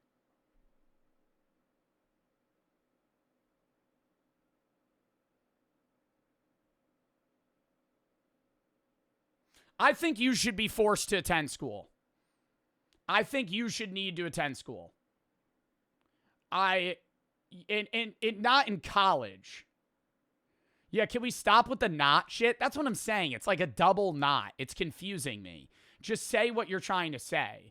Schools should not make classroom attendance compulsory. No, they should. So disagree. All people have their rights, but it is better for all of us that different sorts of people should keep to their own kind. Jesus Christ, brother. It's like you can see the questions that are just here to just like determine like who's going to be right up to the top authoritarian, dude. Holy fuck. Like that is absurd. All people have their rights. End of statement. It is better for all of us that different sorts of people should keep to their own kind. Disagree, bro. Good parents sometimes have to spank their children. Disagree. I'm not going to go onto the gentle parenting guys, but I think that there is instances. I don't think that there's instances where you need to spank your kid, but I think discipline's its own thing. Right? But I think hitting your kid's different. I think disciplining, like, I'm not gentle parenting in the sense of like, oh, you know, you let your kid do what they want and then you just talk to them and be like, you know, Jimmy, that was wrong. No, you make them go fucking dig a hole. Now you got to go fucking stand outside for 30 minutes. Sorry, right? Not going to hit him, but it's like there's still a punishment. It's natural for children to keep some secrets from their parents. I think that is a bad parenting ideology. I think if your kid is keeping secrets from you, he's clearly scared of you to be honest with you. I think that means you're doing something wrong as a parent. I'm going to disagree. Possessing marijuana for personal use should not be a criminal offense. Where does chat think I'm going to land on this? Possessing marijuana for personal use should not be a criminal offense. Strongly agree. Maybe a soft no. No, yeah. I think personal possession of any drug should not result in prison time. Like, I think that I'm not going to say I want the decriminalization of all drugs in how they're dealt, but I don't think you should be criminally charged with having heroin for yourself. You are a drug addict. You need help. And I don't think that help is sending you to prison. Like, hey, that's the equivalent of me saying, hey, you're a drug addict. You have a problem. Because of that, I'm going to punish you. If you're selling heroin, yes, that should be a crime. It should be more forced rehab. Does that make sense? Like, I don't know what situation you're going to have where you're able to help that. But, like, if somebody, say the police catch you with heroin, and it's not like dealer heroin. Like, you're not selling it. You're using. I think you should be forced to go to a rehabilitation program. I don't think they should put you in prison for 10 years. And coke, any drug. Because you're a user of that. If you're dealing it, it's different. If you're sharing it, it's different. But if you're going on a corner buying heroin for yourself and then you get caught, I think, like, you should not be imprisoned. Because that's the thing. It's not illegal to be on heroin. It's illegal to have heroin. That's why so many rappers and people you see OD when they get caught, because they fucking eat it all. And they take all of it, and then now it's no, or in movies, comedy movies, it's like, shit, man, the cops are here. Eat all the weed. Because it's not a crime to have weed in your system. It's a crime to have that weed. Like, distribution numbers is the problem. I don't think you having an eighth of weed should mean you should go to fucking jail for a month. Or not a month. A year, 2 years, 10 years. The prime function of schooling should be to equip the future generation to find jobs.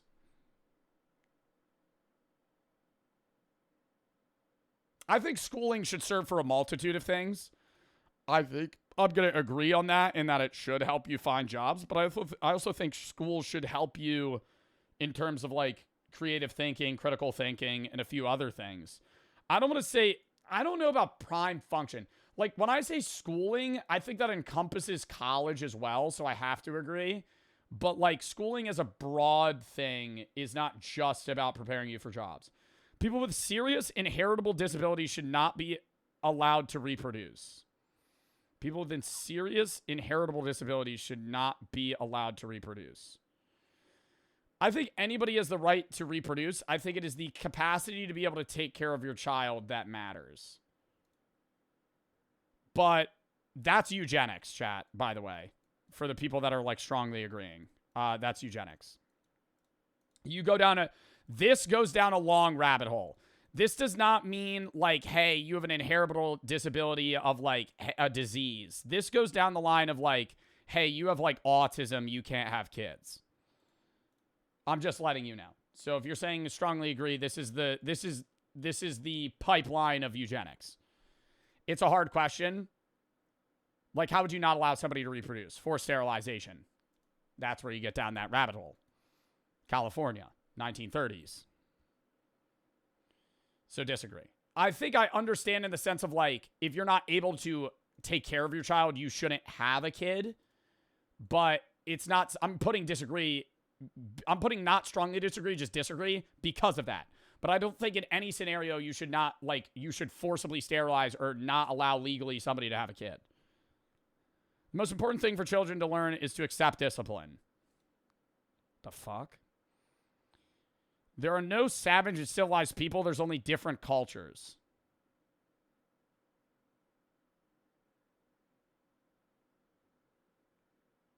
I mean, there's different cultures, but there are people within specific civilizations that are savages. Like, what does that mean? Agree? No, I don't think there's... Oh, it says peoples. Then agree. Peoples as a group. I don't think there's any group that is a savage. But I think there are people that are insane. But I'm going to agree that civilized peoples, so group. Those who are able to work and refuse the opportunity should not expect society's support. Able to work and refuse the opportunity. I think you should expect... I think society support should be for people that are in need. I think if you're actively refusing to work, you should not be getting help. Like, if you're a bum. This is literally being a bum. If you're a bum, you shouldn't be able to fiend off, like, government help. Like, if you're being a bum. Like, UBI is different. Like, universal basic income is supposed to motivate people. I agree with UBI. I have very socialist ideologies and, like, liberal ideologies. But, like, that is for people that are in need of financial support. If you're actively given the job opportunity to work 40 hours a week and you're refusing it, not because you have something else that you need to do, like take care of kids, you're just refusing it because you don't want to work, that's bum shit. When you are troubled, it's better to not think about it, but to keep busy with more cheerful things. Disagree. I think you don't want to make yourself, like, fucking insane over the amount of stress you have, right? I think you should enable yourself to still enjoy things in times of stress, but you shouldn't just ignore it. First-generation immigrants can never be fully integrated within their new country. Disagree. What's good for the most successful corporation is ultimately good for all of us. Disagree. No broadcasting institution, however independent its content, should receive public funding.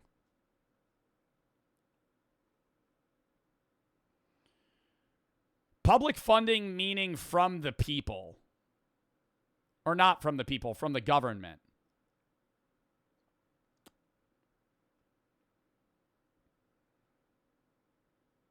No broadcast institution, however independent of content. Yeah, you should not be funded by the government because that causes biases. Agree. Our civil liberties are being excessively curbed in the name of counterterrorism. I gotta turn down this music. It's getting fucking loud for some reason. Our civil liberties are being excessively curbed in the name of counterterrorism. Bro, what? I gotta Google that to make sure I'm fucking understanding that. Like, to counterterrorism, we're being able to do less and less ourselves.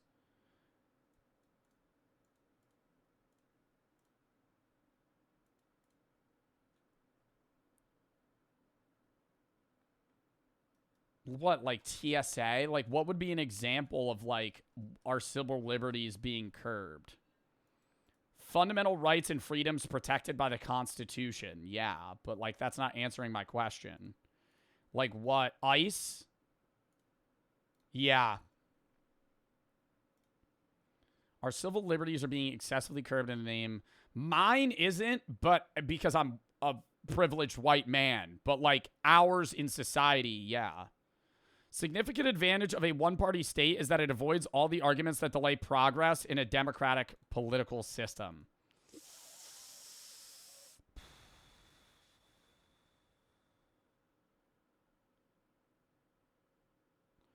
I don't agree with a one-party state, but a one-party state doesn't have a system of checks and balances, so they're more efficient in that sense. But that efficiency could be wrong. So...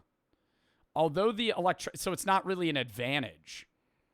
Although the electronic age makes official surveillance easier, only wrongdoers need to be worried. Disagree. The fuck? Only wrongdoers need to be worried about the electronic age? Dude, what? They're tracking your information and surveilling you to sell that information so they could fucking market to you. And then just like people with cameras in general just be creepy, bro. What? The death penalty should be only an option for most serious crimes. Ooh.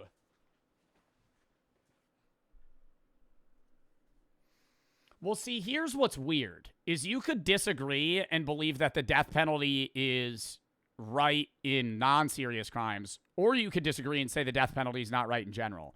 I think the death penalty is a waste of money in the United States and also not the worst punishment for the worst offenders. I think life in prison is worse than the death penalty. But I think disagreeing in this question is basically saying you think the death penalty should be an option for non-serious crimes. So I have to agree. Even though I don't, like, this question is worded poorly. In a civilized society, one must always have people above to be obeyed and people below to be commanded.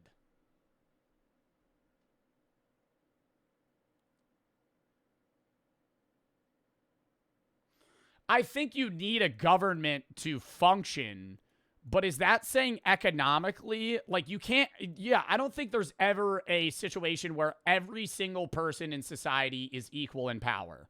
So I have to agree. You cannot have a society where there aren't commanders and the commanded. But I think the commanded should be willingly commanded by the commanders. Communism? No, because even in communism, you have a commander. You have a guy with ultimate power.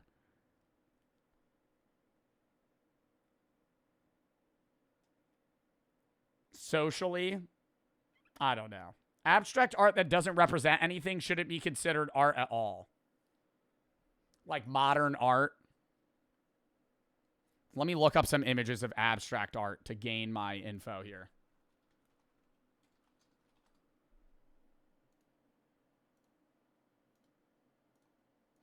No, I'm going to disagree, but not fully, because I think some abstract art's stupid, but, like, I would say this is still art. This is pretty to look at.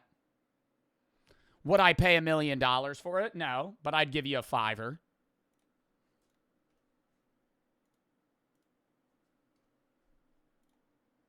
So I think it's still art. In criminal justice, punishment should be more important than rehabilitation. Disagree. Rehabilitation's everything. That's why the U.S. prison system's terrible. It is a waste of time to try and rehabilitate some criminals. Disagree. Not strongly disagree, because there are serial killers and like Jeffrey Dahmers and the John Gacy's of the world.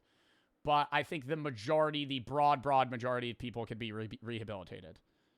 I think very few, some criminals, but some still seems like a lot. The business person and the manufacturer are more important than the writer and the artist. Disagree. I think they're equal in some way. I think both are needed in society. It's why architecture is so depressing now. It's why when you walk in a city, the vibe is immediately low. People are more depressed than ever, dude. If arts were in the world more and people were allowed to express themselves creatively more, I think people would be a lot happier. And I think society would run more efficiently if people were happier. They're important in their own way. They're both needed. Mothers may have careers. Their first duty is to be a homemaker. Disagree. You see that one video, the fucking kicker from the fucking Chiefs that gave a speech at college and told all the women that were graduating that their job should be first and foremost to be mothers? Like, what is that guy saying, bro? Hey, why don't you give a speech to people graduating college? Majority of people that graduate college, by the way, are women. Fucking idiot moment. Jesus Christ. Hey, why don't I talk to the majority of people in the audience that are women and tell them, like, dude, like, what are we doing? Almost all politicians promise economic growth, but we should heed the warnings of climate change that growth. We should heed the warnings of climate science that growth is detrimental to our efforts to curb global warming. That was word vomit.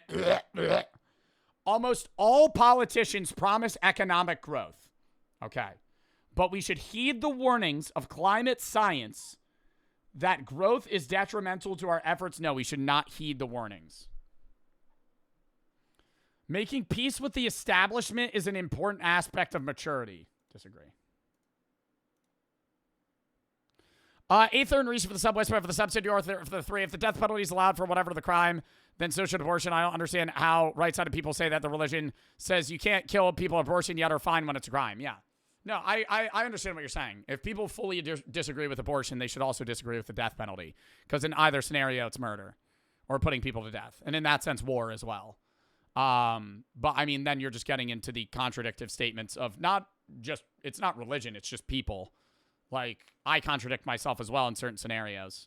But, yeah. Damn for the sub, whisper for the sub. Like, and that's why people would probably say you agree with abortion, but you disagree with the death penalty. I'm not disagreeing with the death penalty because I think killing people that have walked into a school and killed 30 children is wrong. I'm saying that it logically and economically doesn't make sense to kill most criminals. Anyways, you misread. Dude, I probably have misread some of these, but astrology accurately explains many things. You cannot be moral without being religious. Charity is better than Social Security as a means of helping the genuinely disadvantaged. What does that mean? Like Social Security, like actual Social Security checks? I'm Googling this question.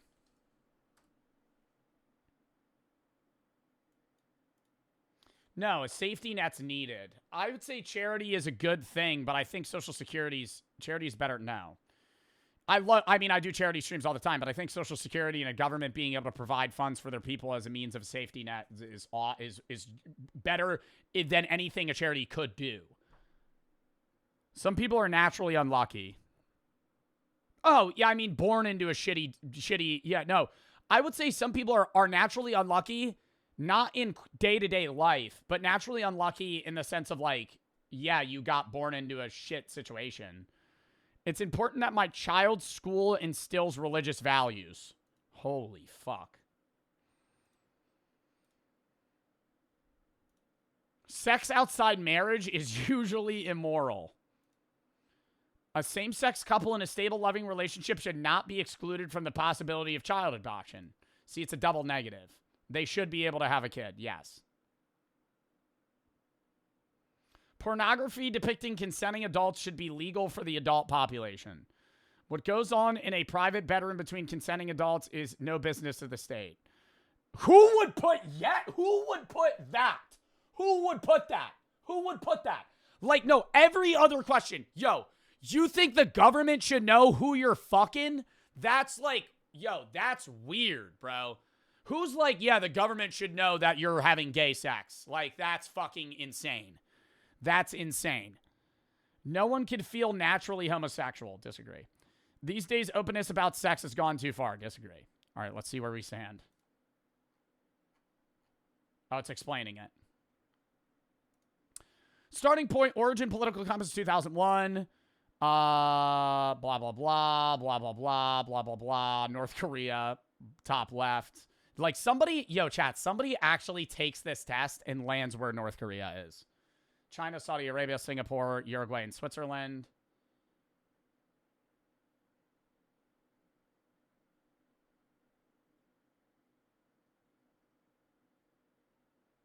I mean, that's about where I said I would be. I said I was going to be here. So we're like 2 squares away. Dirty liberal. On God. On God, dirty liberal. You're a dirty liberal. You've got those soft, sissy hands. Bet you've been drinking that fucking Biden tap water they still haven't been able to fix. Wisp and Dan for the sub. Aether and Reese for the sub. Senor for the 3. All right, I got to piss one more time, then we're going to fucking do this philosophy one. Count me down.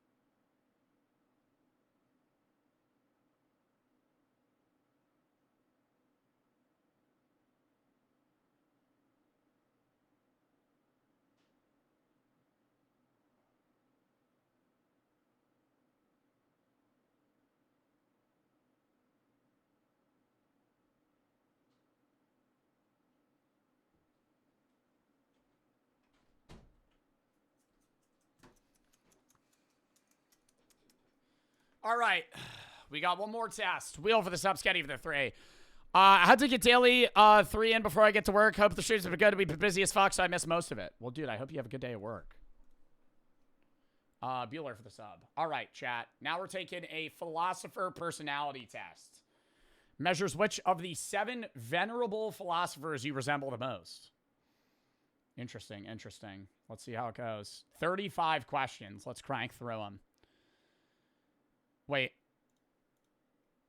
In Memento? I have to link this to you guys. I'm an idiot. Philosopher personality test. Boom. Mods, can we link that to them? Thank you. Mods. Okay.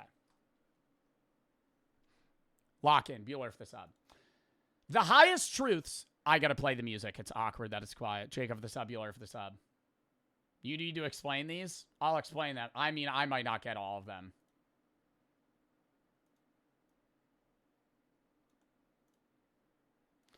The highest truths about this world are not rational or analytical, but can be grasped only through a sort of mystical intuition. I hard fucking disagree with that. I think that the majority of truths in the world can be reasoned. And I think that there is no definitive answer or truth to the highest truths, right? I think a lot of that stuff is subjective. But personally, I would find the truth that I would hold through reason rather than mystical intuition or faith. So some people may agree, some people may disagree. Being preoccupied with whether one is a good person or not is a sign that one is a lesser being.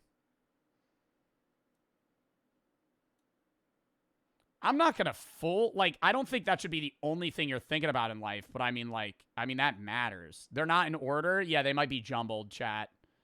They're not in order. Bro. Well, sorry, you guys aren't going to be able to take it with me then. Being preoccupied with whether one is a good person or not is a sign that one is a lesser being. Saying lesser being is fucking nuts. So no. There is not much about this world that we can never know. Wait, there is much about this world that we can never know with certainty. Yeah. I mean, these aren't really like controversial statements. I feel like this is very like lukewarm shit right now. Not much about this world that there's much about this world that we can never know with certainty. Yeah. I mean, the majority of the things that you talk about philosophically are things that you'll never be able to definitively know. That's the whole point of why they're discussed. Animals are better people than most people. No. I think the argument here is that humans are conniving and mischievous and try to hide their animalistic tendencies, whereas animals just fully embody them. So it's like a similar idea of respect rather than somebody that's like faking being somebody they're not. So they're better people than most people. So I could agree in some senses of that, but I'm still going to disagree in the sense that animals are not better people than most people. The mind is basically a machine. Yeah. I mean, fully, yeah. Your mind, you're a computer with emotions, so I'm not going to fully agree. I stir up controversy simply for the sake of arguments. I do love an argument. I do love a debate. I love talking and disagreeing. There have been instances where I will play devil's advocate and disagree with my friend for the sake of disagreeing with him, even though I actually don't disagree with him. Wait. Oh, so I would agree with that. I mock people's religious beliefs. I think some people would say I do. I think a lot of people would say I do. I don't think I do. I think that I try to disagree, and I may even at points be slightly heated in my disagreement, but I don't think I mock religious beliefs. I respect religious beliefs. I do not mock them. I disagree with them, but I do not mock them. Semi-yes in a respectful manner, then I'll put middle of the road. Generally speaking, only the highest specimens of humanity interest me. No, everybody does. Our base desires as human beings are coarse and vulgar. To say that we're naturally immoral, evil beings. I think animalistic desires can be somewhat coarse and vulgar, but not our base desires. I'm going to disagree. The wise human beings avoid the allure of power and fame. I'm disagreeing with so many of these. The wise human being avoids the allure of power and fame. I will say, I think no. Because I think almost all beings that are considered wise have power. And so if you're considered wise, you're not avoiding power. You're gaining the thing that you're specifically trying to avoid outside of being like a literal hermit.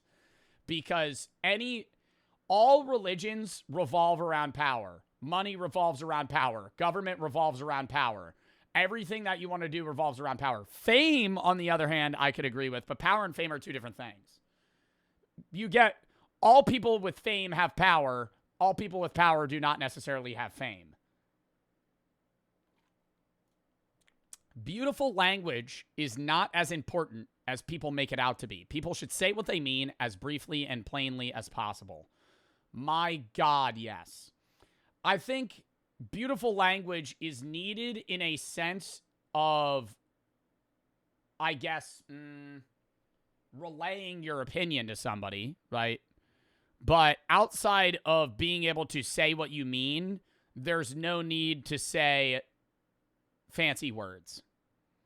I think that's the take I have. And you could say that I'm dumb and that's fine, right? I don't have a large vocabulary comparable to a lot of other people. And a lot of other people in this chat, a lot of other people that are streamers, a lot of other people that do philosophy. I think I can convey my opinion in the same accuracy that somebody with a large vocabulary or larger vocabulary than I could. In the same sense, right?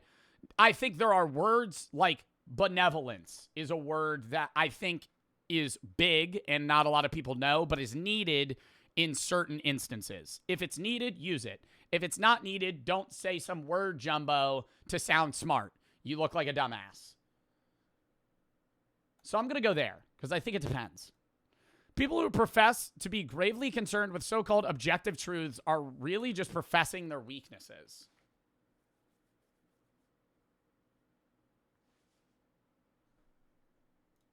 Oh, yes. I agree. I think if you're so stuck on your objective truth being right, you're saying that you're terrified of it being wrong. You're fearful of it being the opposite. Like an objective truth. I don't think I'm not I see I don't want to like put full agree for many of them, but I feel like that's one. I'm a creature of habit. Yeah. Yeah, I think all people are creatures of habit. There's always a clear right or wrong course of action in every moral dilemma. Disagree. I don't think moral arguments are white and black the majority of the time. I think it depends. The situation and in the context of the situation matters entirely. So it's not new. There's always a clear right or wrong course of action in every moral dilemma. I would strongly disagree. It's not always clear right or wrong. Sexual attraction tends to lead people into bad situations. Tends to? I feel like I might put this at a neutral because I think it depends on the situation again. Maybe leaning, like, if I could put, like, there, I would, but I'm going to keep it neutral. Beauty in this world is proof that there is a transcendent higher world.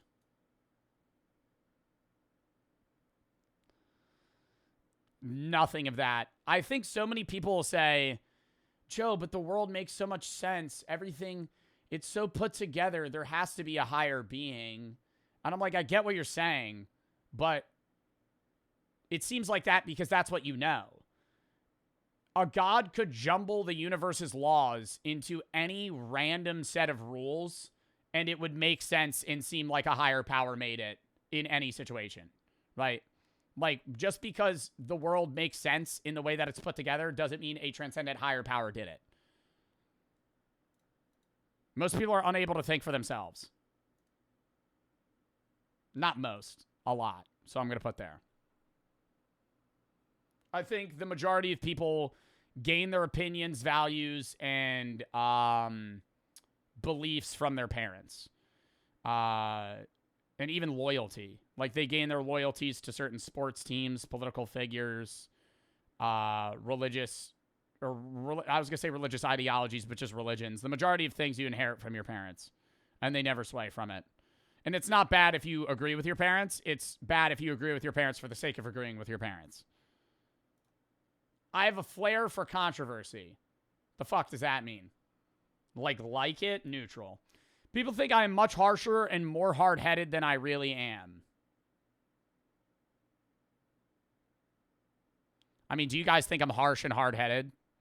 Low on the Olive, thank you for the sub. C, thank you for the sub. I think most people would say yeah. Green, thank you for the 3. Big Milk Paddock again. Saw a weird milk campaign ad the Department of Agriculture is doing. What are they doing? Said A, thank you for the sub. Our minds can never comprehend reality as exactly as it is. Yes. It's impossible to. Reality as we know it is based off our human perception and how you see, hear, and interact with things. Your reality is entirely based off of the world that has been built around you and how you perceive it. What the universe actually is impossible to describe or understand because you have perception and you're limited to it. Or by it. Most people need to be led and controlled. No. People fuss too much over their banal everyday problems. Sophie for the 3. I gotta Google what the fucking word banal means. Never heard that in my life. Banal. Lacking in originality as to be obvious and boring. People fuss too much over their boring and obvious everyday problems.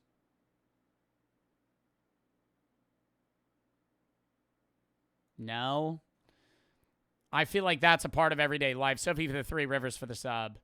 I think it depends on the person. People, not people that I know. Profound text cannot be truly good if it is not beautifully written. Not full disagree, but disagree. If people challenge or confront me, I confront them right back with little fear of the consequences. I mean, yeah, I'm going to confront them back. My view on life is often misunderstood. Oh my God, yes, dude. The amount of people in comment sections that are like, Joe's actually Christian. He's just kind of lost. Joe's actually atheist. He doesn't believe in anything. Joe's actually this. The amount of people that say my own beliefs with profound, like, confidence is absurd. That say they know what I think without actually knowing what I think. I shock people by saying outrageous and offensive things. No. Simple pleasures are the best. I make use of long chains of logical arguments in my thinking so as to root out any contradictions or uncertainties.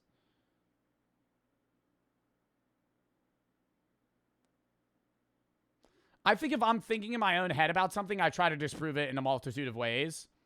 And by doing so, you gain a long chain of logical arguments.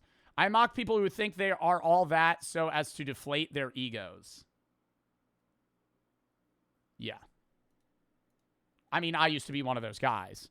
Sophie for the sub, finesse for the 3. Wildest time pass, remember watching you on my school laptop, 22-23? Well, welcome. I am more interested in things that could be measured than some pie in the sky type of thinking. I mean, I'm down to hear beliefs, but I want them to be reasoned, but it doesn't need to be measured. So-called evil people are just ignorant and in need of knowledge of the good.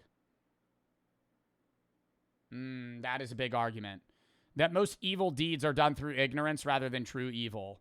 And most people that do evil deeds aren't doing it because they're truly evil, but because what they think they're doing is actually right. I would agree. I think the majority of people that do wrong don't actually recognize that they're doing wrong. They think they're doing right. They're stupid, but they think they're doing the right. Not all situations, though. I shock people with crass actions and words. Disagree.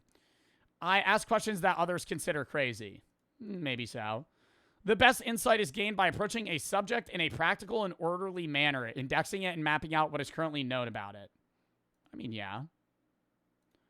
A life marked by the absence of pain is better than a life marked by the presence of pleasure.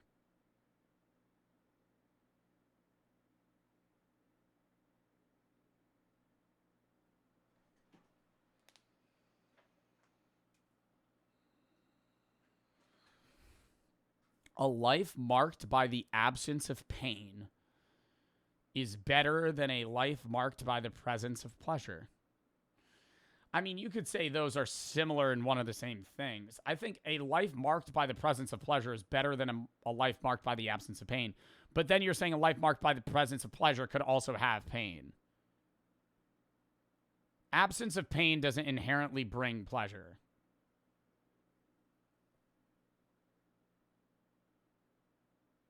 I'm neutral on that. Cordo, thank you for the sub. Finish.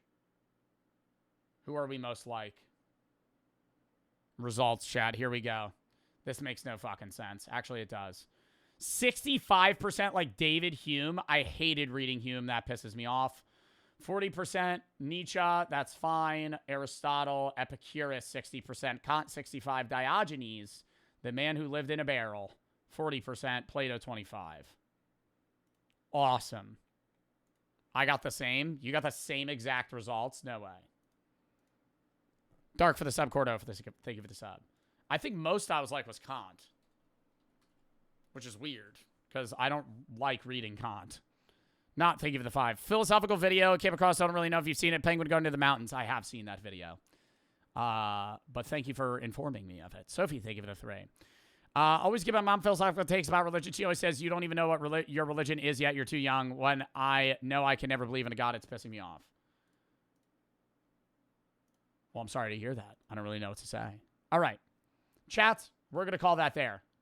We're going to post on the main in the gaming right when I end. So go watch that. But if you have any videos you want to watch, games to play, video, such tab. I will be live tomorrow at 2 p.m. EST. We're going to be starting with Hightail, running that for a while, moving into maybe an SMP event, Quarantine Zone, or group games. Tuesday, I'm not live. Wednesday's going to be horror games, random games, into more Quarantine Zone because I want to beat that game before we're on like a weird schedule. Thursday, I'm off. Friday's Reacts. Saturday, SMP, Bro v Bro with Yusuf. Next Sunday, Reacts and Roblox with Steak. Next Monday, Ender Dragon fight and the Ender Dragon or the end event on the SMP.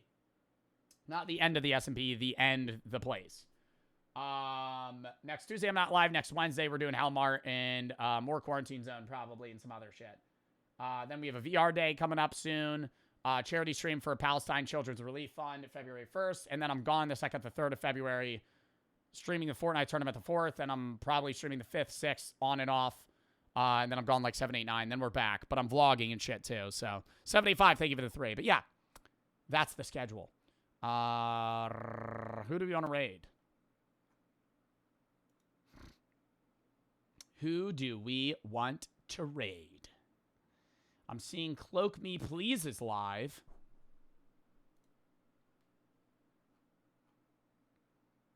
Playing Mario Kart. Jinxie? Ooh, Jinxie's also live. Playing Rocket League. I do love Junko. But, dude, Junko has 35k views. Cloak has 99. I think I'm going to raid Cloak. We'll raid Jinxie another day. Got to share the love. All right. 1K for the sub. Anyways, appreciate y'all. Hope you had fun.